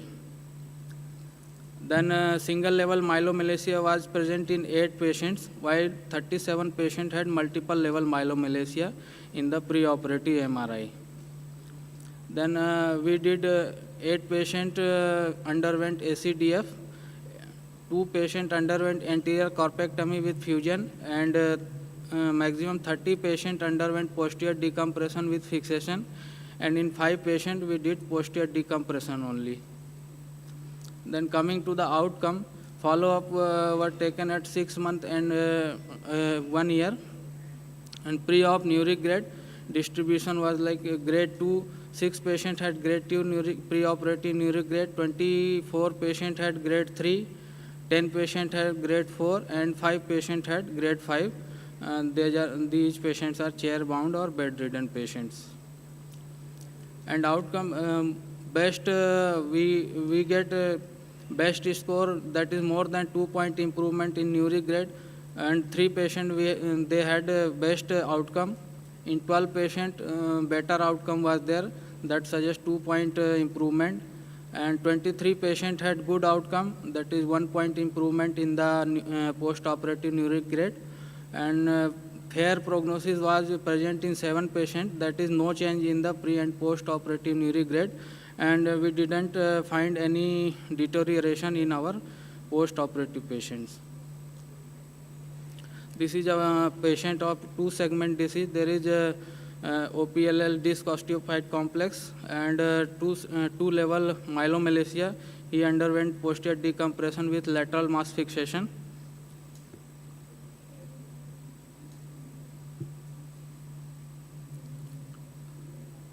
And this is a patient, he had 3-segment disease in the form of myelomalacia. He also underwent posterior decompression with lateral mass fixation. Video नहीं चल रहा क्या?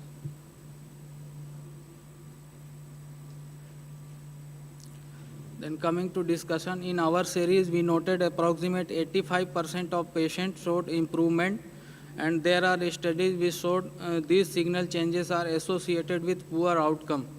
In previous studies, these signal changes were associated with poor outcome, and there are also studies which showed these signal changes are not significantly associated with poor outcome. The main factor which are predictor of outcome are age of the patient, duration of the symptoms, and initial presenting symptoms like in the form of severe spasticity and preoperative weakness are more important prognostic factor which should be taken under consideration during taking any decision regarding surgery. So coming to the conclusion, based on these observations, we can say myelomalacia alone should not be considered as a bad marker for surgery, and decompressive surgeries can be offered to selected patients considering other factors also.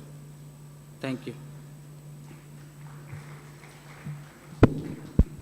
Any questions, please? Your series around, you are only 48 patients. 48 patients and 1 year follow-up. 45 patients and 1 year follow-up. Do you think that it's a good number of patients to say that myelomalacia doesn't improve? Means even with myelomalacia, patient will improve. It is not a good number. It's a very small number. Yeah. Because it's a routine surgery for all neurosurgeons. And have you compared these patients with the patients who don't have a myelomalacia? We are newer set of... Dr. Depujari. One of the factors... Facing front, because we cannot hear you if you are talking on that side. Because in these 4 years we have done only 45 cases of these. We are at newer setup. Just 3 years back we have started surgeries. In these 3 years we got 45 patients of cervical myelopathy with myelomalacia. We have not included other patients only with radiculopathy symptoms. That is why the number is less. And we have just presented an analysis of our institutional experience. It is not like a proper study. No, I think it is a good study. What is important is you have already quoted some references. Wish you had shown the statistics in those references. The studies which you have shown that myelomalacia patients also do better after decompression, there are a few points. I think myelomalacia is a good indicator to show which level to operate, first of all. If you want to localize, in some patients it is difficult. The second important thing is the associated cord atrophy. Both those papers which have shown that there has been no improvement and there has been good improvement, they have emphasized that the myelomalacia is irregular, the cord is not atrophied, in fact it is a little swollen, just adjacent to the area of myelomalacia. So this shows that it is more recent kind of injury and you still have good chances of recovery. So there are some radiological features which you can consider while making these decisions.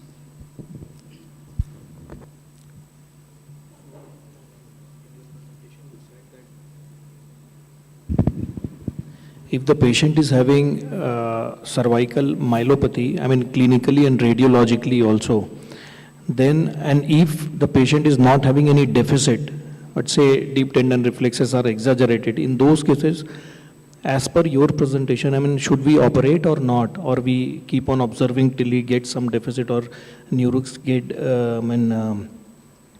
we keep on following the patient, and if he gets deficit, then only we operate? No, if patient is having myelomalacia, then definitely at a point of time he will deteriorate. So we should not wait the patient to deteriorate and then act accordingly. Okay.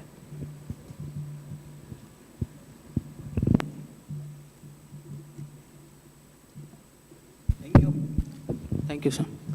Our next speaker is Dr. Pratibha Sharan.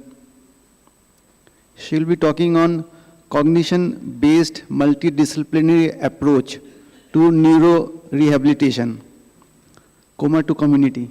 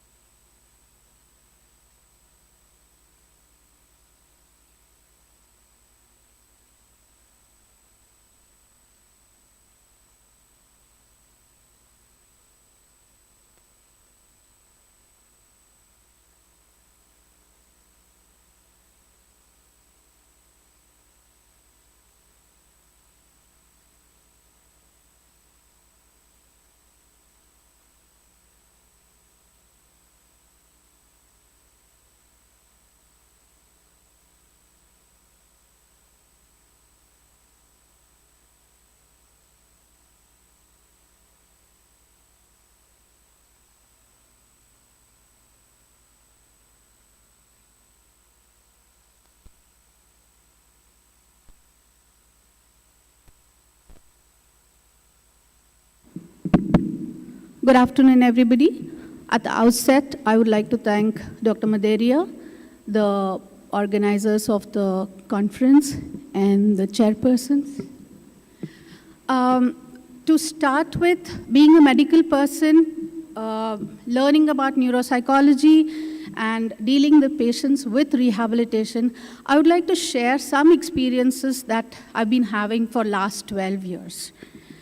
So here there is a group of surgeons. So instead of medicine adding years to life, I would say surgery can add years to life, but rehabilitation adds life to the years that you give to the patient.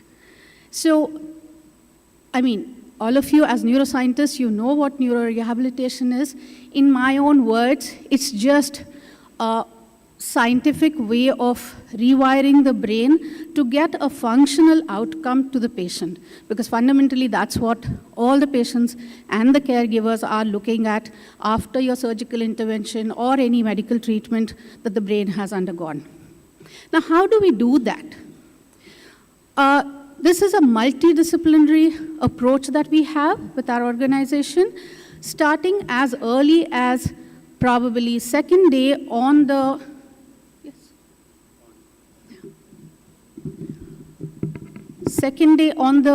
ventilator in the ICU. We start something called coma stimulation, which is very customized to the patient based on the background of the patient and all know-how of the patient and the caregivers that we get. And going forward, we add physiotherapy, including the pain therapy which patients might have, occupational therapy, neuropsychology and cognitive retraining which we do, Starting from the coma stimulation stage, we base our whole rehab on cognition. So which sometimes subtly it gets missed out when the patients come for follow-up later on.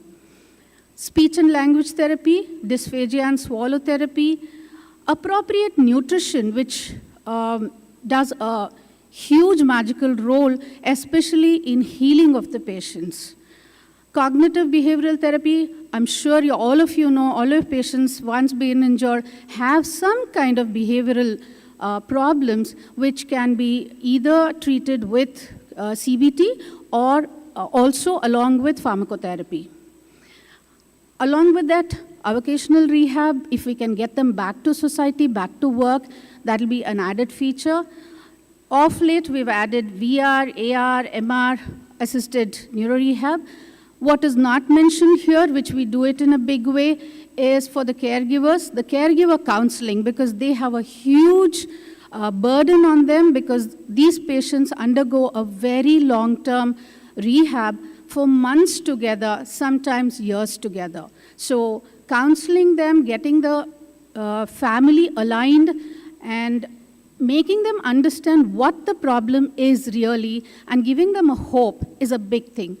Apart from that, we've added Ashtanga Yoga and Ayurveda, which is Indian sciences, along with that for the people who believe and we can benefit them. So this is a multidisciplinary approach we have. Now, I'm going to talk about some of the results. So far from morning, we have seen very brilliant surgeries inside the brain. I'm going to show you patients outside now. So this is a story about a 62-year-old banker who actually had a cardiac arrest, but got impacted because of the hypoxic brain insult, and he landed up with us for rehab. This is a video. Rita, you are Rita, you are Rita. This was on the first You are day. Shanti. Yes. You are Rita. No, after 2, what is there? This was on the second day. What number comes? He wasn't able to identify even the numbers. 3, no? This is not 3, this is 4. 4. Huh. 4. So after 2 is 3. Show me 3. After 2 is 3. Okay. Show me 3. Where is 3? 23 here. No? Where is 3? 23 Count here. 1 to 10. A banker who was used to 1, 2, numbers 3, all 4 his like life just 1 to couldn't 10. identify numbers. 1, 2, 3, 4, 5, 6, 7. Correct. This is 9. Yeah, after 9, you have written 10. I have written 10. Correct? No, actually, I did a mistake, I think. What mistake? No, I think it's correct. After 9, this has become wrong, actually. This is how the cognitive is impacting his doing anything, thought processes, understanding, everything. 1 plus 1, 0 or something like that. No, okay. 1 and 0. That's correct. Okay. So what is this number? 8. Very good. This is. What is 2 plus 2? 2 plus 2. How much is it? 14. Okay. 2 plus 2. 2 plus 2 is? 14. He says 2 plus 2 is 14. Okay. And I gave it to him in writing, thinking that he would audio visually maybe he will be able to get plus. it. Plus 2. 2 Since plus there 2. was perseveration, he kept saying it was 14. Another 2.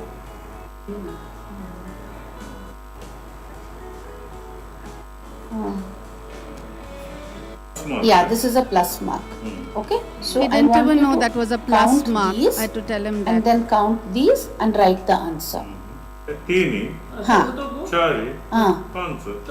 That's the answer right there. Pancha. So literally Panch like word how we here, teach the right. children, we had to Ah. teach him. Now this is after 1.5 months of intense cognitive retraining at home and in the center. Is your name Lilada Rao? Yes. Very good. Is your brother Karthik? No. Okay. Is your brother's name Balakrishna? Balakrishna. Yes or no? Very good. Yes. Are you well? Yellow shirt.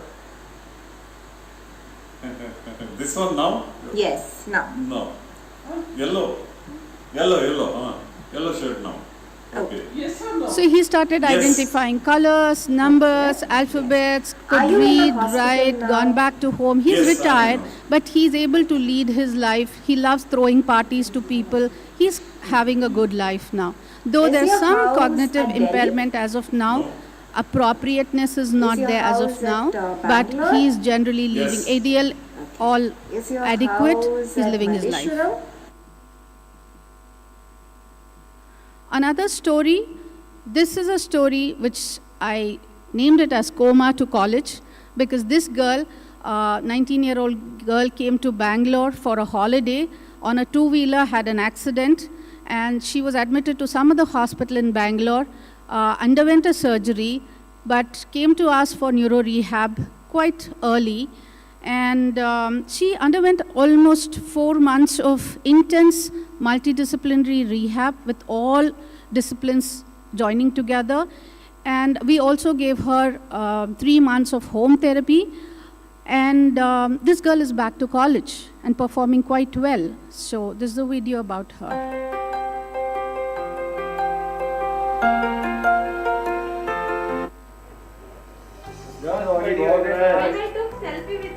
This is in the, I think, first week of her admission for rehab.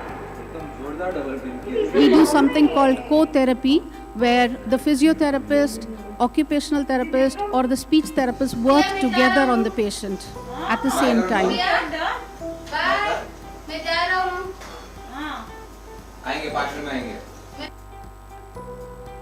We do something called family presentation every month, because patients stay with us for 6 months, 8 months, 1 year. So every month they would like to know how the patient is progressing, what is the, what's happened to the patient.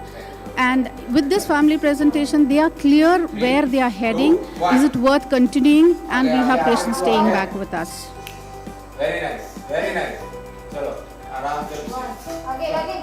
Come on.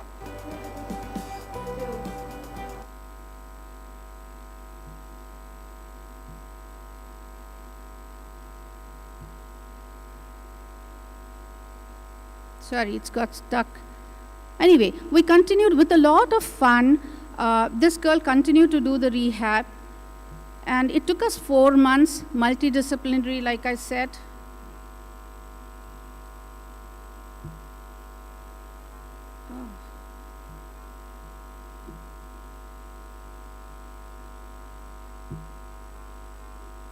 Just give me a second, please.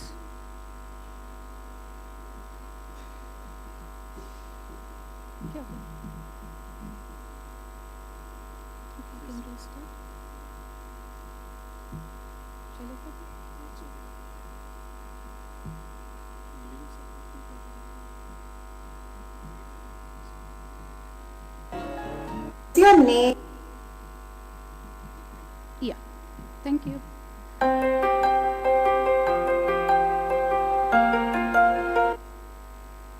Oh.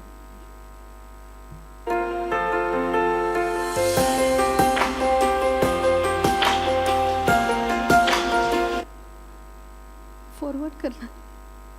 Sorry about that. Forward करना. When I took selfie with you, it is no video. Selfie लेना selfie. एकदम जोरदार double pin किया. Okay, he says I can't forward it, but then anyway, these are the things which happened. I will show you this is how she was in the beginning, before the accident, and this is, she wore the same dress, she's back to college, she does everything on her own, she's able to, she used to do TikTok videos in the past, and she's gotten back to TikTok videos, scoring about 75% in the college, cognitively doing very well. Some little bit of limp is there, some postural changes, but she's really out over there doing everything that she wants. This is a local story. A patient from Raipur, 56-year-old professional. He had an aneurysm with SAH, he was clipped, had developed a hydrocephalus, underwent a VP shunt. After all this which happened, he had a lot of disabilities. And thanks to Dr. Maderia, he referred this patient to us. And he came in for about 3 months. And in the beginning, when he came in, he was in a very bad shape. And 3 months of rehab, I will just show you the video instead of talking about it. I'm sorry, I can't forward it, so I'm going to just play it.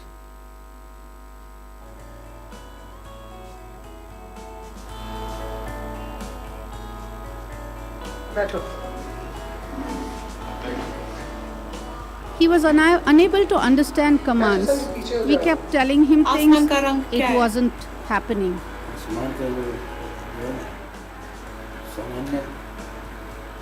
सामान्य नहीं है, ठीक है। Brush दीजिए मुझे, brush, हाँ, very good. Brush दीजिए मुझे, हाथ में दे दो। अरे ग्लास दिए थे इसलिए ग्लास में दे दो। ब्रश दीजिए मुझे, उसको दे दो, इसमें रख, उसके हाथ में दे दो ना। ये लो, ग्लास दिए थे, ब्रश उसके हाथ में दो। मांग रही है ना? आपका जीभ बाहर डालिए। जीभ। So he underwent occupational therapy, physiotherapy, cognitive therapy, speech therapy, behavioral therapy, all these things. Totally about 3 to 5 hours of therapy a day. 2022 है कि 1947 है? 1947 है। बाप रे। Okay. This is after a month of rehab.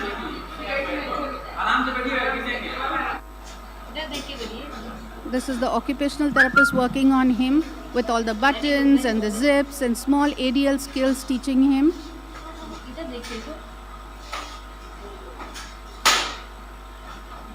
कौन सा रंग है? Blue.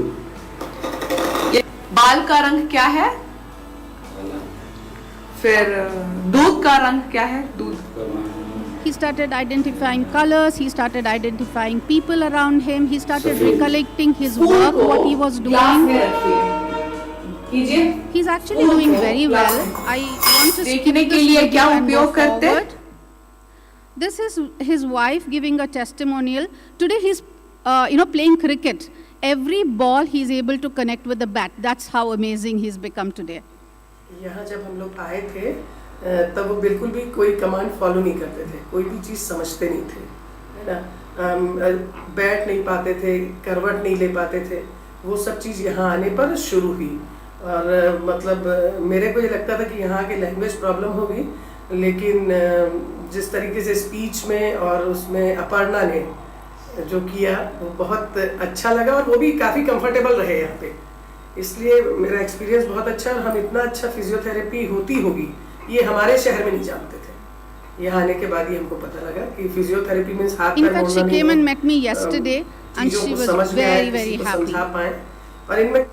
So the conclusion is, neurorehabilitation is a very complex process that very few understand really in the market. It's a marathon race, I could say, because it's a long-term process connecting the brain circuits, and it's not 100 meters race at all. Consistency and multidisciplinary approach, transdisciplinary approach is what actually works for these patients and on a long-term basis. But the results are magical.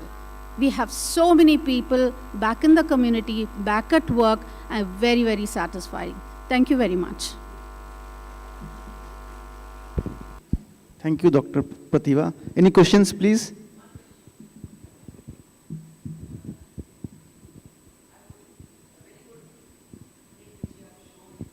Thank you, ma'am. Yes. We, as a neurosurgeon, don't, when there is a clot, when there is a head injury, we just go in and operate. Correct. But the things which happen afterwards, and the relatives ask, so we say exercise, physiotherapy, neuro rehabilitation, everything is told. But I would like to know, with your experience, how much time it takes for the cognitive functions to recover, so that we could give them a time Right. Give them a thing, because it has to be a really patient thing which the relatives have to do. So I would just like to know that. Thank you. Thanks for the question, ma'am. Luckily, my husband happens to be a neurosurgeon. That's why I have a little bit of understanding on these from your perspective, which I can answer. Usually, cognitive impairment, when we start with the coma stimulation, that is where we start off the cognition. Understanding from, and it is customized to the patient based on the background of the patient. If he's whatever professional he is, whatever likes, dislikes, we start from there. What his schedule of the day was, and things like that. And if it is right hemisphere or left hemisphere, basically it is the rewiring of the brain which takes place, right?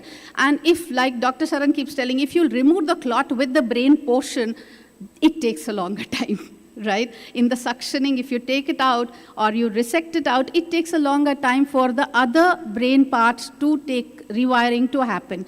If even the pulped brain, according to him, if you have left behind, the chances are much better. That's what he's been saying. I'm sure you'll agree. You can discuss with him and come to this conclusion. But we have seen results anyway starting cognitive retraining with that, anyway starting from 2 months. With the Niemann's battery, I have a 2-month cognitive retraining program, which can go up to a year. So this is how and once we do an assessment, we kind of can tell them how long it will take.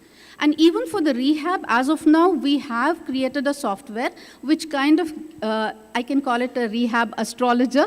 So with all the inputs that we put into the software, it can give us an outcome of a generic 3 to 6 months, or 1 to 3 months, or 9 to 12 months, that kind of a figure, so that even the patient and the caregiver are mentally prepared for the time and the money. I hope I answered your question, ma'am. Thank you. Madam, how much is the cost of your therapy treatment? Sir, we are in a private sector. In spite of that, we are in a trust hospital. So our costs as of now are quite competitive and very low compared to other hospitals which are apparently running the rehab programs in Bangalore. Just to give you openly a figure, a ballpark figure, in a general ward, for a 3-hour therapy, including the food for the patient, including the bed charges, the nursing and the doctor visit, it's about 1,56,000 for the 28-day program. So for almost a month, we cover this much, 3 hours per day. So depending on what therapies are required for the patient, we choose those therapies. So 3 hours minimum. We go up to 5 to 6 hours depending on the ability of the patient to take the therapy. We can't push it. Based on the body endurance, we push it. Thank you, sir. Excuse me. Yes, sir. This is the excellent presentation. But instead of developing a neuro rehabilitation center at Bangalore, you have to make some protocol or something for remote area for physiotherapy, Yes, at sir. least not 100%, some 60 to 70%. So we can improve our results also. Thank you so much, sir, asking the question. In fact, we are coming to Raipur with the help of Dr. Maderia. We have set up protocols, not just for physiotherapy, sir, but for occupational therapy. All the disciplinary things, what I have spoken about, we have set protocols for everything. So we just need all your support to reach out to people wherever we are. Tier 2, Tier 3 cities, wherever it is. It is not necessary we should be only in Bangalore. We are willing to come all India, with your help, of course. We need a neurosurgeon or a neurologist who is based there, because only they understand what the problem of the patient is. The patient party do not understand this. You know that, right? So we need your support. If you could support us, we'll go everywhere. Thank you, sir.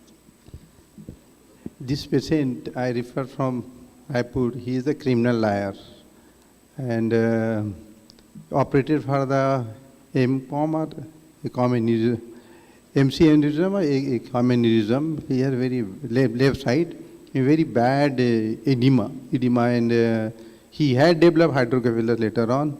to be put the sun, then later on cranioplasty.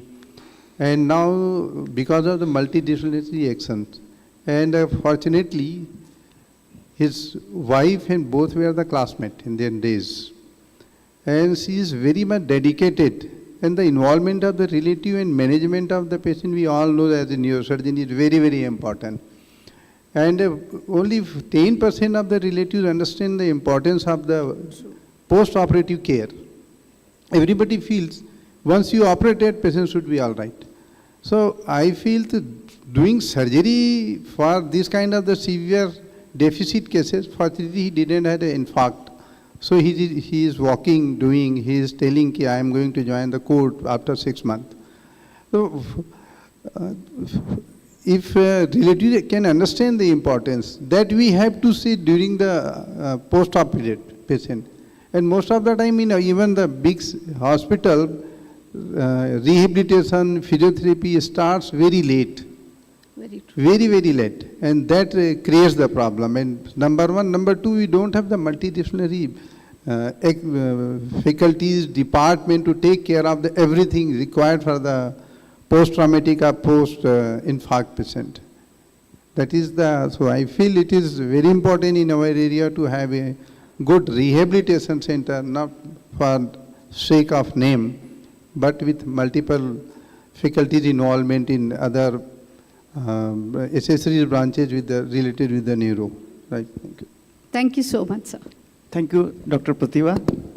Thank you, sir. The last talk of this session is by Dr. Ashok Nayak. He will be talking on yoga.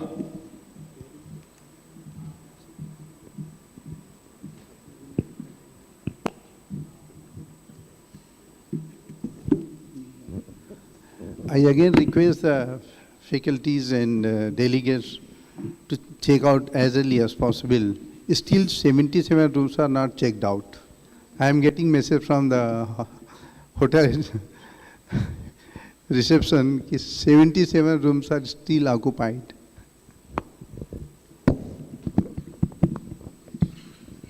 Good afternoon, everyone.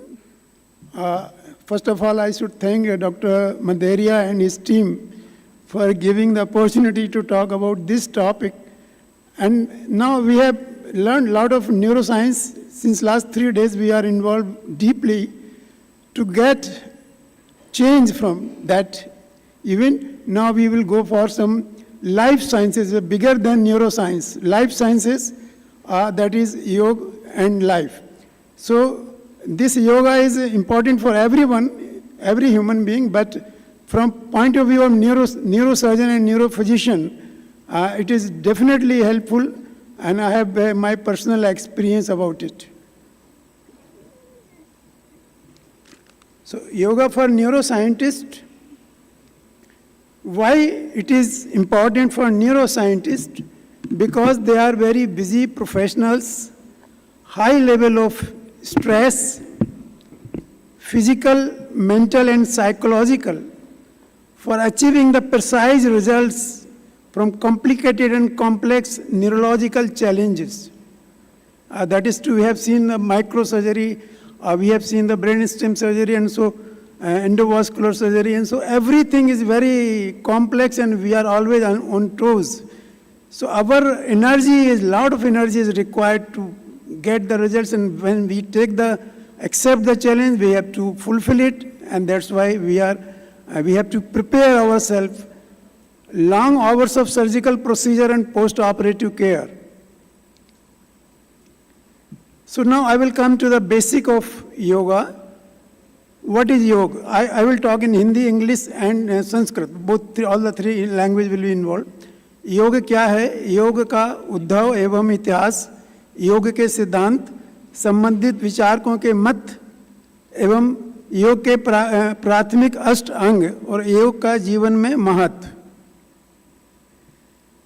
तो एक महर्षि पतंजलि जिन्होंने योग की पुनर्स्थापना की थी, उनके हिसाब से उनके लिए एक प्रेयर है, योगेन चित्तस पदेन वाचाम मलम शरीरस च वैद्यकेनम योपा करोतम प्रवरम मुनीनाम पतंजलि प्रांजलि तोष्मी। हम योग के जो गुरु हैं पतंजलि, उनके लिए प्रेयर कर रहे हैं। उनके बारे में इसमें कहा गया है कि पतंजलि गुरु ने योगेन चित्तश, चित्त का जो स्टडी करके योग का स्टार्टिंग किया, प्रादुर्भाव किया, उन्होंने ही पदेन वाचा, उन्हें व्याकरण और भाषा का भी ज्ञान दिया था। एक अलग से चैप्टर, अलग सब्जेक्ट उन्होंने दिया था। और मलम शरीरस्य च वेद के नम, आयुर्वेद का भी उन्होंने। तो एक one person has done all the three jobs. He has done the yoga, he has done the vyakarana and he has done the Ayurveda. ऐसे महान मुनियों के जो प्रवर हैं, बहुत उच्च श्रेणी के हैं, पतंजलि मुनि को हम दोनों हाथ जोड़कर प्रणाम करते हैं। Patanjali Pranjali रांतोस्मि। What is yoga? Yoga is the science of life and it is applicable for all of us. Yoga is getting universal now. From India, it has gone to all the countries of last decade. It has spread to Europe, America, and they are sincerely following yoga. And in our country, we are not that much serious about, but they are very serious. According to Patanjali, what is yoga? युज्यते अनेन यति योगा, यानी आत्मा से परमात्मा का मिलन ही योग है। आत्मा से means individual self consciousness with the ब्रह्मांड से आप जब एक बार मिलन होगा, आपको समझेंगे, आप उसको रियलाइज करेंगे, तो आप सही योग उसका मतलब निकलता है। It is the joining of individual self jivatma with universal self, that is paramatma. In another way, yoga is the conscious process of gaining mastery over mind. You are keep on gaining confidence of your own mind. According to Patanjali, again he has expressed in, according to him, Yoga Sutra में उन्होंने कहा है योगा चित्त निरोधा, यानी आपके चित्त को, जो मन है, आपका थॉट्स हैं जो भागते हैं इधर उधर, उसको कंट्रोल में लाना, दैट इज योगा चित्त निरोधा। Yoga is the technique of mind control which has two aspects. First is power to concentrate on any desired subject or object. Second, capacity to remain peaceful all the time. That is very important. You have to remain peaceful in all the stressful situation, any out situation in the life. And that we don't have, we become reactive, we are revert, we are not maintaining the peace. Emotionally we become unstable. And that is, we have to learn that we have to maintain the peace in spite of all odds and even situation. It leads to physical, mental, intellectual, emotional and spiritual development of an individual. According to Maharshi Arvind, yoga is a systematic conscious effort toward self-development and to explore the enhanced latent potentials of the person, of the individual. According to Vasisht, man prashaman upaya yoga itte mithete. It is, yoga is called a skillful trick to calm down the mind, or it is the skillful subtle process, not a brutal effort to stop the thoughts of the mind. So many people have given their own way of yoga in definition. Now I will founders of the yoga, there are three theories. First is the Lord Shiv, Yogeshwar Adinath, Adishwar. He has taught to Saptarshi, सप्तऋषियों को योग ज्ञान दिया था। उन्होंने इसलिए दिया था कि वो सप्तऋषि पूरी मानवता को, पूरे दुनिया को वो ज्ञान दे सकें योग का, डायरेक्टली ना दे के indirectly.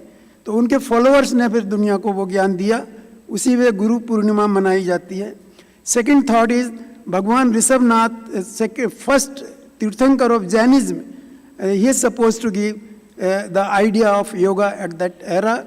And third is Lord Krishna in his कर्म योग। गीता में कहा गया है, लॉर्ड कृष्णा ने कहा है कि योगस्त कुरु कर्माणि संग त्यक्त्वा धनंजया सिद्ध असिद्ध्यो समो भूत्वा समत्वम योग उच्यते। भगवान ने श्री कृष्ण को उपदेश देते हुए कहा था कि हे धनंजय, तू आसक्ति का त्याग कर सिद्धि और असिद्धि दोनों स्थिति में समान बुद्धि वाला होकर कर्म कर, और समत्व को ही योग कहते हैं। और यही उन्होंने कहा था कि आपके सामने रिलेटिव हैं, आपके सगे संबंधी हैं, उनसे आप युद्ध नहीं करेंगे, ये मत करो, आप कर्म करो, कर्म करना आपकी ड्यूटी है और हर स्थिति में आपको करना है, इसी को योग कहते हैं। योगस्थ कुरु कर्माणि संग त्यक्त्वा धनंजय सिद्ध असिद्ध्यो समो भूत्वा समत्वम योग उच्यते। Oldest form of the yoga is the Vedic yoga, which is about 35 years ago, and before that the Karma yoga as given by the Bhagavan Sri Krishna in Gita 5000 years ago. महर्षि पतंजलि ने संपूर्ण व्याख्या कर योग को विस्तृत रूप से वर्णन किया है, जो कि उसका योग दर्शन और योग सूत्रों की ग्रंथ की रचना की है। और सही माने में कहें कि yoga is the old discipline from India, हमारे देश का ही ये ज्ञान है जिसको अब सब जगह जा रहा है। It is having both aspect, physical as well as spiritual. Yoga uses breathing techniques as well asana and exercise and meditation.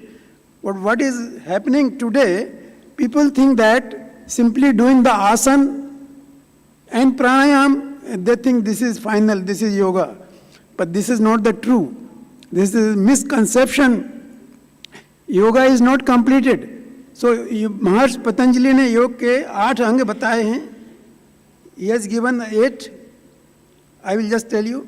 Before that, eminent yoga gurus named Vivekananda, इन्होंने राजयोग बताया था. कृष्णा आचार्य, VKS Iyengar, Maharshi Mahesh Yogi, Swami Shivanand Saraswati, Paramhans Yogananda, Swami Ram, Swami केवल्यानंद and Yogi Vasudev Sadguru. These are the eminent yoga gurus. And the types of yoga is Jnana Yoga, Karma Yoga, Bhakti Yoga, Hatha Yoga and Raj Yoga. Jnana Yoga is a knowledge and wisdom which we are already doing our work as a Jnana Yoga because we are doing our work as a neuroscientist. So we are involved deeply in knowledge, in neuroscience, we are doing Jnana Yoga. Karma Yoga, आप जो कर्म करते हैं, योगा कर्मसु कौशलम, यानी आपके कर्म को कुशलता पूर्वक करिए, ये भगवान ने कहा है श्री कृष्ण ने, और वो आप कर रहे हैं as a neurosurgeon, as a neurophysician. तो कार्य की कुशलता ही योग है. कर्म निष्काम करते रहिए, फल की चिंता ना करिए. भक्ति योग is a yoga of devotion to the God. हमेशा माइंड में भगवान के लिए डिवोशन रखिए, कर्म करते रहिए और भगवान को समर्पण करते रहिए. Hatha yoga, Rajyoga. Now I will come to the main important ingredients of the yoga. इसके 8 अंग होते हैं, अष्टांग अंग, जिसमें जब ये कंप्लीट 8 अंग कंप्लीट होते हैं तभी योग कंप्लीट माना जाता है.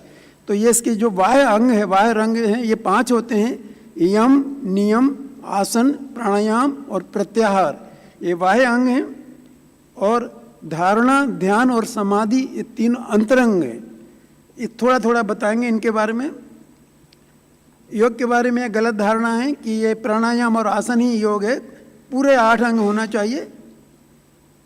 तो यम के बारे में है, यह external discipline of the life, बाह्य अनुशासन एवं नैतिकता. इसकी उत्पत्ति संयम शब्द से होती है. ये 5 प्रकार का होता है. अहिंसा, अहिंसा मीन्स नॉट ओनली फिजिकल, अब मेंटली भी अहिंसा होती है. आप किसी को गाली गलौज करते हैं, गलत शब्द बोलते हैं या उसके बारे में गलत धारणा रखते हैं, वो भी एक हिंसा है. That is mental. तो अहिंसा होना चाहिए, शारीरिक, मानसिक और भावनात्मक. Satya, always keep the truth. And asteya, चोरी नहीं करना और किसी की चीज़ को लेने की इच्छा भी नहीं रखना, दैट इज अस्तेय. ब्रह्मचर्य, इसका अर्थ सिर्फ शारीरिक संयम ही नहीं बल्कि ब्रह्म स्वरूप दिनचर्या है. और अपरिग्रह, जीवन में आवश्यकता से अधिक वस्तुओं का सेवन करना, हमको ये भी चाहिए वो भी चाहिए, इसकी जो फीलिंग रखते हैं वो नहीं होना चाहिए. और niyama is a having again 5 ingredient: shaucha, cleanness of the body and mind, containment और santosha. And you should be satisfied whatever you are having while doing the normal work. You should not have keep on having और लालच और grid हमको होना चाहिए, ऐसा नहीं होना चाहिए. You should be contained in your feeling. तप, ऑस्टेरिटी, ना भूख प्यास निंदा के लिए सहन शक्ति होना चाहिए, मान अपमान की चिंता ना करके. स्वाध्याय अपनी आत्मा का स्वयं अवलोकन करना, वेद पुराण और ग्रंथों की अध्ययन करना उसको स्वाध्याय है। और ईश्वर प्राणिधान अपने आप को संपूर्ण रूप से ईश्वर को समर्पित कर देना, ईश्वर में विलीन हो जाना। तो आसन तो आप सभी लोग, शायद बहुत सारे लोग हमारे साथी आसन और प्राणायाम करते होंगे, योगा फॉलो करते होंगे, ऐसी मुझे उम्मीद है। और नहीं करते हैं तो करें, मेरी सलाह भी है, क्योंकि ये बहुत रिजल्ट देता है। तो आसन के बारे में है पोस्चर, स्थिर सुखम आसनम, स्थिर होकर सुखपूर्वक बैठना ही आसन है। सुखासन, पद्मासन, डिफरेंट जिसमें आप योगा के ये। और प्राणायाम वायु सांसों को नियंत्रित करने की कोशिश, इसमें अनुलोम विलोम, भस्त्रिका, भ्रामरी, उज्जाई, कपालभाति, नाड़ी शोधन, दीर्घ प्राणायाम। अब कहने में ये ऐसे अजीब से लगते हैं, पर जब एज ए डॉक्टर भी आप अब करते हैं और कंटिन्यूसली आप 1 महीने 2 महीने 3 महीने इनको फॉलो करेंगे तो you will see lot of changes in your feeling. आपको अंदर से ऐसा एनर्जेटिक फील होता है, your level of health becomes more, you are become really vital by doing, because there definitely is scientific explanation. Anulom vilom करते हैं आप, you are using your capacity of the lungs to full extent. Normally आप जो breathing करते हैं full extent में नहीं जाता है। जो अनुलोम विलोम करते हैं तो you are using your functional capacity of the respiratory parenchyma to its 100% or 75% or 90%, and then it gives better oxygenation and results. Pratyahara is when you have to control your external stimulation को, आपको किसी चीज़ पर ध्यान नहीं देना, सिर्फ अपने मन को अंदर केंद्रित करना प्रत्याहार कहलाता है। धारणा बाहर या अंदर किसी भी देश में चित्त को ठहराना धारणा है। और समाधि या मीडिएशन, शांत स्थान पर बैठकर मन की पूर्ण एकाग्रता से आत्म अवलोकन करना मेडिटेशन है। और समाधि ध्यान की चरम परम स्थिति, अनुभव होने लगता है कि आत्मा परमात्मा से साक्षात्कार हो रहा है। अपने जीवन में दुख क्यों होते हैं? They are 5 reasons. वो 5 क्या हैं? इग्नोरेंस, आपको ज्ञान कम है कोई चीज़ के बारे में जो आप रियलाइज नहीं करते हैं, एक्सेप्ट नहीं करते हैं।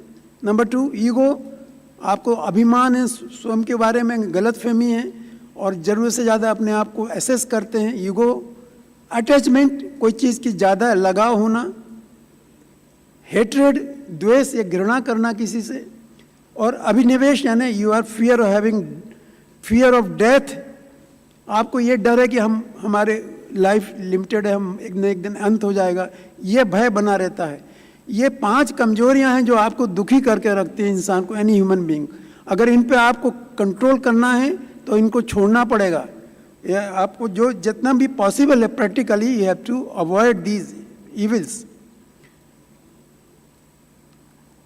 अपने बॉडी में 5 कोष होते हैं, 5 लेयर होते हैं, उसको कहते हैं अनन्य कोश, प्रणम्य कोश, मनम्य कोश, विजनम्य कोश एंड आनंदमय कोश। धीरे धीरे ये आप ब्लिसफुल स्टेट में जाते हैं, ग्रेजुअली इंक्रीज करते रहते हैं। जब now this is our normal brain, you can have the lobes and what according to Patanjali they are 4 parts of the brain, manas, ahankar, buddhi और chitta. He has divided the brain in these headings, manas, ahankar, buddhi और चित्त। तो what is aim and object of yoga? To have control over mind, to continue mind with soul for a good purpose. Systematic and continuous practice of yoga increases the immunity and health status.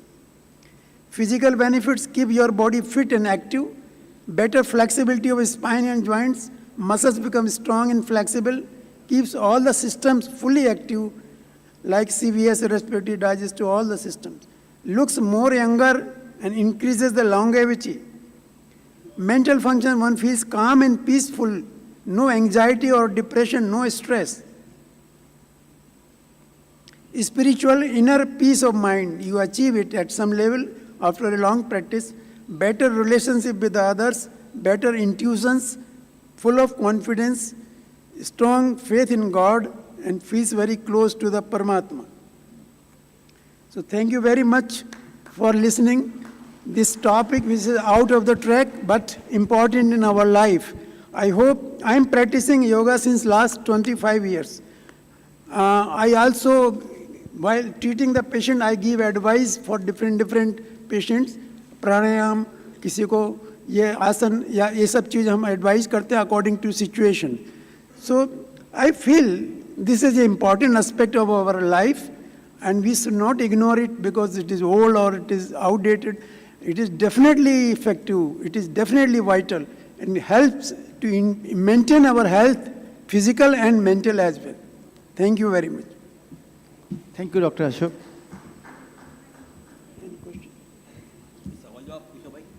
Any questions? Any question, query? Any? Welcome. I think yoga is very good in listening, but following, it's very difficult. When you start doing, then you will have results within 15 days, not more than that. Actually, we feel that this is very time consuming. Other way, I always say just give 5 minutes to 10 minutes. Even we start with the 5 minutes and persistent with that. Even I advise to all my patients, those having spine problem, to do some whatever PT, small exercise we were doing during school days, we continue for 5 minutes that. That is more than enough to make our body flexible. Even then, those we are not doing. And nowadays, era of gym and making muscle, I always say, if you want to sell your muscle, then go to gym and take our protein powder. But if you are going gym to maintain your body, your health, then it is better to give it 10-15 minutes. That is more than enough to maintain good health. And things which we are doing presently, we should be able to do at age of 70, 80, if he survives. Then that is the base exercise, we can follow it. This is my thinking of that. You are very correct. Gym जाके जो body build होता है वो muscular building होता है. Your mental and spiritual part is totally nil, and that is not complete. Nayak sir, can you tell us some 4 or 5 yoga exercises specific for neurosurgeons?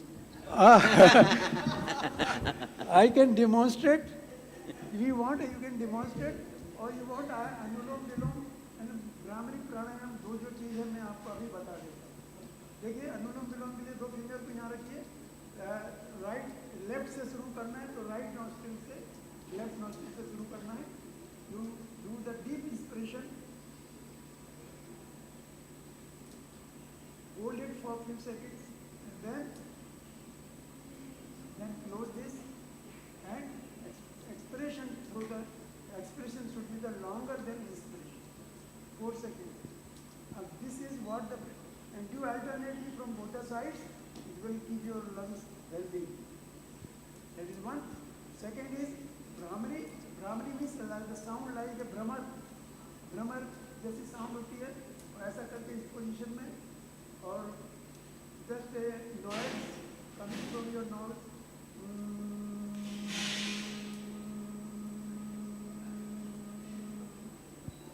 These vibrations going through your nose, base of the skull, going to the brain, transmitting to the brain and frontal lobe and temporal lobe, and they are activating their function.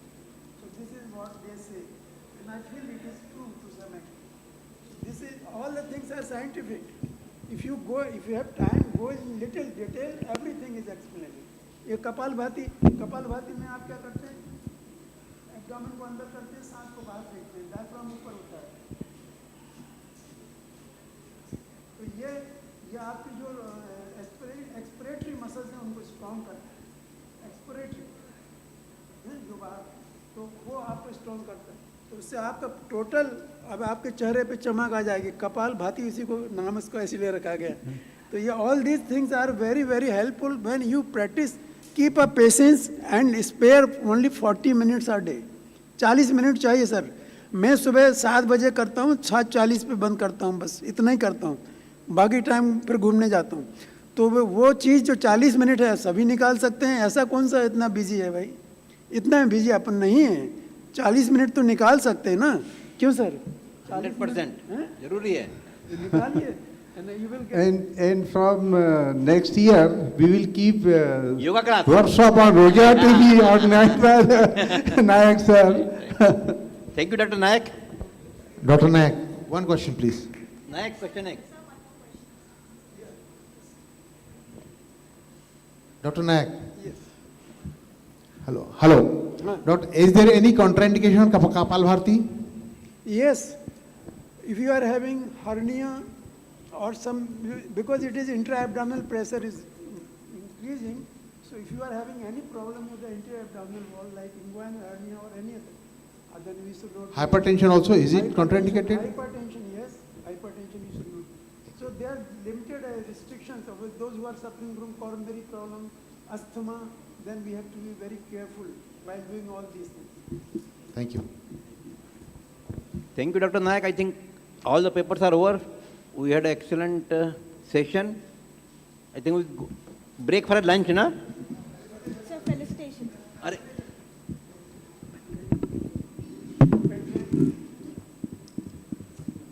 Check.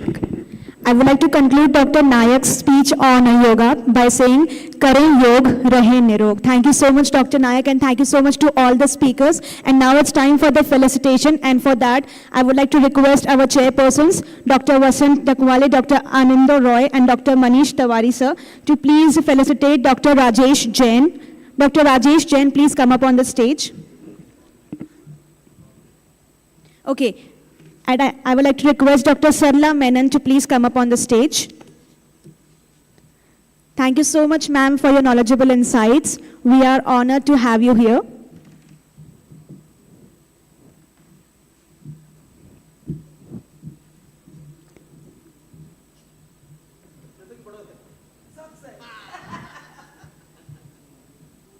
Can we have a round of applause for the Nari Shakti on the stage? Thank you so much, and moving forward, I would like to request Dr. Charandeep Singh to please join us on the stage for the felicitation.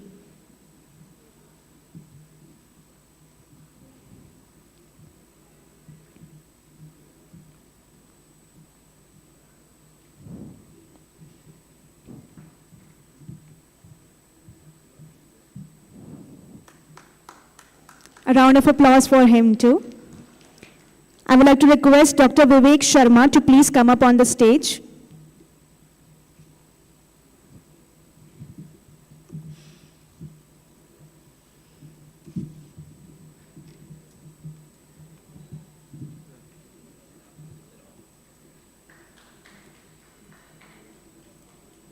Moving forward, I would like to request Dr. Pratibha Sharan to please come up on the stage. Yet another Nari Shakti in the house.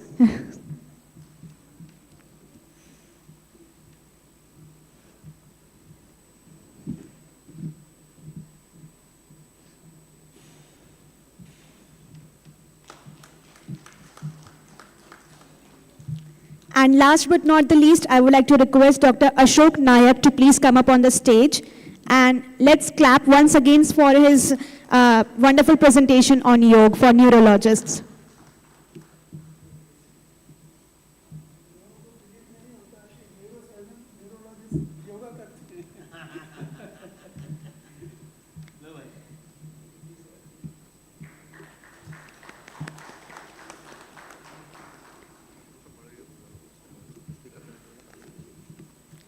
And now, moving forward, I would like to request Dr. S.N. Madharia to please come up on the stage to felicitate our chairpersons. And thank you so much, honorable chairpersons, for playing your part.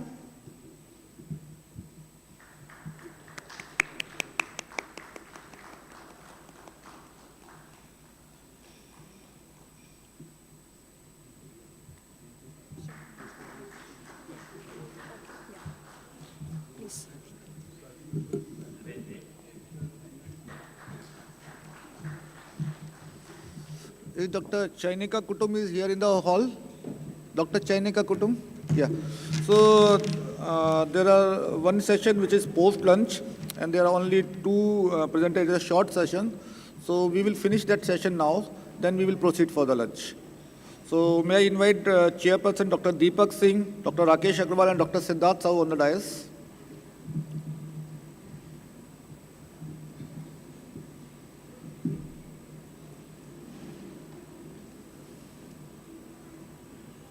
The speaker for the session is Dr. Satyapal Bhatti and Dr. Chainika Kutum.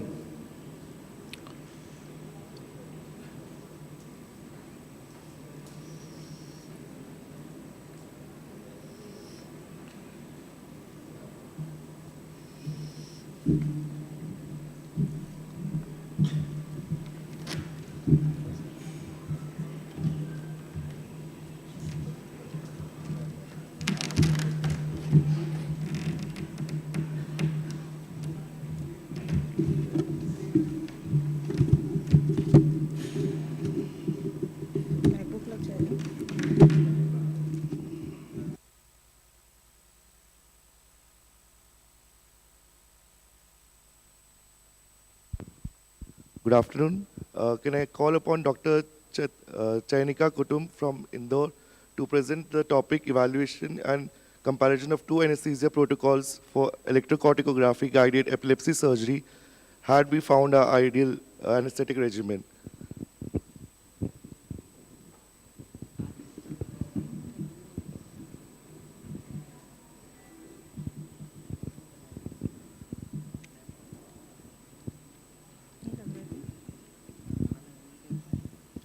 Dr. Chainika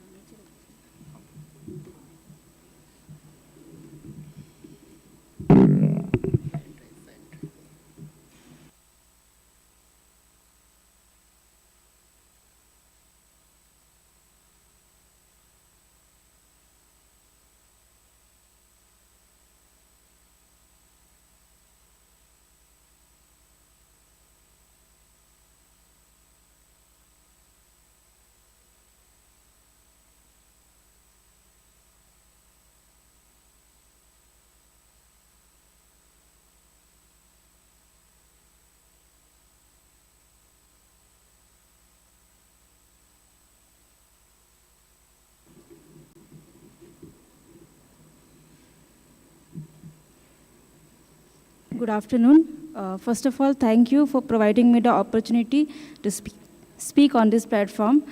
My topic for today is evaluation and comparison of two anesthesia protocols for electrocorticography guided epilepsy surgery. Have we found our ideal anesthetic regime? So epilepsy surgery is needed in drug-resistant focal epilepsy. It requires precise mapping of the epileptogenic area, hence it is done under electrocorticography or ECOG guidance. ECOG is the direct recording of the electroencephalogram or EEG from the brain surface. So for us anesthetists, the most important concern is to avoid or minimize the interference to intra-op ECOGs by anesthetic drugs. So various anesthetic drugs have been studied in literature for their effects on ECOG. They have widely variable effects on intra-op ECOG signals. They can either suppress or enhance the recordings. Due to these unpredictable effects, weaning or stopping these agents is often practiced prior to ECOG to minimize the interference, which can cause a grave side effect, that is intra-op awareness. Therefore, the ideal anesthetic agent for epilepsy should minimally affect the ECOG without requiring its dose reduction. So these are the anesthetic considerations for epilepsy surgery. The concerns can be patient-related, procedure-related, or others. Patient-related concerns can be risk of peri-op seizures, associated comorbidities like developmental delay, congenital anomalies, associated depression, or psychiatric illness. And of course, the side effects of the anti-epileptic medications like interference with the neuromuscular blockade, hematopoietic depression, or metabolic acidosis. Procedure-related concerns are the type of surgery, whether the patient is posted for diagnostic, resection, disconnection, or stimulation procedures. The anesthetizing location can be inside the OT or in the neuroradiology suite. The type of anesthesia, the patient can be posted for awake craniotomy or under GA, and of course the use of intra-op ECOG. Other complications can be perioperative, slow emergence, ECG changes, major blood loss, or occurrence of new neurological deficits. So how is anesthesia conducted for ECOG-guided epilepsy surgery?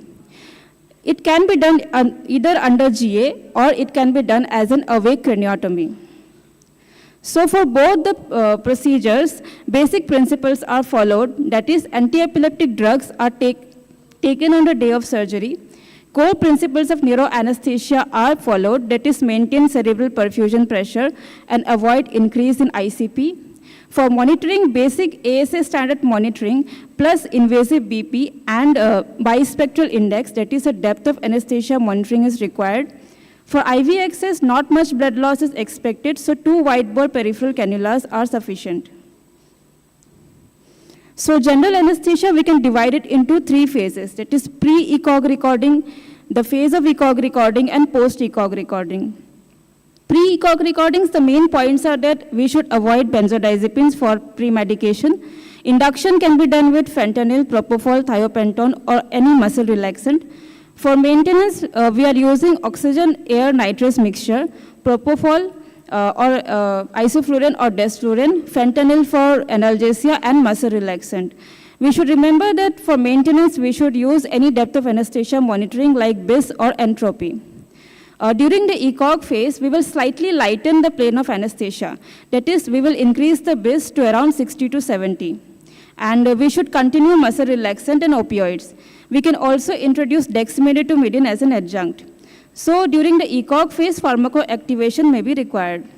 Post-ECOG, we can deepen the plane of anesthesia and dexmedetomidine can be continued till the end. For awake craniotomy, the basic important points are benzodiazepines are obviously avoided. Scalp block or field block can be given. Conscious sedation or asleep-awake asleep techniques are the two techniques used, and the drugs used can be propofol, dexmed, opioids like fentanyl, or inhaled drugs. We should also avoid other drugs that cause sedation like antihistamines. So regarding dexmedetomidine, it is a very newly emerging promising drug in epilepsy surgery. It is an alpha-2 agonist which has been routinely used in neuroanesthesia. However, its combination with isoflurane or propofol has not been studied before. For epilepsy surgery, it has the advantage that is it has minimal effect or some marginal enhancement during intra-op ECOG so that it can be continued during the ECOG phase. However, it has some disadvantages like it cannot be used as a sole anesthetic maintenance agent, and it has certain disadvantages like hypotension or bradycardia. So during the quest for the ideal anesthetic regime for epilepsy surgery with the three properties, that is no or minimal interference to ECOG recordings, no hemodynamic fluctuations, and no intra-op awareness, we decided to study two anesthetic regimes, that is two combinations of dexmedetomidine plus isoflurane versus dexmed with propofol. So our aim was to study basically the two drug combination, that is dexmed isoflurane and dexmed propofol in ECOG-guided surgeries. So our primary objective was to see the changes in electrocorticography in both the regimes. And secondary objective was to compare the following parameters, that is hemodynamics, the recovery pattern, and any incidence of intra-op awareness.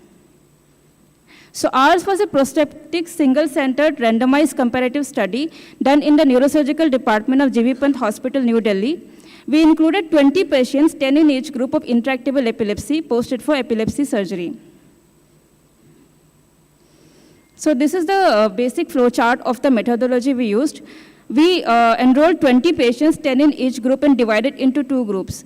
Our group I, that is the first group, received a combination of isoflurane and dexmed, and the second group, that is group P, received combination of propofol with dexmedetomidine. So this is the basic OT layout with the neurosurgeon, neuroanesthesiologist, and a neurophysiologist by the side. So this is a sample case of 20 years females with intractable epilepsy with right-sided mesial temporal sclerosis. In the second picture, we can see the grid electrodes placed directly on the cortex, and below we can see the pre-resection and post-resection ECOG recordings, and we can also see the amygdala resected.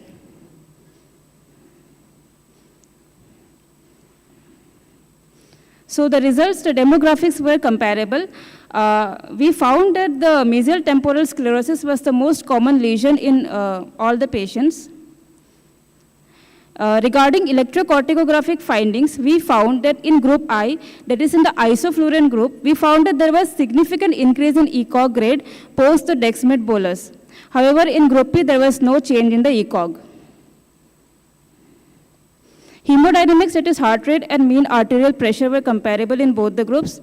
Regarding recovery pattern, we found that time to emergence in the first group, that is the isoflurane group, was significantly longer as compared to the second group, that is the propofol group. However, time to extubation was similar in both the groups. There was no incidence of intra-op awareness. Adverse events, there were isolated episodes of bradycardia or hypotension in both the groups. However, none of them required any pharmacological intervention. Discussion. Dexmed, when added to the isoflurane-based anesthesia regime, they augmented the ECOG recordings. So similar augmentation of spikes was found in another study by Chaitanya et al. So this is another study where Dexmed combined with sevoflurane was studied, and they also found that there was no effect on the spike activity.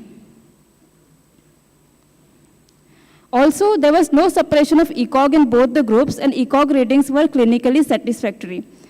Other studies are also there in literature which show that satisfactory ECOG can be obtained with use of either isoflurane or propofol.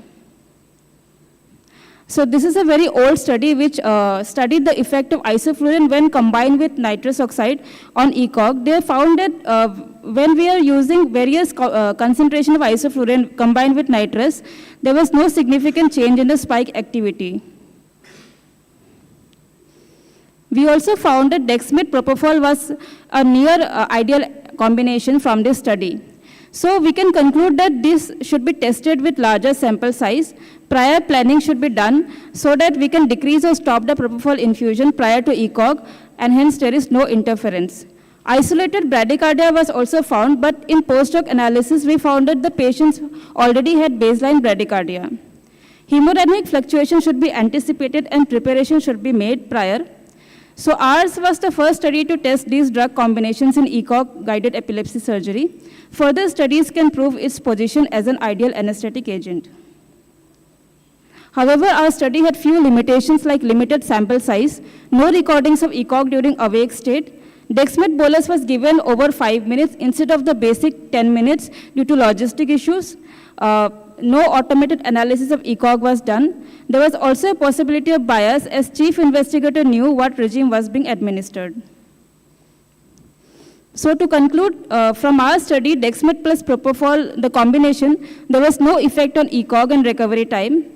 However, in the second group, that is Dexmed plus isoflurane, there was augmented ECOG and prolonged emergence. Increase of both these parameters were not in harmful range, and these drugs require further studies with larger patient groups. Both protocols had no effect on hemodynamics and awareness and did not suppress the ECOG. Hence, both protocols are effective in epilepsy surgery. However, we found that Dexmed propofol was more suitable. Thank you.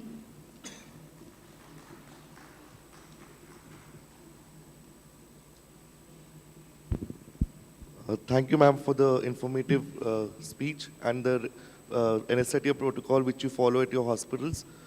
Any questions? Okay. I have a question. During the time of surgery, when do you give the last anticonvulsant dose to such patients in which you have to do epilepsy surgery? Sir, in our institute, usually during the time of admission, the dose of anti-epileptic drugs was reduced, so that the seizures we can easily identify in video EEG. So the AEDs were continued on the day of surgery, on the morning of surgery. Okay, the routine dose which we give usually, that is followed? Yes, sir. And at the time of surgery, do you give a loading dose or do we omit it? No, sir, we are not giving any loading dose. Okay, thank you.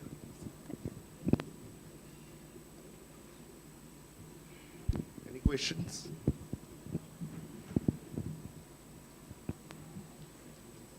Thank you.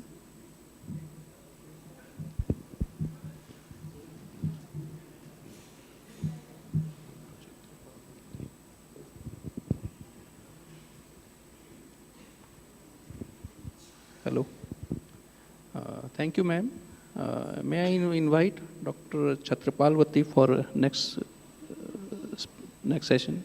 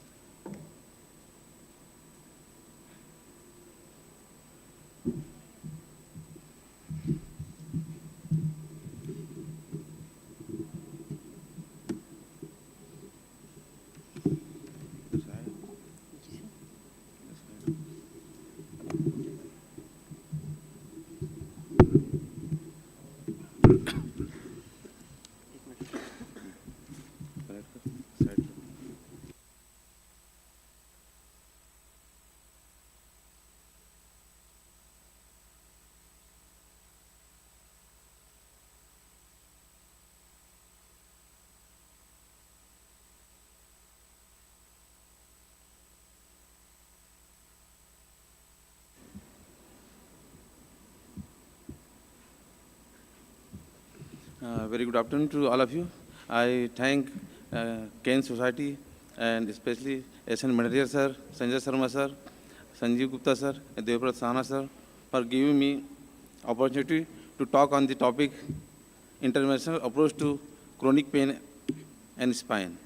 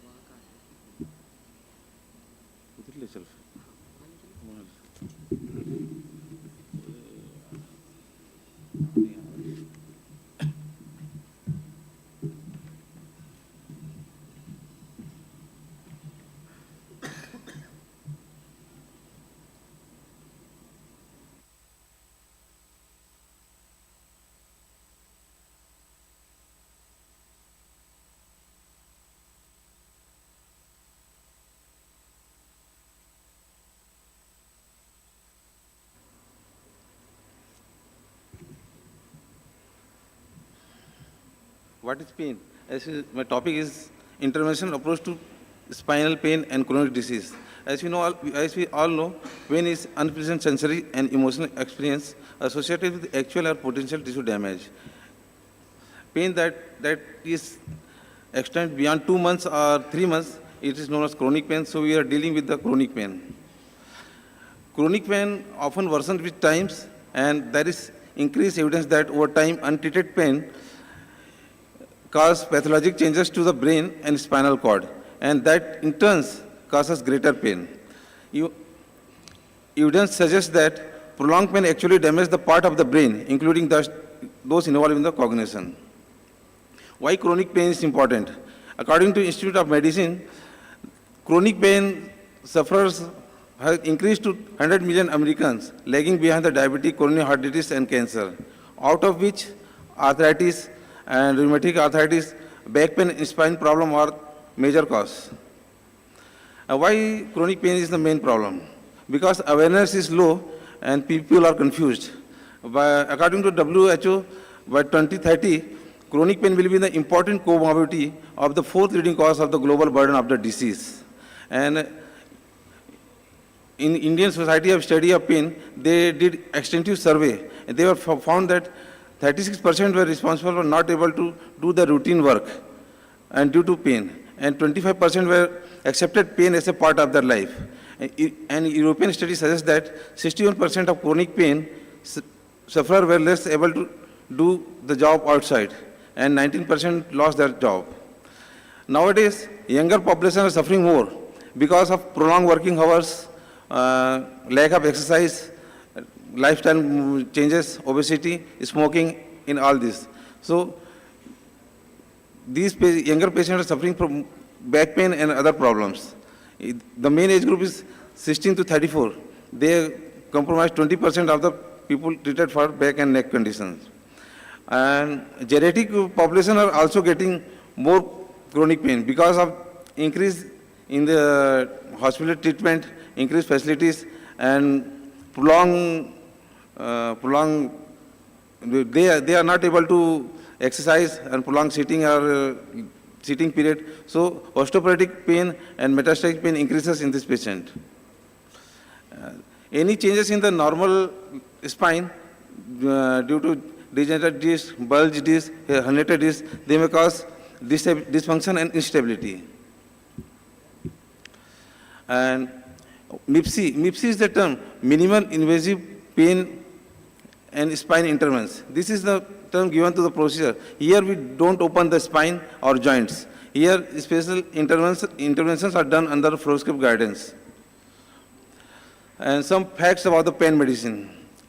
Pain medicine is not a new specialty. It was started long back, 50 years back. Indian International Association of Study of Pain was founded in 1973, and World Institute of Pain was founded in 93, and it started fellowship course in 2001. And it has recognized pain as the 34th specialty in USA, and pain as the 5th vital sign, and WHO has said that pain relief should be a human right. And in our India also, Indian Society of Study of Pain was founded in 1986, and more than 3,000 lifetime members are there. And now the MCI has also recognized pain medicine as a super specialty, and DM course has been started in Rishikesh, and some other institutes at BHU and other place. PDCC course has been started before only. What is intervention pain medicine? When we are talking about the intervention pain, we are not talking about the painkillers. Painkillers anybody can prescribe, but for intervention we have to be specially trained, and then only we can do intervention. And intervention are minimally invasive, non-surgical, target-specific procedure to diagnose and to treat various painful conditions. Moreover, it fills the gap between the pharmacological management of pain and more invasive operative procedures. It is accomplished by interrupting the pain signals along a neural pathway, remodeling anatomical source of pain, neuroaugmentation, and implantation drug delivery system. Before doing the intervention, we must always exclude the red flags. That is fever, motor deficit, sensory loss, incontinence, explained weight loss, swelling on the back, and constant progressive non-mechanical back pain. And always there should be multimodal approach to there should be for chronic pain. Along with medical management, with intervention, we should always focus on physical therapy, and psychological therapy should always be given. With a step-ladder approach should be there. This is the sagittal MRE of 6 patients. There are various discs. Some has small bulge, some are dehydrated disc, some has big disc, some is extruded disc. They all are suffering from back pain. Some people are having back pain more than leg pain. Some patients should have leg pain more than back pain. And for all these type of patients, we have different treating modalities. Like in content disc, which are content disc, patient is having back pain. When it sits for prolonged period, because of the slight bulge in the disc, it bulges out and there is a pain. So this type of patient, they have back pain more in the morning or for prolonged, if they sit for prolonged period. If they walk, they don't get back pain. This type of back pain, there is modality, we can give epidural injections. They are beneficial in providing relief for patient during this severe back pain. And they can be, if that works, that is good. If there is radicular pain, we can give transfemoral nerve blocks. That also works. And in content this, we give ozone. For ozone, proper correct level of polar disc is identified, and ozone is needle is inserted into the center of disc, and ozone is injected. Pain relief started from 3 days to 1 week, and it can last for 6 weeks to 6 months, and up to 1 year or so. Ozone causes interruption of the inflammatory cascades of the arachidonic acid, and thereby reduction of the disc volume, breaking glycosamine chains. This is a long-term successful study of ozones. And this is the MRI showing the big extruded disc. This type of patient have back pain with radicular pain. And if all the modalities, previous modalities, epidural steroid, transfemoral injection, ozone, it does not work, then we can give percutaneous disc decompression. A small portion of disc is removed so that annulus can retract, helping in relief of the symptom. Intradiscal electrothermic coagulation is also there, where temperature is kept to 60 to 80 degrees for 10 to 16 minutes, and coagulation is done. Baculoplasty is a new technique. It is done by radiofrequency, cooled RF machine, where a small tear we can repair with baculoplasty. And endoscopy, spine endoscopy. When there is extruded disc, this can be done. Dilator, proper dilator is inserted, camera is inserted, and this material is removed. Another cause of back pain is facet joint. This patient have unilateral back pain or bilateral, tenderness over the fascial joint, pain is deep, dull aching, difficult to localize, refer to buttock, groins or hip. Pain is more prominent in the morning and with inactivity. It may aggravate on extension after forward flexion. In this type of patient also, we can give epidural, steroid injection in the medial branch. After confirming that pain is relieved, we can go for RF. Evidence is there for treatment of fascial joint. Failed back syndrome. Persistent of back or leg pain post-operative despite anatomical successful surgery. May be due to recurrent disc herniation, spondylolisthesis or epidural scarring. Here, epidural adenomyolysis can be done. A small needle is inserted through the sacral hiatus to the epidural space and catheter is inserted and normal saline and hypotensive saline can be flushed. After that, dye is injected to see the space is filling or not. After that, therapeutic injection, Hylas, bupivacaine or dexamethasone can be given. SI joint is another type of pain. We can also give SI joint blocks. After confirming that it is relieved, we can give RF. Vertebral compression fracture. For this type of patient, mainly old age patient, osteoporotic patient, and cancer patient who are having compression fracture without compressing the thecal sac or disc, but they have severe back pain. For this type of patient, we can give targeted cementoplasty or vertebroplasty. Another disease is trigeminal neuralgia. In spite of overdose of the oxycarbamazepine and carbamazepine, patient is not releasing his symptom. Then they have sharp pain in the cheek, burning pain, stabbing pain lasting for second to minute. Pain worsens while eating and talking, brushing, everything. For here, we can give RF ablation can be done through foramen level to V1, V2, V3 division. And another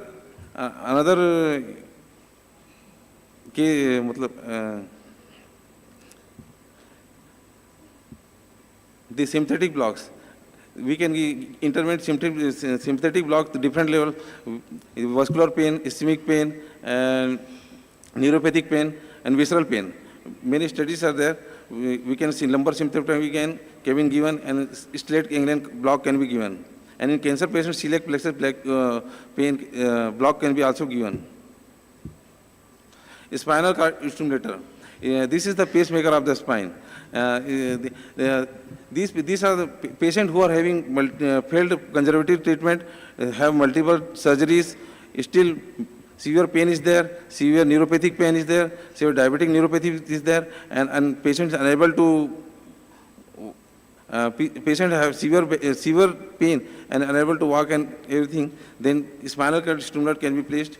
Here, electric stimulation is done, stimulator of dorsal column spinal cord. 1 to 2 electrode is placed in epidural space and pulse generator is placed in the subcutaneous pocket. Here, the main idea is that when this works with the gate theory, when you stimulate the larger diameter fiber, it stops the pain signal in the smaller diameter fiber. And paresthesia fill that area. Electrode is placed in the epidural space and it is connected to the pulse generator. Main thing is the patient can increase or decrease the frequency. And we can see clinical significant pain relief. Another is that patient who are having cancer patient, metastatic patient whose life expectancy is 6 months to 1 year. For those type of patients who are having on morphine or severe drugs, because if you increasing the dose of morphine and other drugs, they can land up to another complication. For this type of patient, we can give intrathecal drug directly. And this is the intrathecal drug reservoir. Here 30 to 40 ml of drug is reserved. It is connected to an intrathecal catheter and personal monitor is there. This is the pump. Here 30 to 40 ml drug is filled, that morphine or something, and intrathecal catheter is placed and it is attached to the this pump, and pump is placed in the anterior abdominal wall. Main advantage of these pumps are that dose can be reduced to 300 microgram to 0.5 to 1 microgram per day. Radio frequency ablation. This is Now, in the most of the pain center, this is the most frequently done procedure, radio frequency ablation. Here, conventional RF, that is heat producing the level lesion, and in pulse RF, that is electric field itself produces the lesion. This is the cooled RF machine. This is the vertebra. Here, when the nerve is behaving abnormally, or joint, facet joint, because due to degeneration, we cannot replace, but we can degenerate the facet nerve, facet joints. So from cervical to lumbar, every year facet joint is there, and we can denervate the facet joints. Other use of RF is in knee joint, hip joint, and sacral leg joint. In trigeminal neuralgia, neuropathic pain, post-herpetic pain, diabetic neuropathy. Cervical headache also, cervical facet injection we can give. This is the. So we are out of time. This is the patient. She was having severe back pain, history of 2 days, and she was not able to walk or sleep. She was having severe pain. MRI was done, and severe disc was protruded, and simple injection was given, and the follow was 7 days. She was pain-free and walking. No neurology symptom was there.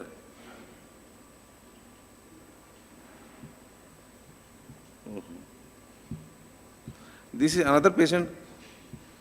He was having chronic back pain, suffering from last 2 years. He was having multiple level disc protrusion, and stenosis was there. But he came to me, and I have given only simple epidural injection and facet blocks, 3 level. So could we wind up?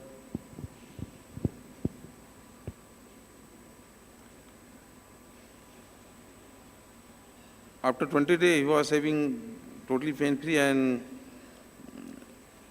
he was able to bend down. This is another patient. She was having severe back pain due to acute disc. She was not able to move and walk. And simple epidural injection was given 1 level above the disc, protruded disc.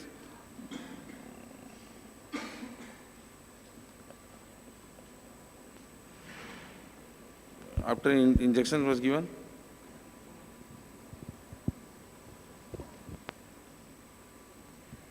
this after 1. In the summary, chronic pain is a very complex disease, and focus on targeting the treatment, and use of new and multimodal agents should be there. Early intervention to reduce incidence of chronic pain, use of modern technique, and constant treatment for better understanding of brain imprint and of object the pain.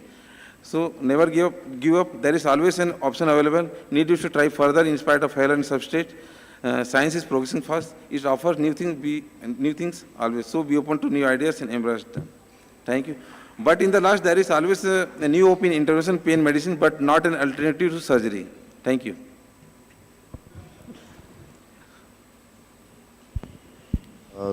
The floor is open for discussion. Any questions? I have a question for you. You are treating the symptom, but not the reason behind it. You showed the MRI of so many patients having a very significant disc bulge, which is compressing the thecal sac and nerve roots. Okay, you can block the nerve root and the patient may be pain-free, that's fine. But what happened to the disc? Is that disappeared? Sir, actually, sir, these patients I have followed for 1 year. They are pain-free. Have you done the MRI, repeated MRI? Because they have no symptoms, so no need for MRI. Because if you tell them to do the MRI, they will say, sir, दर्द नहीं है, MRI क्यों कराएं? So they will tell me. You are telling that if patient has a foot ulcer because of some vascular thing, I will cut the foot, but don't treat the vascular thing. So you are good, it is a good one. You are relieving the patient from the symptom, the pain, very disabling symptom. But what is the reason for that? You have to treat the reason, not the symptom. So if you have let me finish. Yes. If you have a fever because of infection, you can treat the fever, no problem. You can give the paracetamol, but you have to treat the infection as well. If you don't treat the infection as, with the symptom, the patient will end up in the problem. But sir, I have followed for 2 years. Many patients I have followed for 2 years, they are pain-free, no power, no deficits are there. No back pain, no leg pain, power is also good, everything is good. Many patients are there, sir. So I don't repeat the MRI. I think he's right, Sanjeev, because the pain treatment is a symptomatic treatment. Yes. You are not removing the cause of the pain. And sometimes pain relief may be for few months, maybe for 2 or 3 years, but it definitely recurs. One more question I want to, you have not mentioned about DSCB. Yes, sir, DSCB, so time was less, so DSCB is the latest technique where distal sodium channel blocker we are using, and for cervical to lumbar pain. What is your experience in lumbar radiculopathy, DSCB?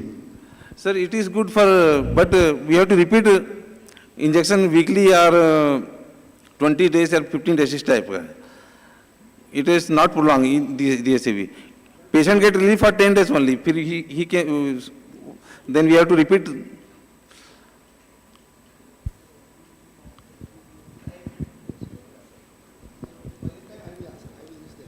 You showed one MRI of that vertebral body collapse. You can block the nerve roots and patient can be pain-free. But what is happening to the vertebral collapse? It was producing kyphosis. Have you treated that? No, that is for cementoplasty only, sir. Vertebroplasty, okay. Because in old age, that osteoporotic compression fracture, when you go for fixation, that screw will dislodge. So. No, sir, the point I'm trying to make, I agree with you that the psyche of Indian patients is on your side. That is the bottom line of it. I agree with Dr. Naduria that he mentioned about this not getting disease-free. I wouldn't say patient-free, not getting an MRI done, but the whole idea, sir, is because we are seeing also this patient day in and day out, the whole idea is the psyche of the patient running away from the surgery is the basic. I'm sure, sir, you must be encountering the same thing, कि surgery से कैसे बच जाएं. हालांकि बाद में फंसना है वो तो मालूम है, sir.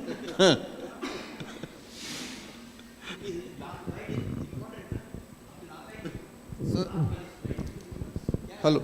Sir, the most important or most common reason for that psyche of the patient are we ourselves. Yes.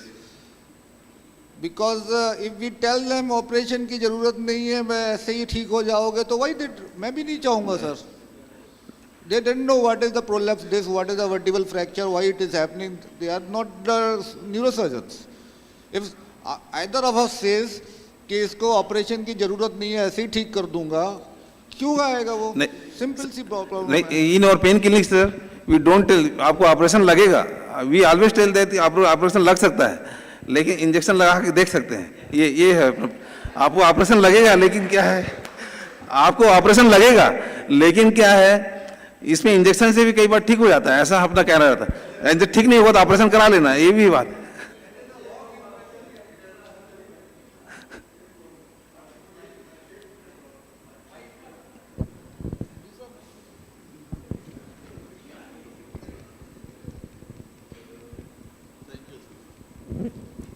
Doctor, the question is only one. I mean, you showed beautifully, no MRIs, etc. is all acceptable because we understand that what is the psyche of our local patients.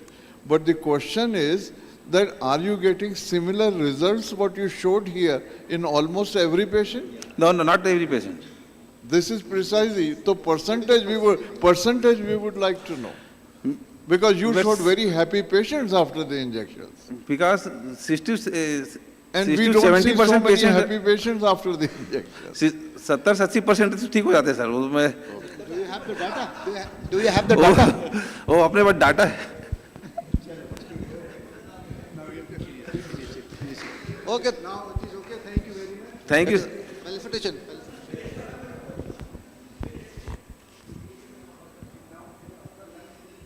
Sir, I have a question. What is the selection criteria for intervention who are medical management, and how many times, at what interval do you repeat your intervention, and when do you refer patient for surgery? Intervention is repeated 21 days, after 21 days. After first injection. If it is not working, we repeat. If it is not working, we send person. 1.5 महीना तक तो अपने देखना ही है कि conservative management करना ही है, तो 1.5 महीना तक अपन फॉलोअप लेते हैं. उसके बाद फिर अगर लगता है कि सिम्टम या पावर और कुछ कम हो रहा है, जो भी है, तो उसके बाद अपन सर्जरी के लिए भेज देते हैं. Okay. If patient is feeling. Thank you.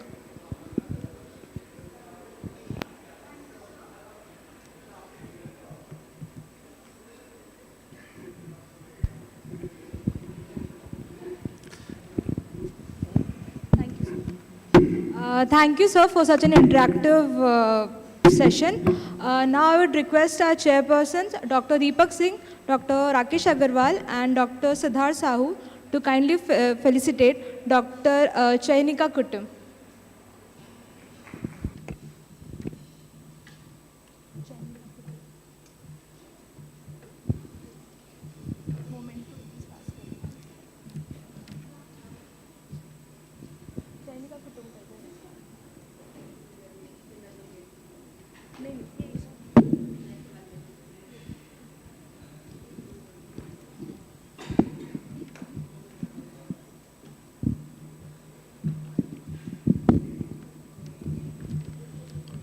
I would request Chhatrapal Vati sir to please come over here.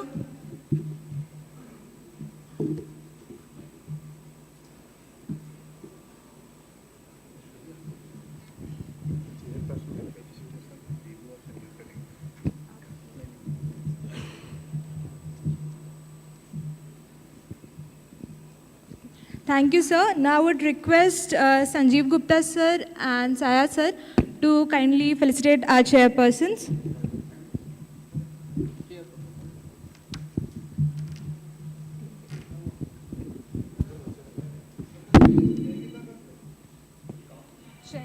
एक और दे वो वाला, वो उधर है.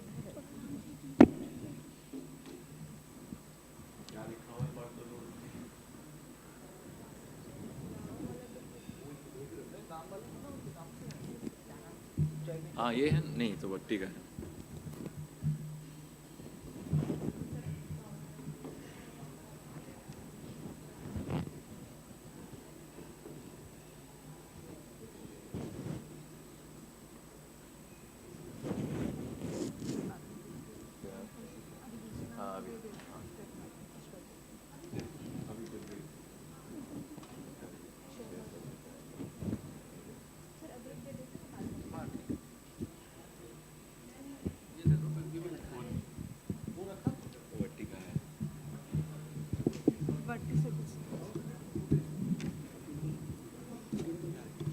वटी सर इनका मैम का लेगा, मैम सर ये वटी सर का है, वटी सर मैम का लेगा.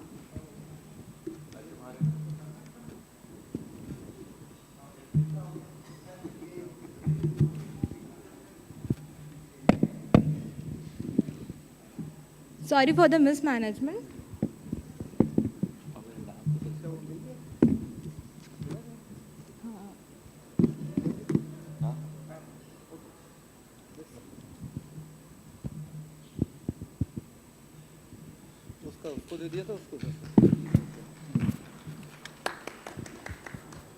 Now I would request Sanjeev Gupta sir and Devbrata Sahana sir to kindly felicitate our chairpersons.